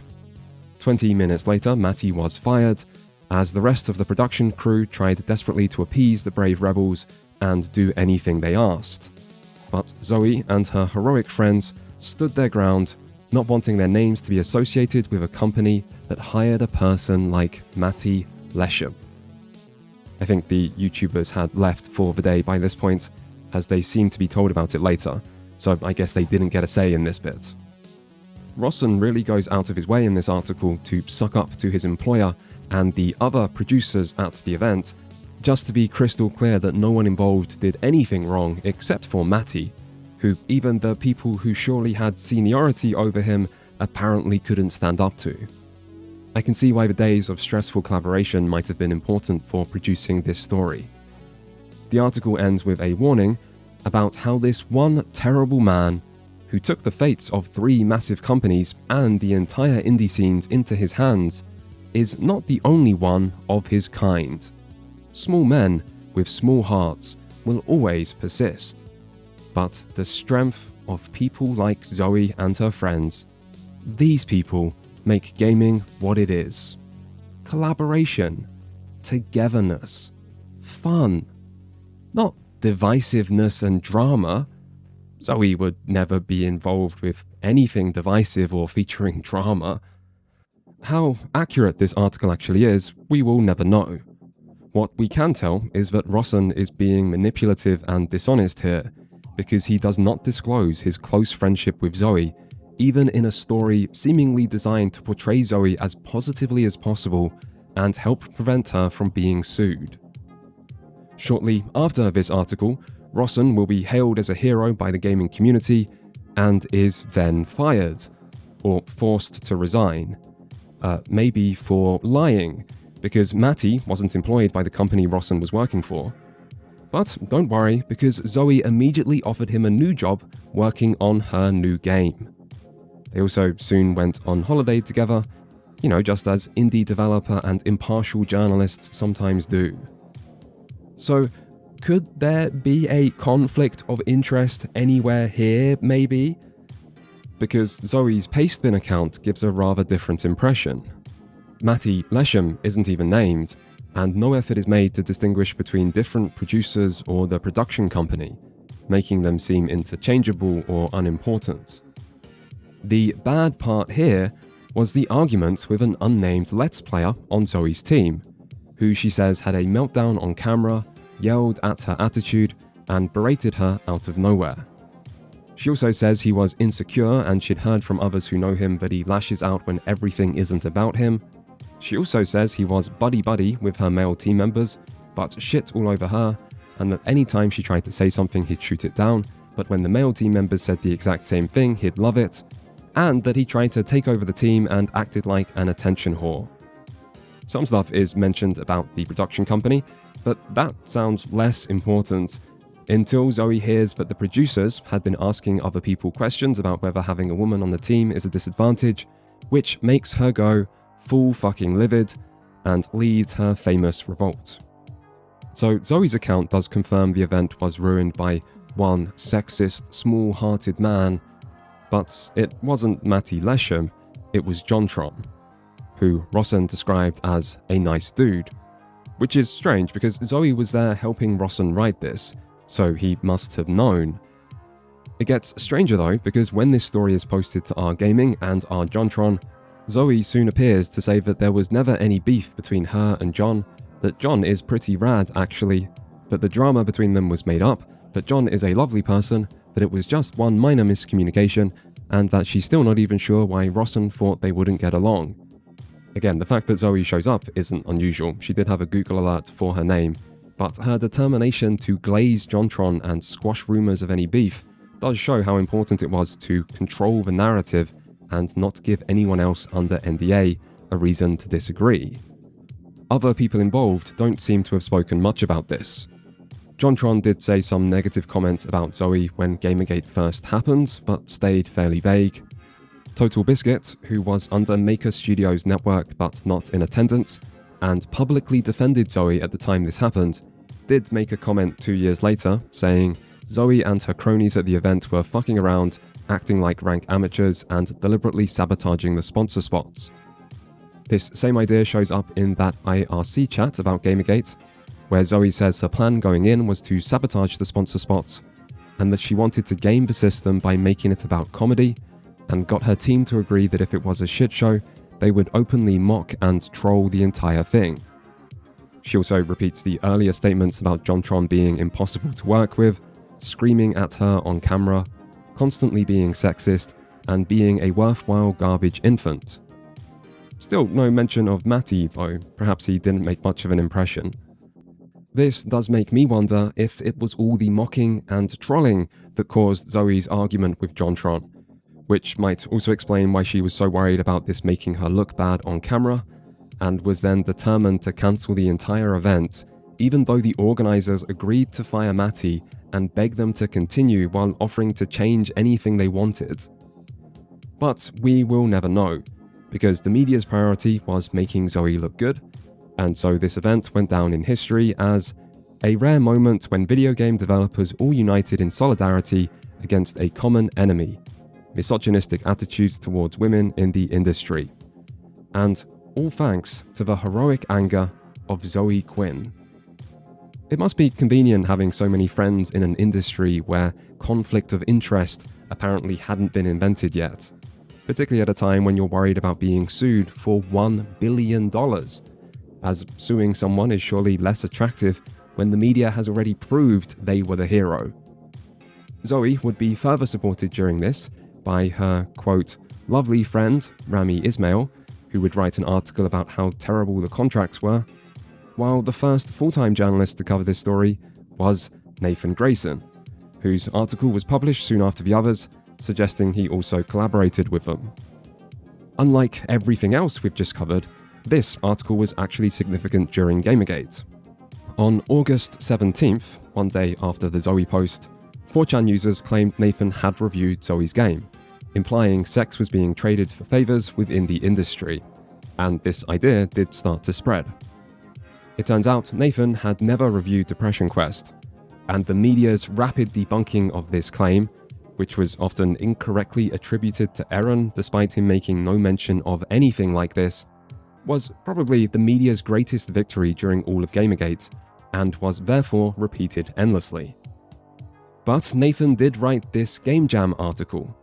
So once Gamergate started, and because Kotaku took ethical claims seriously, Editor-in-Chief Stephen Totilo took the drastic measure of asking Nathan if there was any conflict of interest here. Nathan answered that he and Zoe were just professional acquaintances at the time of the article, March 31st, and that their romantic relationship didn't start until early April. So he was completely innocent, and this was another great victory for games journalism. Except, hang on a second. This explanation was meant to debunk the claim that Nathan might have traded positive coverage for sex. But the order of a transaction isn't the important part. If you pay someone and then they give you something, like food, that is a transaction. But if someone gives you food and then you pay them after, that's still a transaction. Nathan admits a romantic relationship happened in early April. Zoe and Nathan were both in California, and then both take a trip together to Las Vegas on April 2nd, and then Zoe went back to Boston. So if they slept together in early April, it had to be in Las Vegas at the latest, and if they did have a strictly professional relationship before this, and then as soon as Nathan writes an article defending Zoe they had sex, that just makes this look way more transactional. This debunking makes it seem worse. Anyway, I doubt many people ever actually thought this article was directly transactional, including me right now. The problem was not trading sex, it was a failure to disclose a close personal relationship, which obviously did exist if they were hanging out together back in 2012 and went on holiday together straight afterwards. This article is not really important in the grand scheme of things. The only reason I'm bringing it up is to show what the standards were like when it came to talking about ethics in games journalism in this period. In truth, I don't really want to attack the few journalists who did try and engage with this topic in good faith by picking apart their words, as it was the silence from others that was damning. But I can't help give one more example. Greg Taito of The Escapist seemed to try harder than almost anyone to engage in conversation with the other side. He clearly didn't think there was merit to what the other side said, but he did engage, which was admirable. Yet, in the same post where he said, Stephen Totilo is a great journalist and if he says something that's all the evidence you need, he also said, nepotism is kind of an outdated term that he doesn't think applied here because no one with power was appointing a family member. This is the editor-in-chief, a position of power where it must be very easy to favor some people over others, and he apparently doesn't believe in nepotism. Why couldn't the gaming media just admit personal relationships with indie developers were almost never disclosed before Gamergate because no one, including the now angry gamers, had thought about this in depth until Gamergate? But now the issue had been raised, it was clearly the correct thing to do, and disclosure should become standard practice like it is in other industries. Was that really so difficult to admit? This wasn't a long-running problem. The indie scene had only been around for a few years, and the blurring of personal and professional boundaries happened naturally and quickly became normalized. Nor would journalists have to suddenly do their jobs differently. Everyone could still be friends. Hell, journalists could still write about friends, just with a disclosure included so that readers could decide for themselves how important that information is. And most examples of undisclosed relationships weren't important. This was usually happening in minor coverage, not major reviews that would cause outrage. Except maybe Gone Home. but gone home went on to cause outrage anyway, so imagine what would have happened if the gaming media just owned up to this mistake early on, explained the reasons this happened, and promised to do better in the future. Ironically, the problem was so widespread that it presented a great get-out-of-jail-free card, particularly for individuals who wouldn't be forced to take all the blame alone. And it would have gave the media a way to address the elephant in the room of this big censored controversy in a way that didn't need to discuss Zoe's sex life or even Zoe at all. I mean, if the media's intent really was reducing harm and harassment, this was how to do that, as it would pull the attention off Zoe and make her just one example of many, while lowering anger and rebuilding trust through accountability. But instead, the media went for all-out censorship, which blew the controversy up exponentially and became the main proof of guilt, as nothing else could explain such an unprecedented attempt at a cover-up. Then, when that failed, the media tried all-out denial, debunking the Nathan Grayson review claim while acting as if something like this could never happen because journalists are just so ethical and take disclosure so seriously. Then, as more and more examples of failing to disclose relationships were uncovered, the media switched to trying to minimize, claiming that just because people hang out together and go drinking and party and sing karaoke and go to Vegas doesn't mean they might be friends.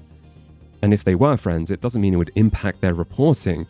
And if it did impact their reporting, it doesn't mean it would have a bad impact. And if it did have a bad impact, that's a purely subjective opinion. And striving for objectivity in journalism is a silly thing, more reflective of man's folly than the media. And what even is journalism? Can you define friend? Because actually, dictionaries disagree.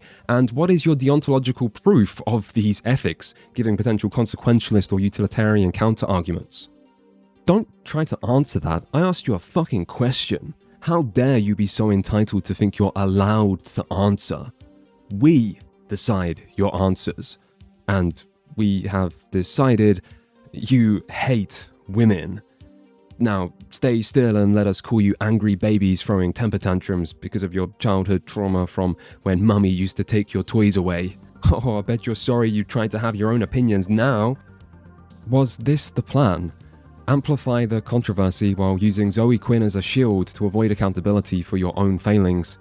And then, while cowardly hiding behind Zoe, insult the opposition knowing you'll be safe from most of the backlash or harassment as long as you kept the focus on Zoe. Because that is how this looked. Not to the outside world who only looked at your words, but to those of us who were there from the start, who didn't give a fuck about some no-name indie developer, but knew exactly what we believed and simply refused to admit that 2 + 2 = 5, no matter who told us otherwise or what the consequences might be.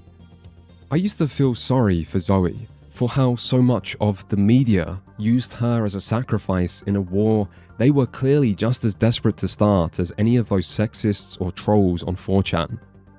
Maybe war just looks appealing to some people, when they're convinced they're gonna win. But I was wrong as well. This isn't the explanation at all. Most people in the media wanted to do what was right. People usually do. But admitting to any past mistakes would give legitimacy to the idea that Gamergate was about ethics in journalism, which in turn would delegitimize the argument that it was about sexism and harassment. And that could never be allowed, because what about the real victims, like Zoe Quinn? In fact, it seems more like people in the media were willing to take a hit to their reputation and open themselves to attack in order to stand up for what they saw as right. And so, when they were called corrupt for trying to be virtuous, they had just as much reason to double down as anyone else. And even today, hell, maybe especially today, the same reasoning holds. Gamergate became the culture war, and the culture war became all left versus right politics. And who would ever want to delegitimize your side and help the opposition at a time when there are so many more important issues than whether one person lied over a decade ago? But this is the trap. Something is wrong here. To return to an earlier quote, standards are important. They are hard to live up to, but that's the point of them. And the problem with games journalism was that there were no standards. This doesn't mean there was a lack of morals. People did want to do what's right, but morals are an individual's subjective values. Ethics are standards that come from an external source and exist to provide accountability and prevent accidental harm and bias. And most of the time, morals are enough, just like most failed disclosures didn't matter. Until you got someone doing something harmful and getting away with it through the influence of friends and the complete lack of ethics in the industry. To say no effort was made to cover Eron's accusation impartially seems like a colossal understatement. Part of the reason is that Zoe did have a lot of friends in the media, but this was also influenced by previous ethical failings that had allowed unverified claims to become accepted as fact. In the Game Journo Pro group, there were people that Zoe had slept with, like Nathan Grayson, and people who supported her financially on Patreon, like Ben Kachira, and close personal friends of hers, like Patrick Klepek or Leigh Alexander. And this surely had an impact. Zoe was part of these people's in-group and was being attacked by an out-group. Still, the majority of people here had no personal relationship with Zoe Quinn. Yet, how willing would someone be to speak against a champion of progressive values who was currently experiencing harassment and was already famous for severe gender-based harassment in the past? One single person, Ryan Smith, did actually raise the topic of ethics, saying he would never want to cover anyone's sex life, but then asking how it was decided to publish games journalist Josh Mattingly's unwanted sexual comments to a female developer, or the CEO of Snapchat's filthy emails to his fraternity brothers from his time at university. And this is a great question. All examples involve conversations that were leaked, and there's a lot to consider in regards to respect for privacy and minimizing harm versus what's in the public's interest, and how journalists' biases might influence these decisions. It is complex, but I guess that's why groups like this exist, so there can be a safe space to discuss these questions to achieve more ethical reporting. Right? Pretty big difference between a private conversation about sex and sexual harassment. If you don't see the difference between a story about sending crude sexual messages and a story about someone allegedly cheating on her boyfriend, I'm not sure what to tell you. You're comparing someone who sexually harassed a female developer, which is disgraceful, with someone victimized to the point of not feeling safe in her home? Is that a real argument you're trying to make? Ryan then tries to defend himself, saying he wasn't equating the two, he was just asking where you draw the line between the harassers and the victims of harassment. I don't know why you think there's a line to be drawn. Seems pretty simple to me. That line doesn't require a lot of thought. It's incredibly simple. Ryan tries again, saying surely it's not all black and white, but clearly to the vocal members here, it is. This is a supposedly private group created to discuss questions like this, but even here, discussion doesn't seem allowed if there's a female victim of harassment involved. In his first post, Ryan also asked if anyone who published stories about Zoe's harassment had ever asked for evidence or just went off what she said. No one decided to reply to that part. Still, if everything is so incredibly simple, I would like to know what's the correct response when a person accuses an influential public figure of abuse or other serious wrongdoing. Because surely it's not an official industry standard to censor, misrepresent, or downright lie about the accuser while asking if other journalists want to buy the person accused of wrongdoing a present to make them feel better. So, in this world where everything is black and white, what metric is being used to decide what's black and what's white?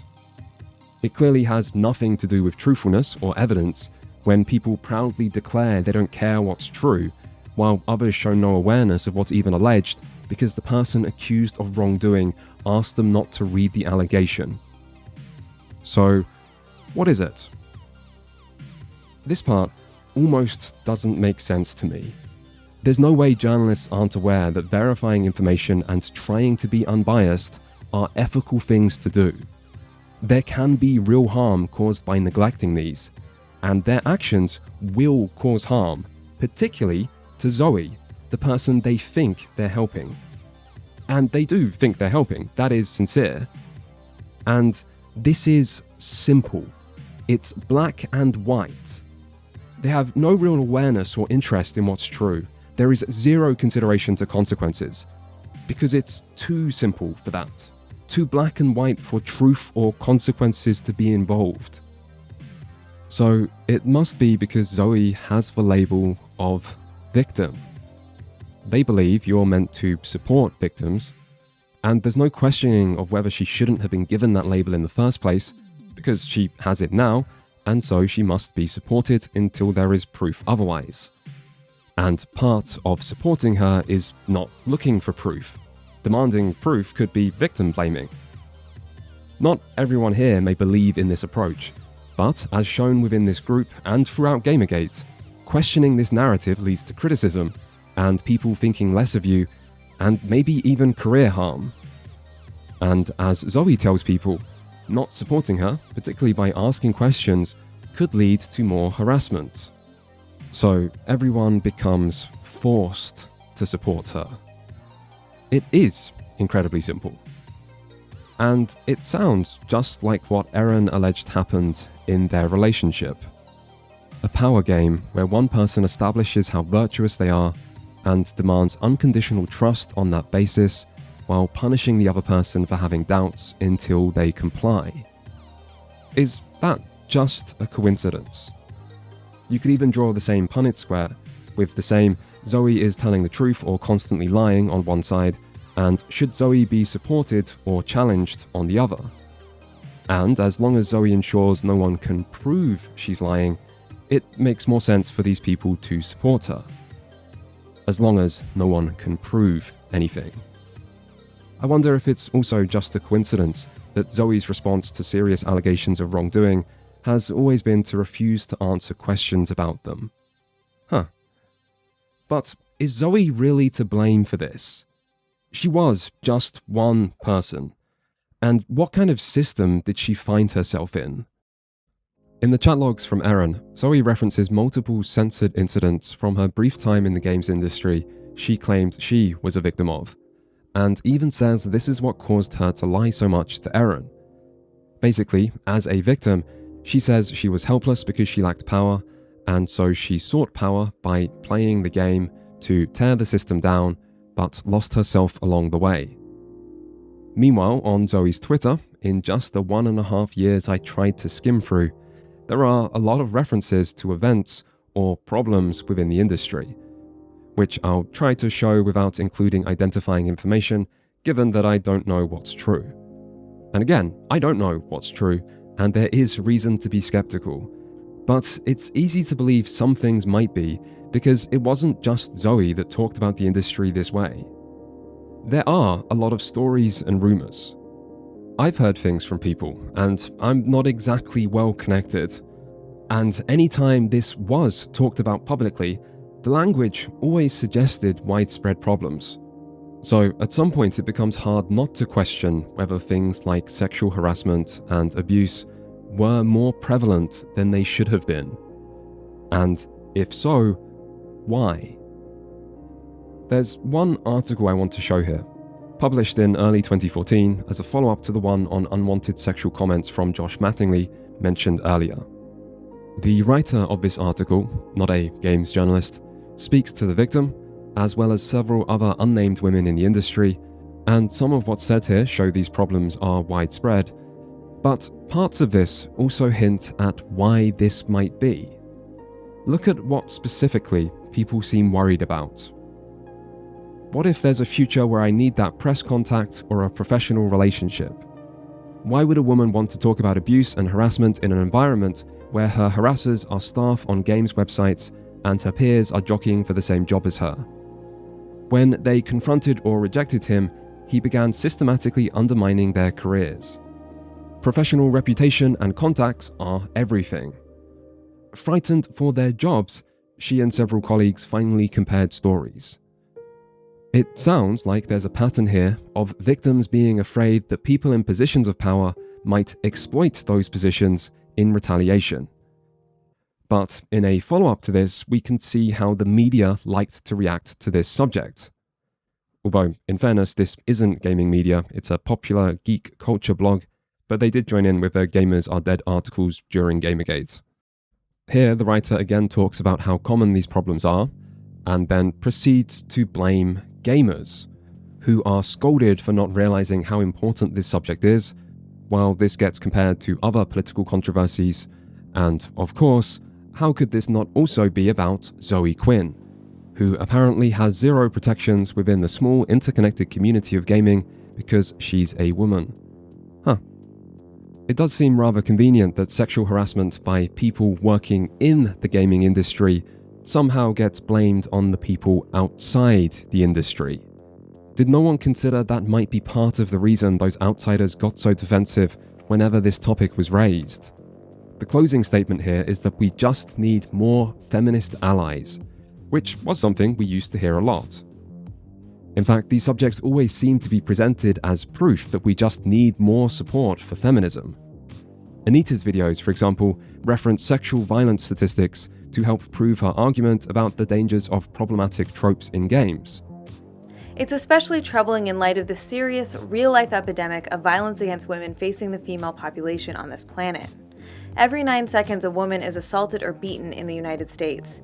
And in this period, the entire Western gaming industry did suddenly become very openly progressive and loudly feminist, which may have come with some downsides, but at least this obsession with gender should have made the industry a safer place for women. Except, a few years later, the Me Too movement arrived, and allegations became more visible, and a meme emerged about progressive men in particular and how you shouldn't trust them. And this wasn't started by Gamergate or just pushed by the right. This was something coming from die-hard progressives. The same people that would usually go to great lengths to avoid saying anything that made their side look bad, saying things like, abusive people hide in social justice groups, and if a dude seems overly committed to performing social justice, it's a red flag. Or 99.9% of the stories I hear about sexual assault and harassment are about men in gaming, tech, and media. Or when a dude talks loudly about how much he respects women, watch out, and so on. And obviously this is a complex, multifaceted issue, but it sure sounds like getting everyone in the industry to become proud feminists wasn't enough to solve it. Wait, am I going crazy? Or is there a pattern to everything? You have Gamergate, where one side says it's about ethics, but particularly nepotism and the idea that people are exploiting positions of power, but the other side completely denies this and blames all criticism on sexist gamers. Then you have victims in the industry saying they fear people exploiting positions of power, where conversations still end up about the problem of sexist gamers. Then you have Zoe saying she was a victim of people exploiting positions of power and trying to gain power herself to exploit for the greater good, which she does gain by framing sexist gamers. Then you have journalists and the media covering Zoe, where we regularly see people exploiting positions of power to help a friend, and this usually involved focusing on sexism in gaming. Then there is Game Journo Pro, where discussing ethics gets shut down because the focus is all on politics and concerns about sexist gamers. And maybe all the sexist gamers' focus makes sense because this all relates to Gamergate. Except, when you go back and look at older controversies, it's still always the same pattern. In Doritosgate, someone calls out a lack of ethical standards, which they say is a problem because people could exploit positions of power, and where they accidentally point out someone currently exploiting a position of power, but discussion still ends up getting shut down by the threat of sexist gamers. Then in other older controversies, there are no connection with sexist gamers, but there is the narrative of entitled gamers, which functions the same way. Then you have Anita, and this one doesn't fit because during Kickstarter, gamers were sexist. But it does fit with how later criticism is shut down to deny that people may disagree for non-sexist reasons. What the fuck? I've lost my mind. It's finally happened. There is a pattern. I can see it. Something turns A into B. But why? Okay, it's some time later, and I wasn't insane before, but I am now. The something is a lack of accountability, and the pattern is not a pattern, it's a fucking cycle. The media made itself immune to criticism. It basically had self-sealing beliefs. Criticism just becomes proof the narrative is correct. So calling the media corrupt is proof gamers are entitled. Criticizing an individual is proof they're a victim. Okay, no big deal, these arguments do show up in politics. Except, this means criticism can't provide accountability. And there's no ethical standards, so no accountability there. And at this point, there's no right-wing gaming media, even on YouTube, to provide competition and maybe create financial accountability. But there is something providing accountability. Politics, right? And that can hold people to account. Hello, call-out culture and cancelling people. But when accountability is just a tool for politics, politics can be a shield from accountability. And that probably doesn't seem like a big deal, but you have to remember the pattern. But the pattern is not a pattern, it's a cycle, a self-reinforcing cycle, a positive feedback loop that only knows how to escalate. And it's not a fucking coincidence the culture war started in gaming, and over something so small, it was this. Imagine a person with power does something bad. This leads to criticism. And then the criticism, which probably includes some harassment, proves they're a victim. And being a victim means there's no accountability.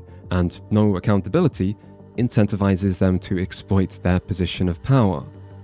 And this leads to more criticism, and this makes them seem like a bigger victim, and this means even less accountability, and this means they can continue to exploit their power, and everything just grows. The criticism, the victimhood, the unaccountability, the exploiting power. Imagine the gaming media defended the industry's unethical actions. This produces criticism. The criticism proves gamers are entitled, this removes accountability, and incentivizes the media to keep defending the unethical industry.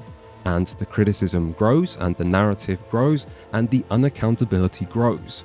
Imagine the gaming media had a progressive bias. This produces criticism, and the criticism proves gamers are sexist. This removes accountability and incentivizes the media to keep pushing a progressive bias. And the criticism grows. Basically, unpopular thing leads to criticism. Criticism proves or justifies the narrative removes accountability, and no accountability allows for more of the unpopular thing. It's not just about doubling down, it's doubling down while becoming less accountable, which is what encourages it to keep going. Unaccountable power is able to reinforce itself even as it creates more problems. And this is not just about Gamergate, this is widespread. Fuck, we are dangerously off topic. There was no ethics in games journalism. Gamergate might have been wrong about some things, but they were right about that bit. Ethics are a standard that you have to follow even when it goes against your political bias, and they are necessary because the media has power and power needs accountability. There probably weren't many problems, and these problems probably weren't big. It was mostly just video games, and the gaming media was probably full of good people that meant well, but that's not enough.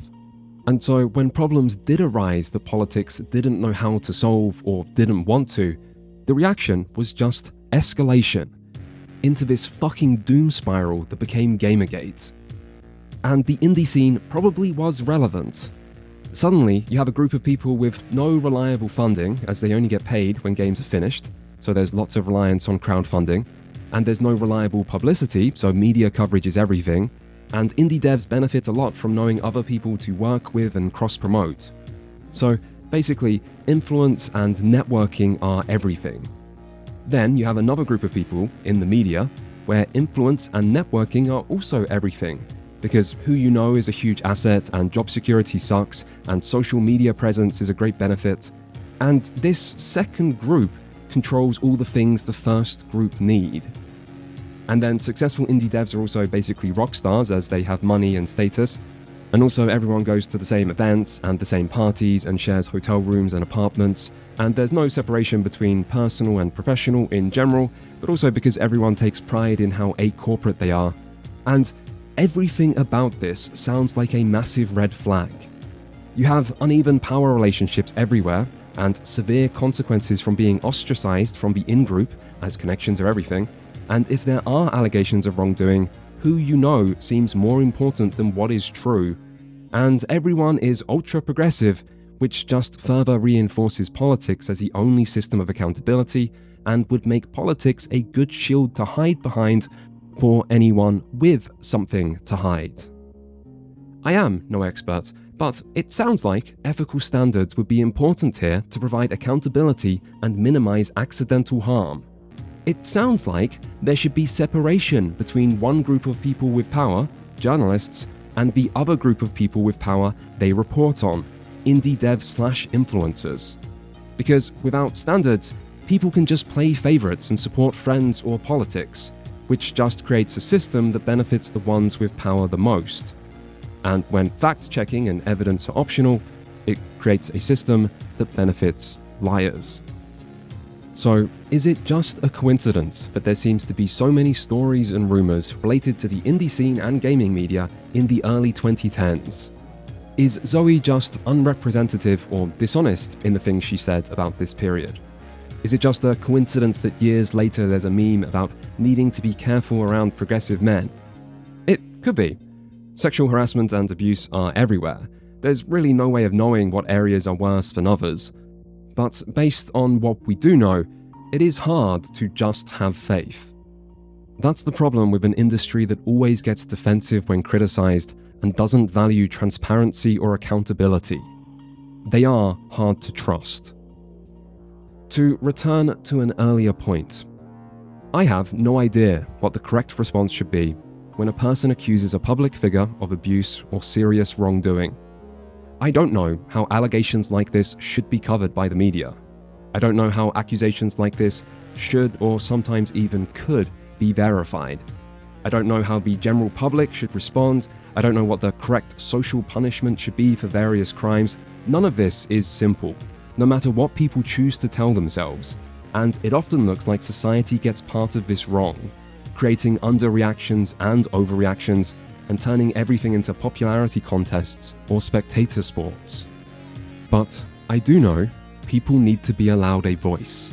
For many reasons, not least so that victims can talk about their experiences. I also know that people should be treated equally, and that the general public will never truly manage that, which is why it's so important that people with positions of power, like journalists, are held to a higher standard. And that's the unavoidable reality here. You were the adults in the room during this particular controversy, who all the other adults outside then looked to and trusted to tell them what actually happened. And lots of people did bad things during Gamergate, but you don't get to just roll around in the mud with those people before turning around and claiming they started it or they were worse, while never taking accountability for your own mistakes. You were the adults. People trusted you, and you fucked up. As for Zoe Quinn, it's easy to look at her pattern of dishonesty and see this wolf wearing the disguise of a girl and devouring an industry of sheep. But she was also the product of a broken system that did everything it could to enable and reward her lies. So maybe it's not that surprising that she kept lying. I imagine that's also the main reason people disliked her. Not because she was a woman, not because she made a game about depression, not even because she lied, but because her lies were repeatedly enabled by those with power.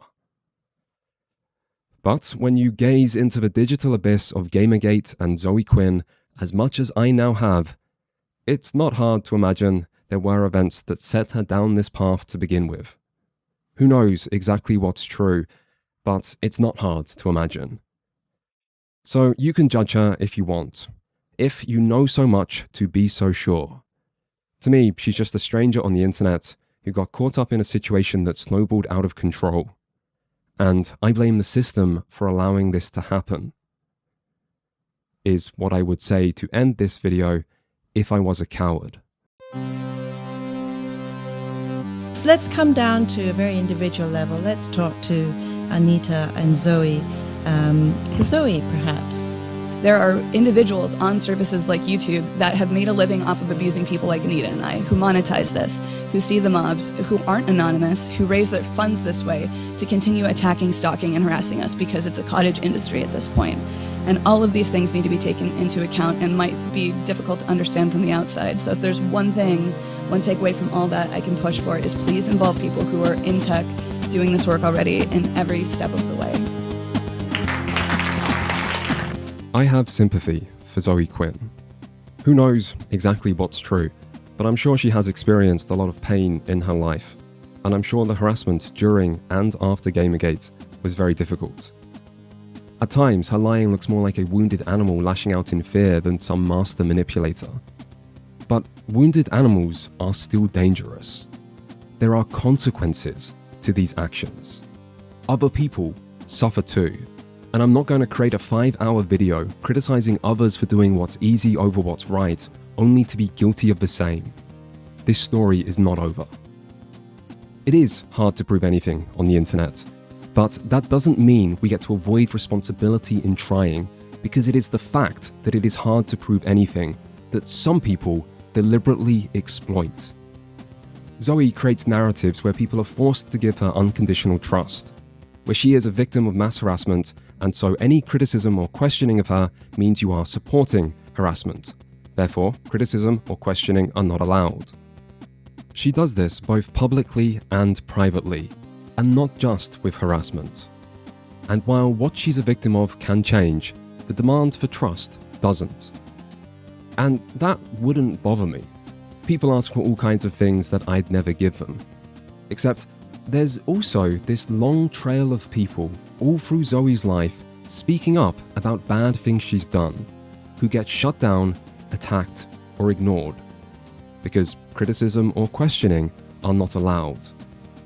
And that part I take issue with. Have you noticed yet how much information in this video comes from things people have leaked? It's not Gamergaters leaking that stuff, it's the people around Zoe, who you'd think would be on her side. Strange, right? But you probably know why this happens. This video opened with the case of Jesse Slaughter, where Davey Vanity got away with it because when people spoke against him, his fans would silence them. And that's because he had power and he created a narrative where criticism meant he was the victim. And even the internet hate machine themselves couldn't change that. In fact, their criticism just became proof of absolute innocence, even when there was evidence that wasn't true, right in front of people's eyes. So, if you need a reason, that's why this exists. Maybe I can't prove everything, because no one can, and maybe some people don't want to speak, because speaking has a price. But as long as I can kill the narrative that criticism equals harassment, and therefore some people are above being questioned, I'll be satisfied. And maybe I'm being overly optimistic, but there is reason to hope.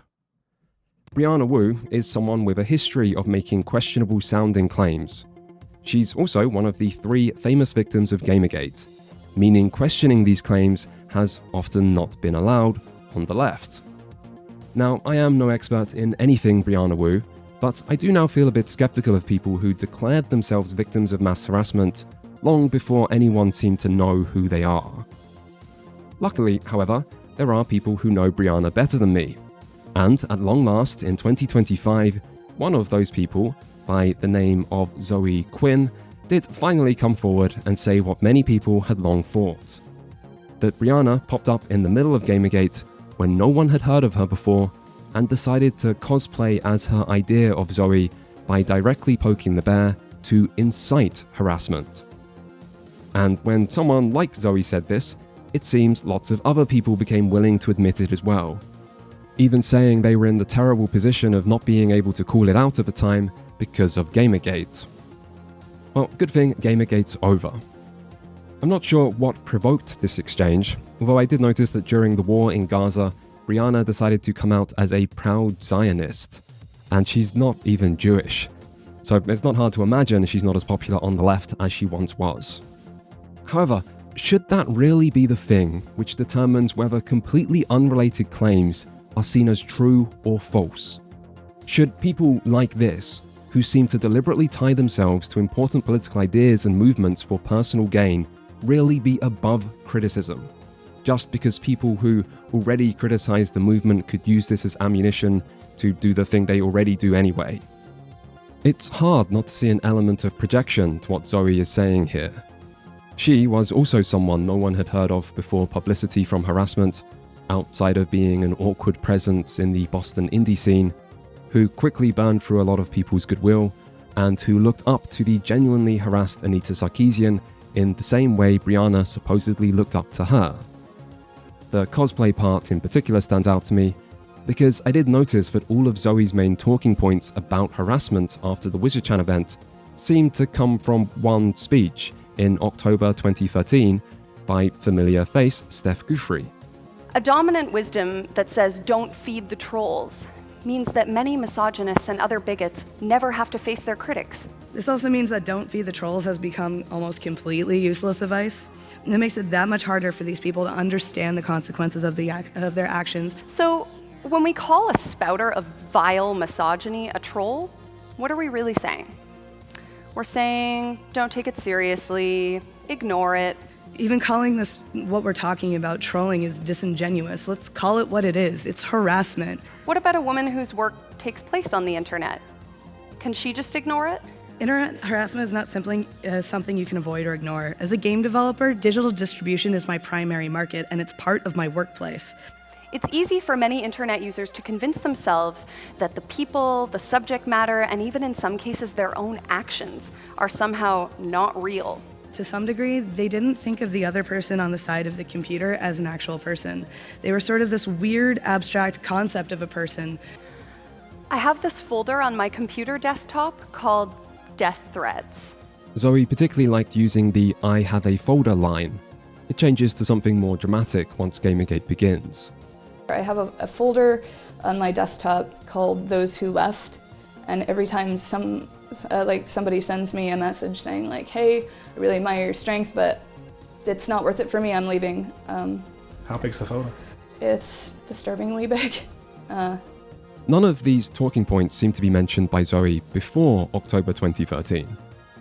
Anyway, this is not a big deal. People do take inspiration from others, particularly cosplayers. During Gamergate, Zoe was placed under intense scrutiny, and some of the things she was criticized for weren't true, like faking her docs. Yet those untrue claims often persisted, and I am as against that as any of the dishonest things Zoe herself might have said.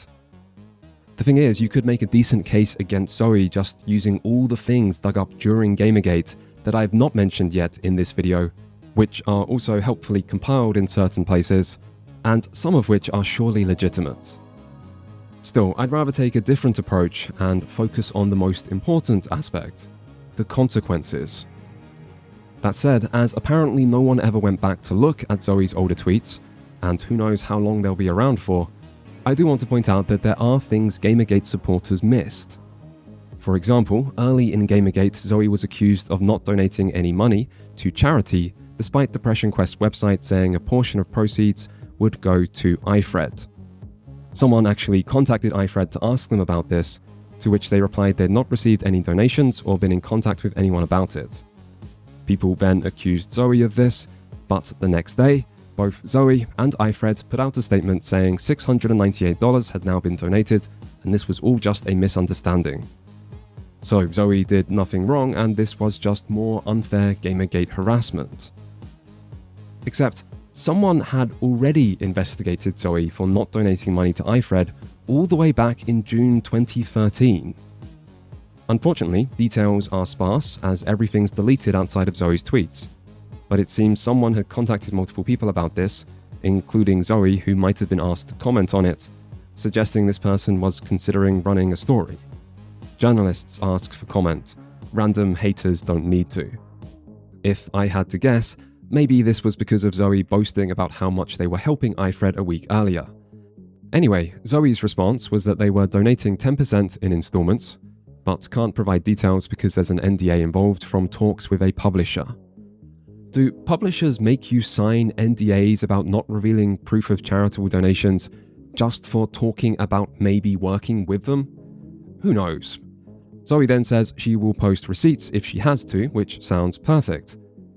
But then she says she's not remotely obligated to provide receipts, and that it's complicated to calculate because she's asked several people to pay for the game directly to iFred, and does that count? To which the answer is no. The website said donate to us and we will donate a portion to iFred. The links here aren't even to iFred's donation page, you just get 2 different ways to donate to Zoe or Patrick's personal PayPal. So one unproven claim that Zoe asked several people to donate directly does not prove that a different claim made on the website is true. Then she says how we're all broke and still donating even if it's meant not eating food some days. So not only has she actually been donating money already, despite no proof, she's been donating so much to charity that she can't even afford food. Because no matter what she's accused of, it must always be made clear that Zoe is the victim. There aren't many more details about this, other than Zoe being concerned someone will write an article without fact-checking to troll for page views, but seems they never did.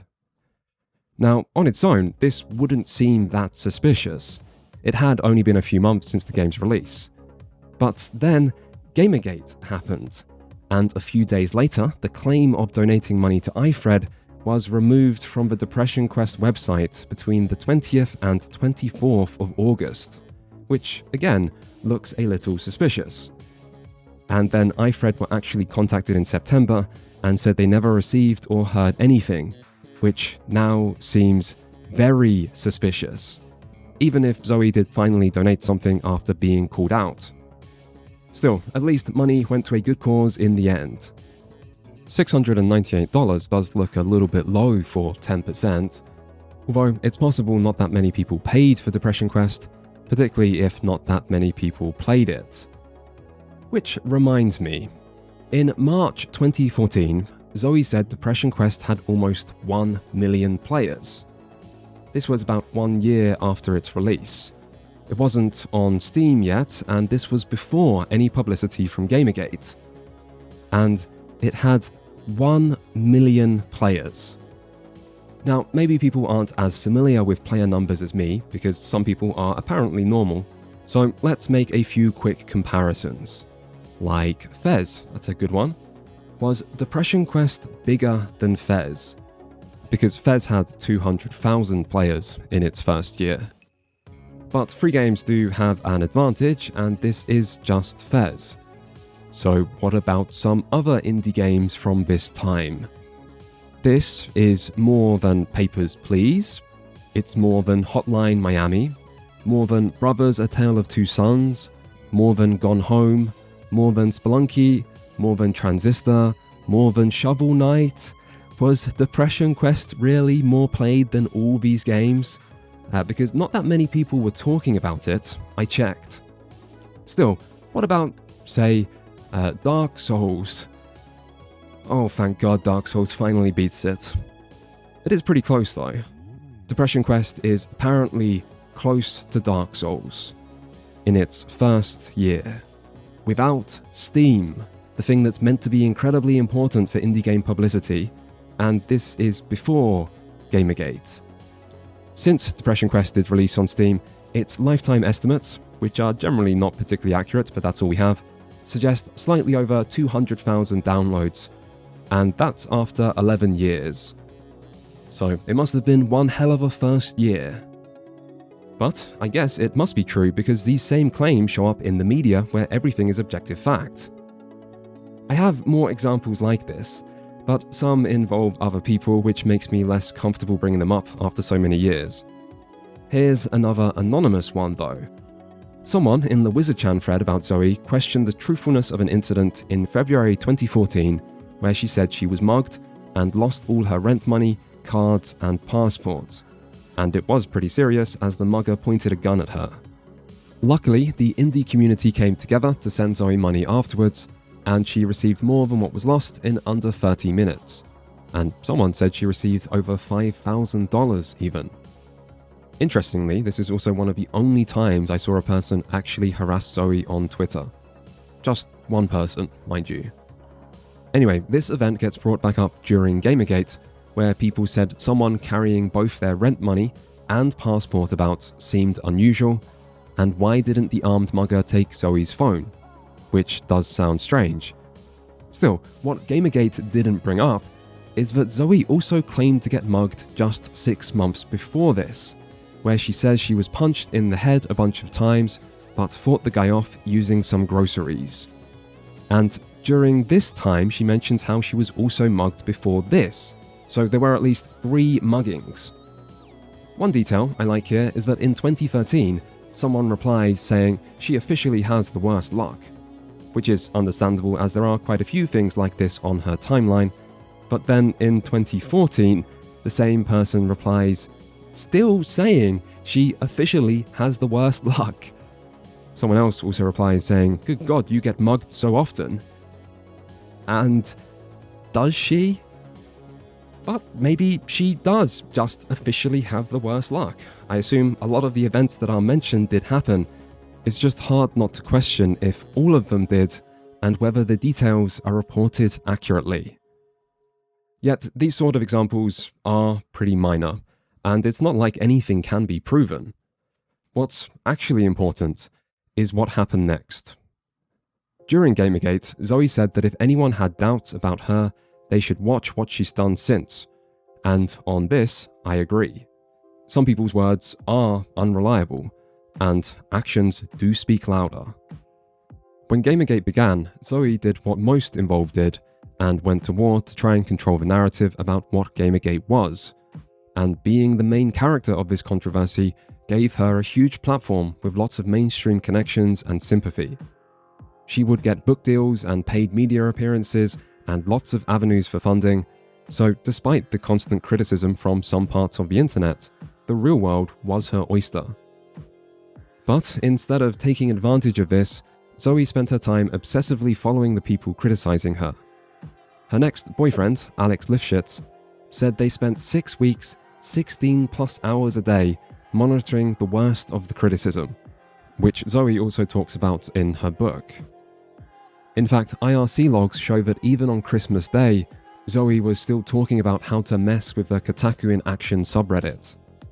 Meanwhile, on Christmas Eve, she talked about wanting so badly to move on but not being sure how. And yeah, honestly, this existence does sound horrible. People did hate Zoe after Gamergate, and the more she tried to defeat them, the more they had motive to keep hating her. But the damage those people could do was largely done after the first month, and there was a way to move on. Zoe was a creator. To the public, creators aren't defined by what their haters say, they're defined by what they create.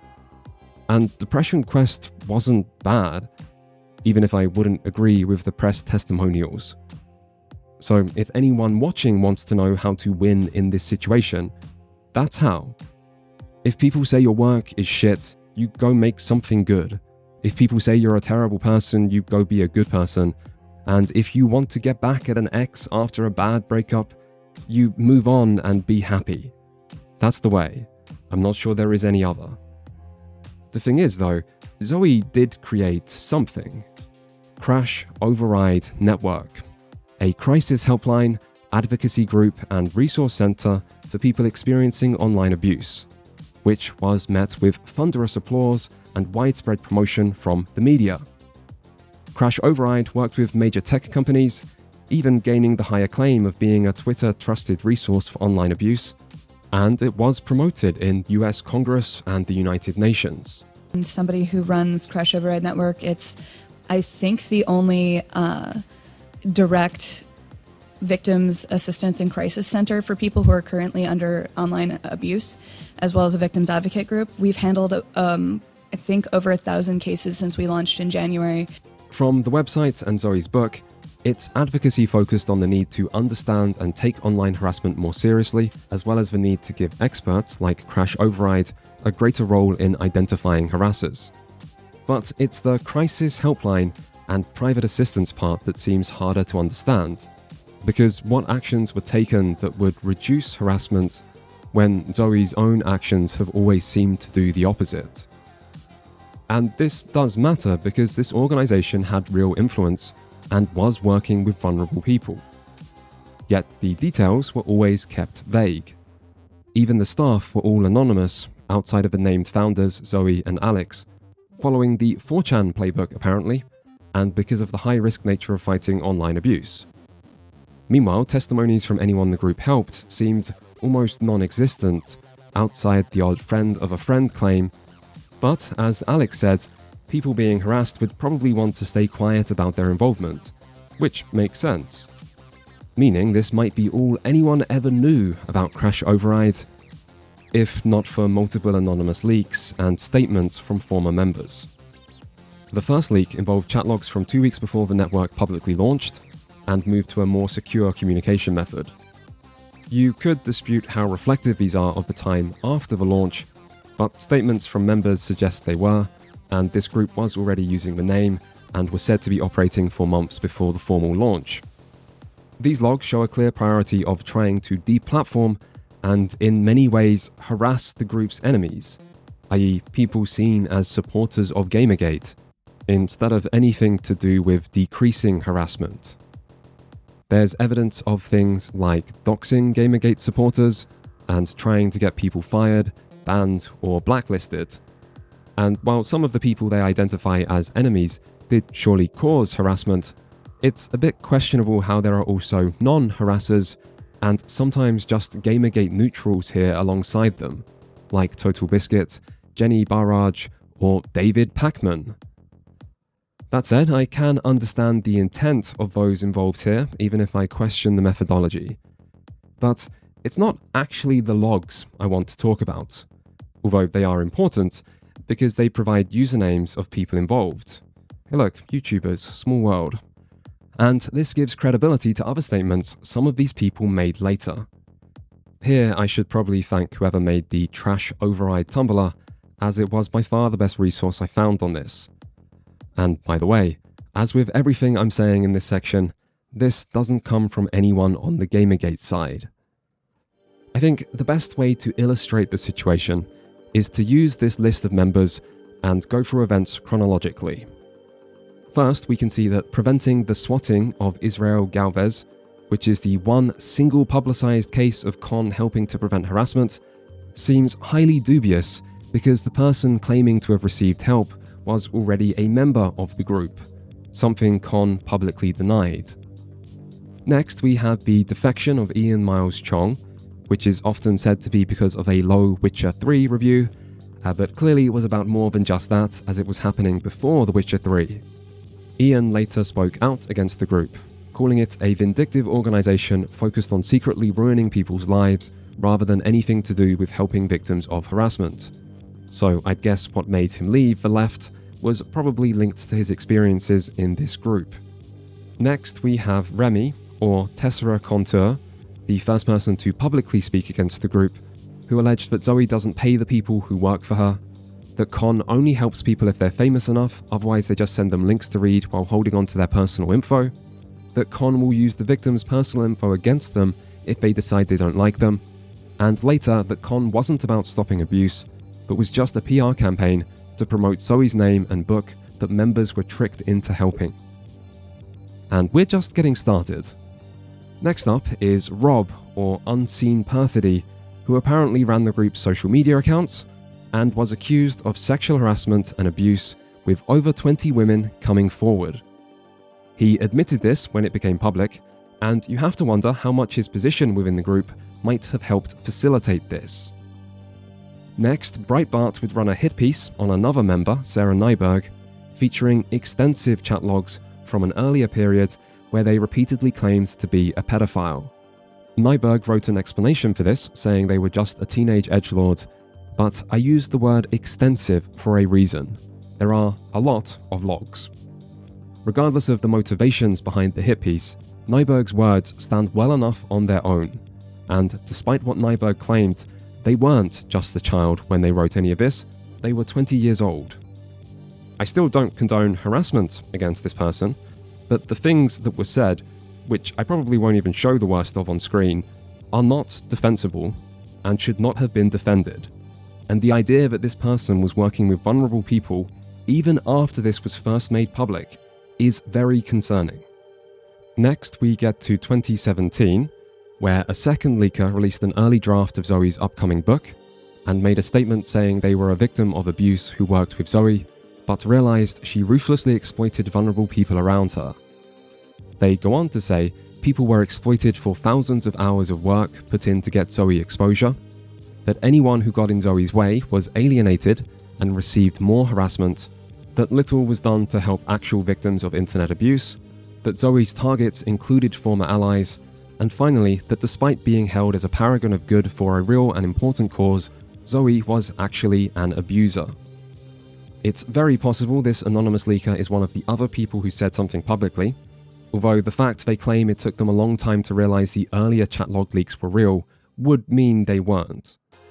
At a similar time to this, Secret Gamer Girl started making some comments publicly, saying it's a hell of a feeling when a bunch of people tell you the incredibly abusive person who pushed you into attempting suicide pulled the same gaslighting and manipulation on them.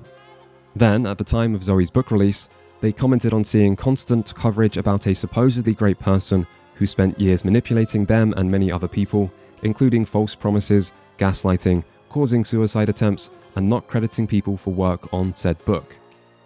They would then go into more detail about these claims and name Zoe in a series of blog posts, talking about how Con was formed and what went wrong. Here they make similar claims, including that Zoe made multiple promises, including of payment, but that no one except her saw a cent, that Zoe encouraged people to attack a former romantic rival of hers, but when that turned ugly, blamed them to protect herself, and that an event involving another member of Con, Randy Harper, led them and other trans people to get blamed and receive harassment from Gamergate and presumably Kiwi Farms. I'm not going to go into specifics or talk more about the previous event with a romantic rival, but the event involving Harper does seem to have effectively been what killed Crash Override and involved members of Con clashing with Candace Owens when Candace was trying to launch her own anti-harassment website before Harper allegedly sold out certain other members by giving a tip to Kotaku in Action about who was to blame. Fun fact, this event is what turned Candace Owens from left-wing to right-wing, after it seems everyone was mean to her, but then some Gamergate-aligned people started being nicer. That's fun, right? Anyone still having fun? The accusation made by Secret Gamer Girl against Zoe is that Zoe privately seemed to fully support people until they started to receive severe harassment for their actions done to support Zoe, after which Zoe refused to help and just gave them statements about not wanting to get involved before later stopping all contact. They go on to say Zoe's actions led to multiple suicide attempts, as Zoe encouraged friends to not speak to them while they were being attacked, echoing claims made by Remy, and that when they tried to talk about this and mention Zoe's name, it caused them to lose their remaining friends. Another member of Con, SF the Wolf, would also speak against Zoe that year, saying she only seemed to be one of the good ones and that she had falsely promised members compensation, and later that there are so many abusive people in fake woke game dev while naming Crash Override as an example. Then, almost lastly, another person going by Lonely Frontier also made a number of comments about Zoe and Con, which imply at least unofficial involvement, although they are not one of the people in the original chat leak. Still, I think the sentiment they express is worth including. In 2017, they, amongst other things, asked how someone at the center of the biggest harassment campaign in internet history can revisit it on others. In 2018, they said standing up for Zoe in 2014 ruined their life. And in 2019, they said being involved with anti-Gamergate was the biggest mistake they ever made, while describing it as a bunch of con artists and grifters picking a fight with neo-Nazis to further their brands. And actually, lastly, in 2019, co-founder Alex Lifshitz would be, quote, outed as an abuser, with Zoe, who had broken up with him several years earlier, saying she believes the allegation, that Alex admitted it when confronted, and that he had also manipulated and lied to her for years. Now, by no means should every word alleged against Con or Zoe be fully accepted at face value. People can exaggerate, and individually there isn't much evidence shown, but there is still enough here to draw some conclusions. If we go back to our original list, we can mark off everyone who has publicly spoke out against Zoe, and also everyone who apparently shouldn't have been a part of the group to begin with, which already doesn't look great. But if you then search the remaining members on Twitter, you'll also notice that after early 2016, which was when the group had its big drama with Candice, Zoe stopped publicly communicating with a lot more people involved than just those who later spoke against her, which suggests there may well be many more members with bad experiences than just those who said something. And this situation does seem pretty fucked up. People who spoke out against Zoe were less likely to be believed already, because she was so important to anti-Gamergate that no one wanted allegations against her to be true, as they'd be so damaging. But then these people also face their words being used against them by Gamergate supporters, making them even less willing to speak. I imagine they'd be unhappy with me for even mentioning any of this. These people seem to be true believers, hence why they were even involved. Nothing shown in this section exists outside of archives anymore, and most of these people seem to have minimized their internet presence to try and minimize all the negative attention that trying to help Zoe brought them. And while you could criticize their decision to fight in this war in the first place, they were led to that decision by false pretenses. Zoe misled people over the harassment she received, and over her ability to provide other people with protection, and allegedly also over a lot of financial compensation and how much she cared about other people's well-being. The media were also complicit in this, by presenting Zoe as a hero worth fighting for that had never done a single thing wrong, and for giving Crash Override so much fake legitimacy that it clearly never deserved. Even from the beginning, this looked like a bad idea, and at no point did this group seem to have any genuine method for decreasing harassment. The best they could offer is the same advice already available in other places, and the clout and support of their supreme leader. But after hearing about what actually happened, this seems like a complete disaster for almost everyone involved. Usually, groups that work with vulnerable people are held to higher standards of transparency and accountability because of the potential for unintended harm. But because it's Zoe, questioning any part of this wasn't allowed, and never happened. Despite all the positive coverage when Con launched, not a single negative word was written by the media about any of these problems. In fact, no one even bothered to announce the group stopped operating until late 2018, which makes me wonder whether they still received funding in those years. But on Twitter, people continued to tweet at Con asking for support, which is to be expected as it continued to be listed as a trusted resource. Although maybe it's a good thing Con stopped responding to most people, because I haven't seen a single first-hand account of someone being helped by this group. I have seen many examples of the opposite, however, including one person who seems to have sincerely gone to the group asking for help without realizing that some of the people that had harassed her previously were anonymous members of Con. But don't worry, even if the media would never speak about this, at least after enough allegations of wrongdoing piled up, Zoe herself would finally make a statement on Tumblr in 2017. Here she talks about how unreasonable it is for someone who receives as much harassment as her to be expected to respond to accusations, as her answers could lead to escalation, while characterizing these accusations as weirdo Gamergate conspiracy theories. She ends this by saying how often it's better to say nothing and let people think what they want, and that she will point to this statement anytime she's asked to comment on something someone says about her in the future, because she's tired of saying why she doesn't respond to being questioned, and would rather spend her time and effort helping people and making things. One thing you might notice in this post is how Zoe constantly justifies her actions as being all about helping other people instead of helping herself. So the reason she doesn't respond to allegations against her is because she wants to minimize harm. And she has power, so replying might mean putting someone who is already hurting or has less than her in more harm, and therefore she'd rather just take the hit to her reputation. And she has to take it on the chin and let it go no matter how much it fucking sucks, because the collateral to other people would be too great, and it's really not worth it if it means hurting someone else. This continues. Quote, I don't ever want to think I'm above reproach, so I check in with people around me who will be honest and call me on my shit. When I fuck up, it's because I do what seems like the right thing to do instead of the face-saving thing. More often than not, the only right move to de-escalate shit and hurt the least amount of people is just letting go. I'm only interested in working towards a future that's centered on restorative justice instead of exclusively punitive systems, and so on. If you read several of Zoe's interviews or Tumblr posts, you'll soon realize this is something she always does.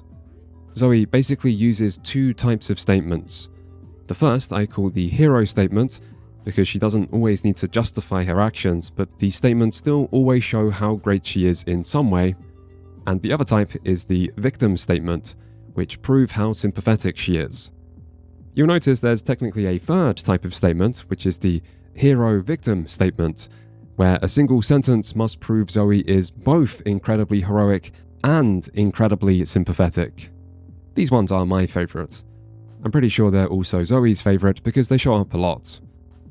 Maybe we should just skip talking about Zoe's book. In fact, maybe we should skip a lot of things given the length of the video already, but it is worth being aware of Zoe's self-aggrandizement-only way of describing things.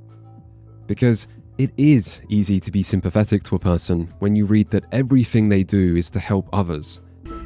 It's so hard to deal with abuse in this industry sometimes because it's like the first thing that that so many people want to do is just to say it's not real and say it doesn't happen, or say it's an isolated incident, but then you see them saying it's an isolated incident like 20 times, right?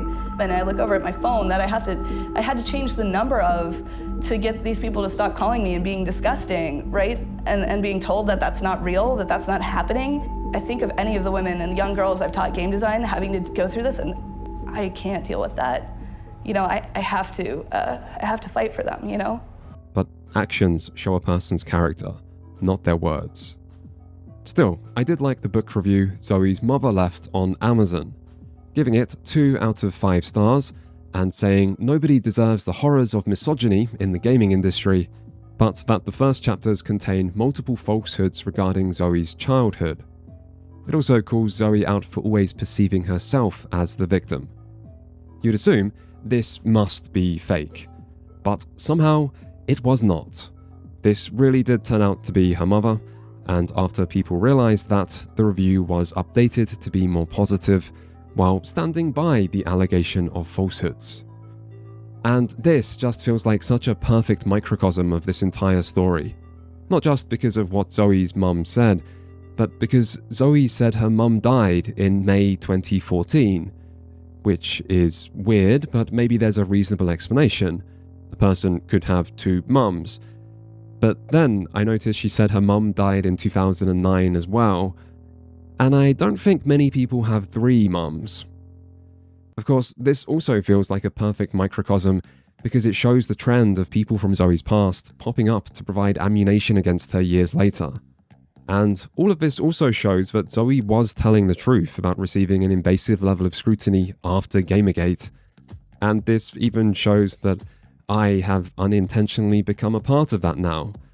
I'm not sure anyone other than me is aware that Zoe publicly claimed her mum died at least 2 times, rather than just once. You're welcome. God help me, I was just trying to verify one basic claim no one else ever did. This video needs to end, so let's avoid any more detail than necessary from here. But if anyone still has doubts, there are more things Zoe did. Like crowdfunding. If I was making this video 7 years ago, this might be complicated, as games can take a while and Kickstarters can go wrong. Luckily, time has ended all arguments. After Crash Override secretly died in 2016, Zoe returned to game development with a Kickstarter for an FMV adventure game based on the work of gay erotica author Chuck Tingle. This passed its goal, raising over $85,000, and was aiming to release in February 2017. It did not release in February 2017. It also did not release. It is now 9 years after this planned release date. The last update was in August 2018, where Zoe apologized for another delay and said she's still working on it, just slower because she ran out of money a long time ago and had to get day jobs, plural. She then makes this about gender, implying people wouldn't complain about the game being a year late if she were a man, and then to prove how hard she's working, I guess, Zoe said she's done 1 month's worth of consecutive all-nighters before posting a picture of her currently on holiday. How is this real? What does 1 month's worth of consecutive all-nighters mean? Consecutive is one after the other, so that's just 1 month. 1 month without sleep? Is that because of the multiple day jobs? And what the fuck is the point in exaggerating this stuff to prove you're currently working and then showing you're on holiday? Just give a normal answer and don't mention the holiday part if you're worried. Being on holiday is allowed. You don't have to lie to justify it. Also, stop arguing with people online and just go outside and enjoy Tokyo. Just get off Twitter for once. Jesus, stresses me out. Anyway, she may well be right here that people were more critical of her for being late than others, but it's not because of her gender, it's because of everything else. I think, anyway, it's honestly hard to tell under so much everything else. Regardless, it's not just 1 year anymore, it's fucking 9. How many of these loyal Kickstarter fans are dead by now? Must be a few. Look at this one, probably some anti-Gamergate loyalist here saying people need to harass Zoe for an answer. Oh, so now harassment's okay, is it? Then he says, there has to be people that keep her accountable. You fool. Morty, you absolute fool. She's Zoe Quinn. There can be no accountability. Anyway, we were meant to avoid details. The media obviously didn't care about this because their job is to promote Zoe, not question her. But fine. Whatever, it is pathetic to not just own up and tell Kickstarter backers the game they funded is cancelled, but it's just one failed Kickstarter. Except, it wasn't just kickstarted in the butt, was it? Where's fail state, Zoe? Your Patreon's been raising money for that for almost 10 years. Any update on that one, maybe? What about Camp's Not Dead? Could it be, I don't know, dead? Where's Rebel Jam? How come the fine young capitalists did everything they said they would and were still called scammers when you get to just take people's money and run? And how come Tidbits only produced 2 games? That wasn't what the Indiegogo, GoFundMe and Patreon implied. And where's It's Not Okay Cupid? You must have finished Nuclear Throne by now. And were you the founder of Dames Making Games? Should I ask? Fuck it, I don't want to know. Please, no one ever tell me. I want my life back. I'm a game developer. I need it. Like, I need to be making games, and I forgot how much happier I am when I have that. One thing I don't understand is how someone who spent more time talking about how awful internet harassment is than perhaps any other person alive can so gleefully and enthusiastically lead the charge in harassing other people and can do so over so little. I think the most telling example was escapist editor-in-chief Russ Pitts, who made a completely inoffensive article about ethics in games journalism that repeatedly disavowed and mocked Gamergate just to be safe, yet caused Zoe to destroy him for reviving a Gamergate hub of a website and not contacting her for a piece about ethics in games journalism that had absolutely nothing to do with her other than disavowing Gamergate. Pitts, of course, immediately apologized when called out, but was still forced to leave The Escapist and to step down from a mental health charity he founded 7 years earlier, and then he left the game industry entirely. And why? The article supported Zoe's side. He apologized, and he wasn't around during Gamergate, so this isn't about past offenses. But as Zoe says, once you publish something, it's open to criticism. Unless Zoe publishes it, in which case apparently any criticism is harassment. I would love to know if Zoe actually read this entire article before deciding it was worth ending someone's career over. Now, this was Zoe at the peak of her social media influence, where I assume the power was going to her head slightly, and maybe there was legitimate trauma from Gamergate impairing her judgment. But the thing is, if you go back and look at the time she gets in fights with people before Gamergate, you'll notice it's still her who starts it, every time. In fact, that was how this story started. Zoe misinterpreting an article she probably didn't read all of, and then calling out the author, where she still seemed to win the fight despite being in the wrong. And now, at long last, we reach the end. On August 27th, 2019, amid a wave of Me Too-style allegations in gaming, Zoe Quinn put out a statement claiming indie developer Alec Holliker had sexually assaulted her, had been violent towards her, and had not allowed her to leave the apartment when they were in a relationship together in 2012.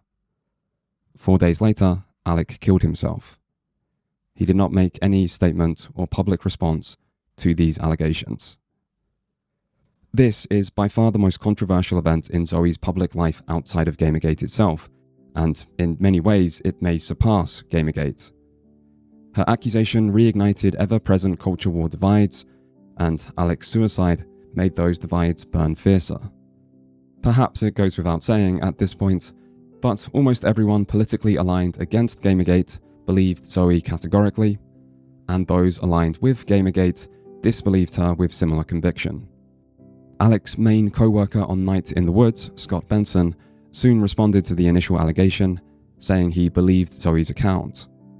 1 day later, Benson's not company Infinite Fool cut all ties with Alec, and 2 days after this, Benson posted a much longer statement to Kickstarter, saying after Zoe's allegation, other people stepped forward, detailing issues of varying severity, that enough of the allegations are extremely plausible or have been corroborated, and that what people see on Twitter alone isn't representative. Some other people also came forward publicly, chiefly a contractor who had been working with Alec more recently, who said they believed Zoe and had not experienced the severe sexual abuse described, but said, in brief, that Alec's behaviour to them had been emotionally abusive. A few other people who knew Alec also made public comments, either about believing Zoe based on their own experiences, or saying they also experienced Alec behaving in an emotionally abusive way, like by threatening suicide, or that they'd found his behaviour abusive when working with him. Meanwhile, Benson would go into much more detail about his own experience with Alec after his death in a Medium post that is worth reading in full, but again, in brief, describes Alec's behaviour over quite a long period as highly erratic and emotionally abusive, including threats of suicide if people didn't do as he wanted. Finally, shortly after his death, Alec's sister Eileen said that he specifically said he wished the best for Zoe and everyone else. These are all the public comments made against Alec that I'm aware of. There may be more, and there certainly seem to be privately. Meanwhile, after Alec's death, one of his friends said they didn't believe Zoe's account, instead characterizing the relationship as mutually toxic, and saying that Alec had wanted to come forward about Zoe for years, but friends told him not to as they were scared of giving MRAs ammo. There's also evidence of Alec calling Zoe a liar without naming her in old tweets, and the Post-Millennial ran a story where an unnamed developer sent them chat logs with Alec reacting to Eron's original post way back in 2014, where Alec said he thought about sharing his own story about Zoe a few times, but was always scared due to backlash, before providing some details on Zoe's behaviour in their relationship.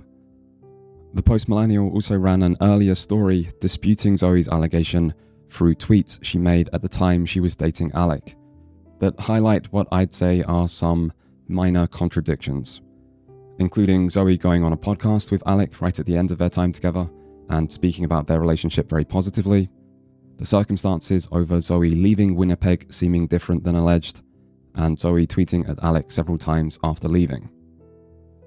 Public comments from Eron about Zoe seem rare after the court case is finished, but he did reply to questions from one person that knew Alec after his death. Eron also said that based on the horrible things Zoe told him about Alec, even he basically wanted to kill him at one point, and that he thinks 95% of these things were lies, told to try and prevent him from ever talking to Alec about her. Lastly, Eron mentions a Facebook post from Alec in 2016, where Alec wrote about his experience of suffering from cognitive distortions, which he'd been trying to deal with through therapy. The specific distorted belief Alec describes here is thinking that certain people in the indie games community want him dead and are trying to covertly hurt him and his career to the point where he'd be driven to suicide.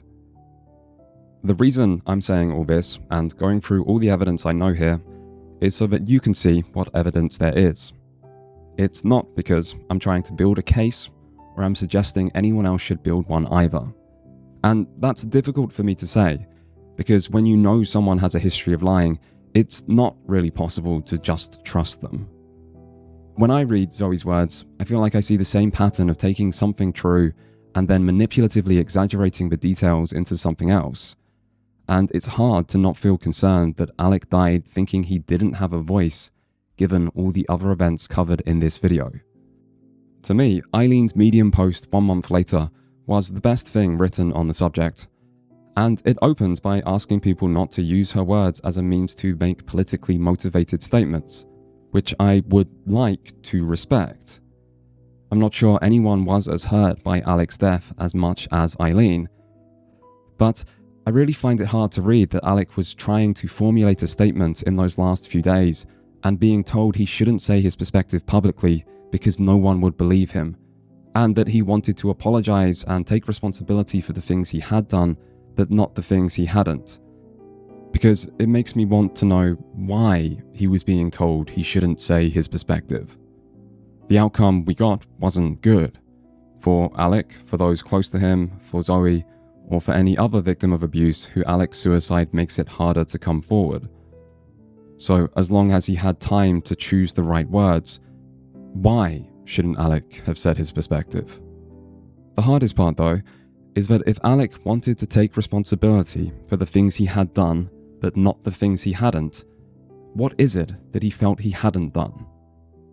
Because, to my knowledge, everyone alleged the same thing, that Alec was emotionally abusive, including weaponizing suicide. But so many people said this publicly that it was basically proven beyond doubt. So what difference could disputing some of those allegations have?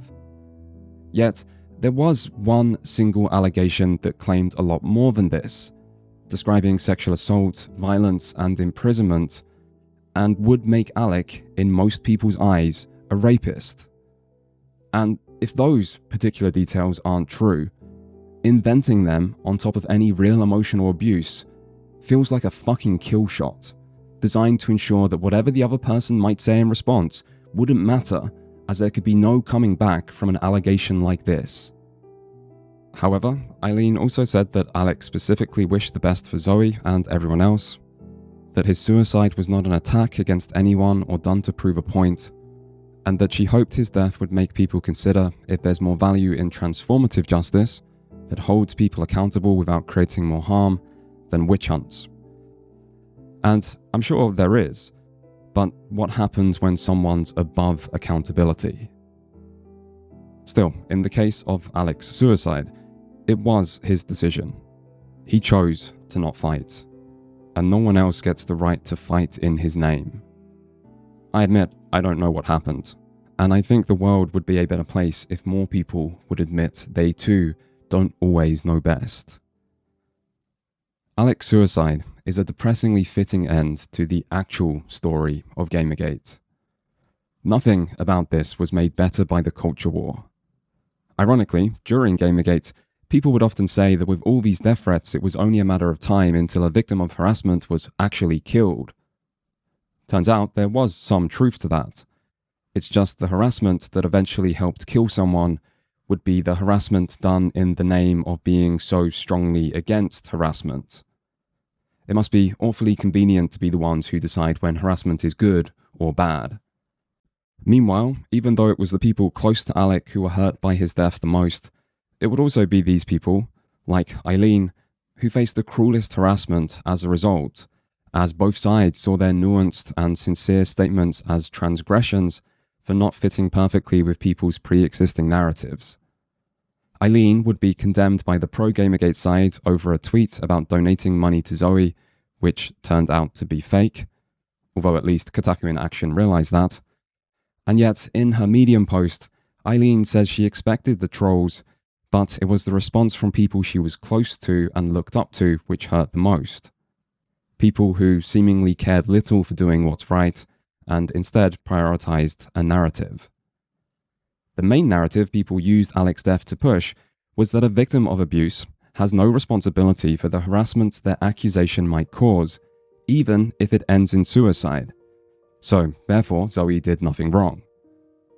Of course, if this is true, it means Eron Gjoni had no responsibility for any of the harassment caused by Gamergate.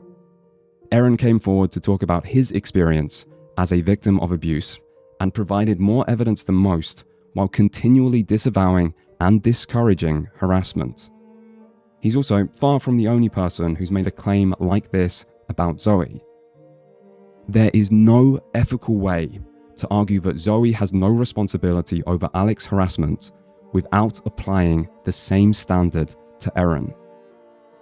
Finally, I won't accuse Zoe over Alex's death, and I wouldn't accuse her over many individual things.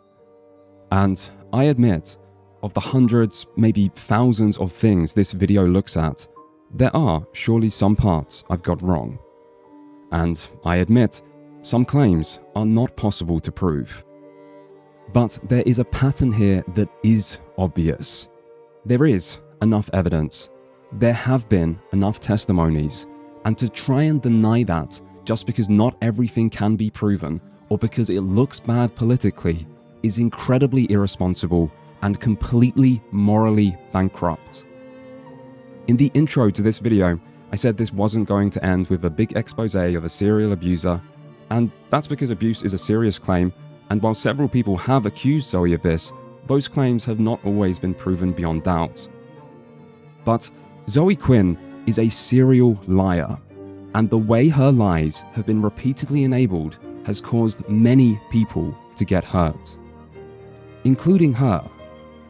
I do have sympathy, but there are more people that deserve sympathy in this world than just Zoe. She has repeatedly been the cause of her own problems, and she has deliberately caused other people problems for personal gain. She is the person in this chain of events who always had the most agency. She is the one who had the most power, and no one is above being questioned or criticized. If someone ever demands unconditional trust from you, leave and don't look back. Not to save yourself, but to save the world from the creation of another Zoe Quinn. Thank you for watching.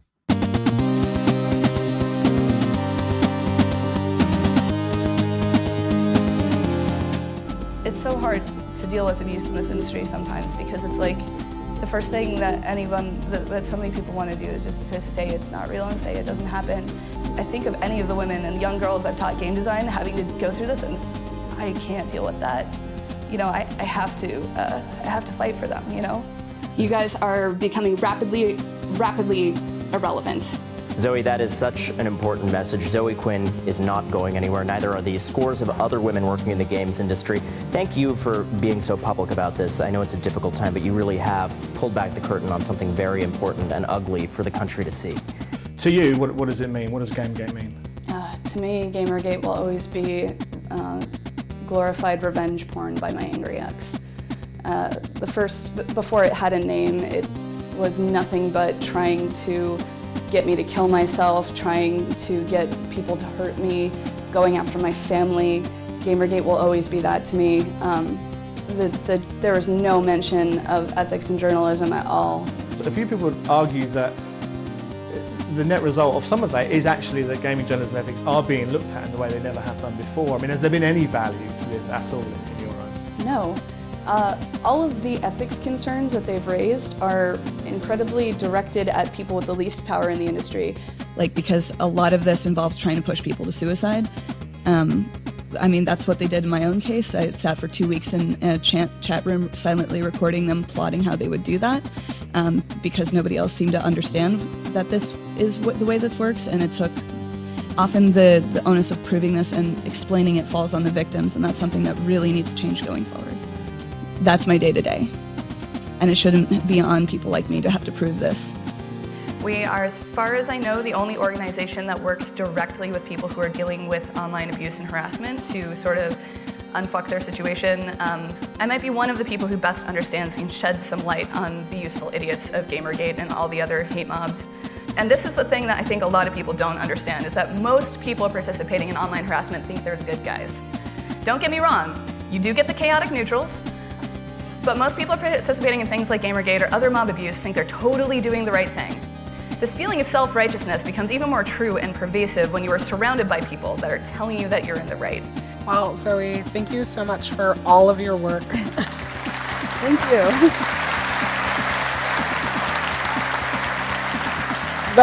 The internet doesn't deserve you, but we appreciate you.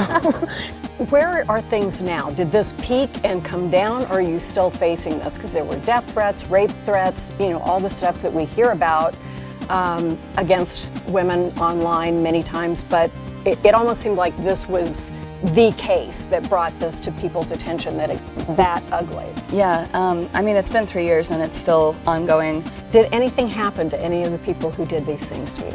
I mean, I try not to focus too much on them and living my life around them and what they're doing.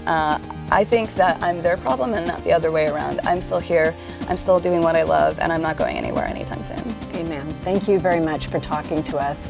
Please read the book and find out more about this, because there is the internet's a wonderful place. It's a beautiful place, and then there are people who use it in the worst possible way, and we have to figure out what to do about that.